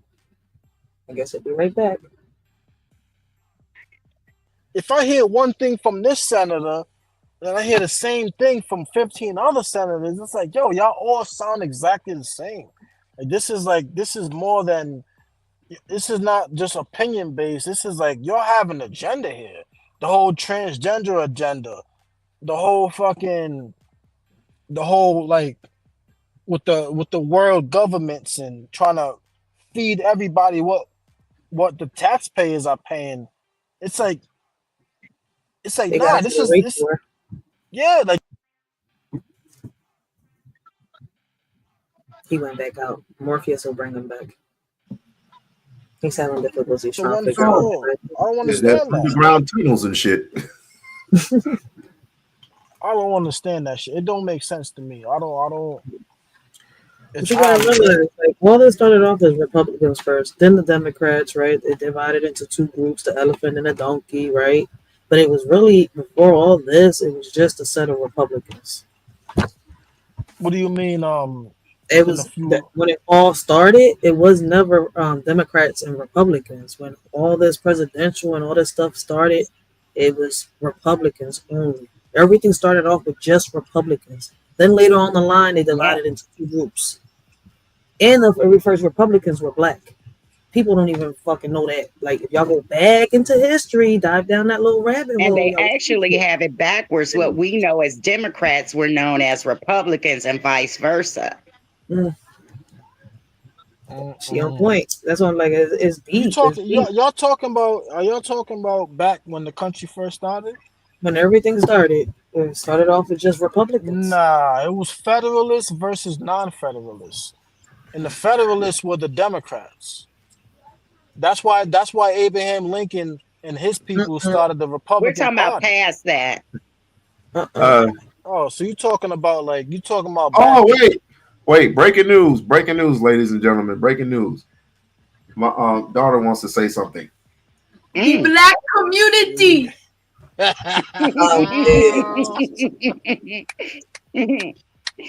Okay, and that's a 13-year-old tomorrow future.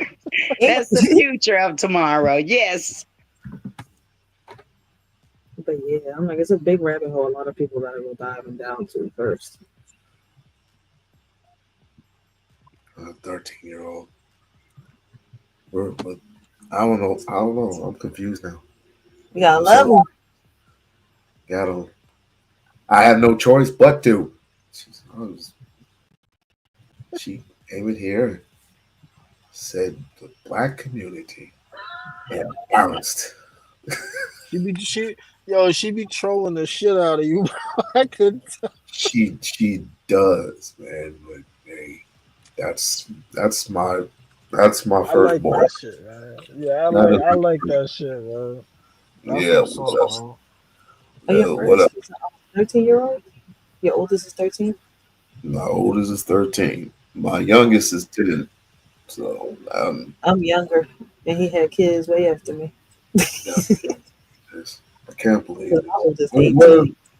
Our future is this one here. But I will say this. She is, what's the word I'm looking for? She is immune to all this other nonsense that's all around her.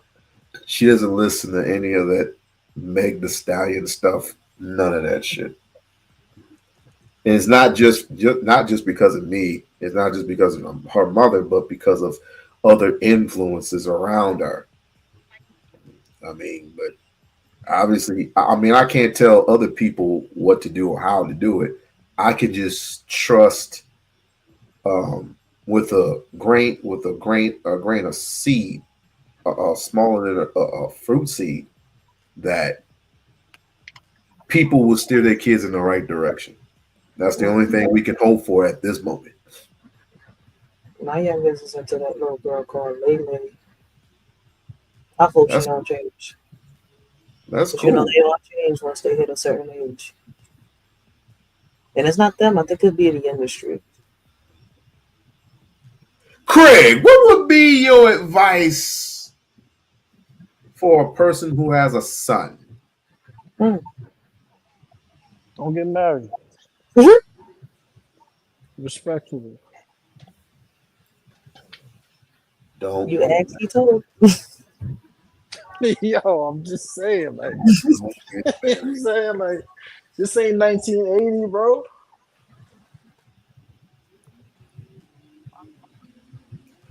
I'm gonna say this, even though I respect your opinion. Nah, bruh, nah. Because I have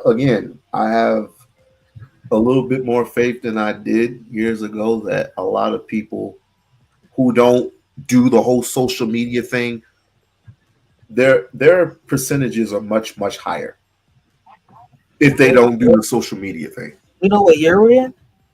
We're in 2025. I know. Was born into it was born into an iPhone or an Android. Exactly, yo. From 2006 on up, they ruined our kids' future. They just hit.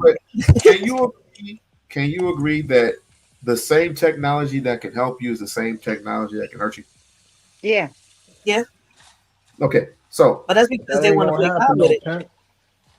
If I told you that I have a few people in my family that don't listen to social media at all, would you believe me? Yes. Okay. All right. There's a lot of people out there like both old and young. I was stuck when I found out there was people younger than me that don't use social media. I mean, YouTube. Well, most of the time, I don't know who the people are Loc's talking about. I'm like, I don't know who that is. Who is that? I don't, and I don't care. Someday. Guys, I gotta go cook. I gotta go cook for the kids. So, Craig, you're pissing me off. Even though I love you, my brother, and everything. What are your last few little words to me? Where did Craig go? Morpheus, bring him. Lisa, you gotta rest, my dear. What are your few? I'll call you later. What are your few little? Well, just drop because I'm gonna call you later. Okay. All right. He said just drop. I'm gonna call you later. Yeah, because she knows I'm gonna call her later on. But Craig, what are your few last little words to me? Man, focus on your bread. Fuck all that pro-black shit right now, man. Who else gonna come sooner or later?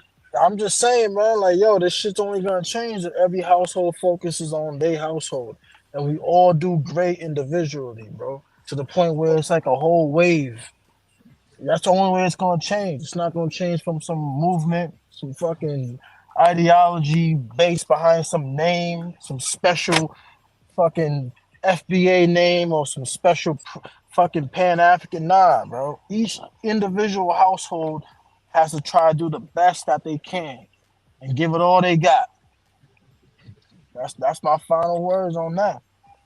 You gotta start off with them, then you gotta worry about the community and then everything. Oh yeah, and go ahead and subscribe to Rachel's page. You want to put your little link in the chat? You say you want to put your little link on the chat. I gotta go to my YouTube. Yeah, but I'll say this. I'll say this for you, Craig. When I do get the time and I do get the energy, because as the older we get, if we ain't on our purpose, when we get 50, it's pretty much a wrap. So I will say this. This is something that we can the smaller things we can work on. Once we work on the smaller shit, like, getting our household in order, and then everybody else will follow fucking suit. It's pretty much a wrap for today. Go ahead. Definitely subscribe to Writers for Life. Definitely subscribe to this young lady, this beautiful and tenderest young lady right here. Definitely subscribe to her. Yeah, I'm dead. I'm gonna be online. No. Get the hell out of here, Craig. Get on with your life, bro. I love you. check in. All right, my man. All right, bro. Where am I streaming? Let me see Rachel. you. Keep doing your thing, yo. I know. It's draining too. It's very draining. That's how it This is is. this is the reason why I did it early, because I got so much to do, and luckily I'm so thankful that my oldest child is 13. She can help me with a whole bunch of stuff, get it out of the way. But my youngest can help me too, even though he wants to act lazy with it, and I had to get on his ass. So You're doing a good thing though, man. Keep doing your thing. Don't stop, man. I like your lives. I enjoy funny, you bring entertainment. You don't just bring that, but you also bring some good talking points and education at the same time. So I learn something new every day on your panel. So at the end of the day, don't stop. I try. This is what my hobby is. All right, sweetheart. You have a good one. Okay. You take it easy. All right. See y'all. See you. And this is the conclusion of We-On-Loc Nation, and this has been a wonderful live stream, as it's always been. So if you feel any contentment to joining us, please hit the like, share, and subscribe button. And if you play the playback, please thinking about going ahead and subscribing to the channel. And if you have the urge, go ahead and become a member of the We-On-Loc Nation channel. All right, I gotta go. Bye. Peace.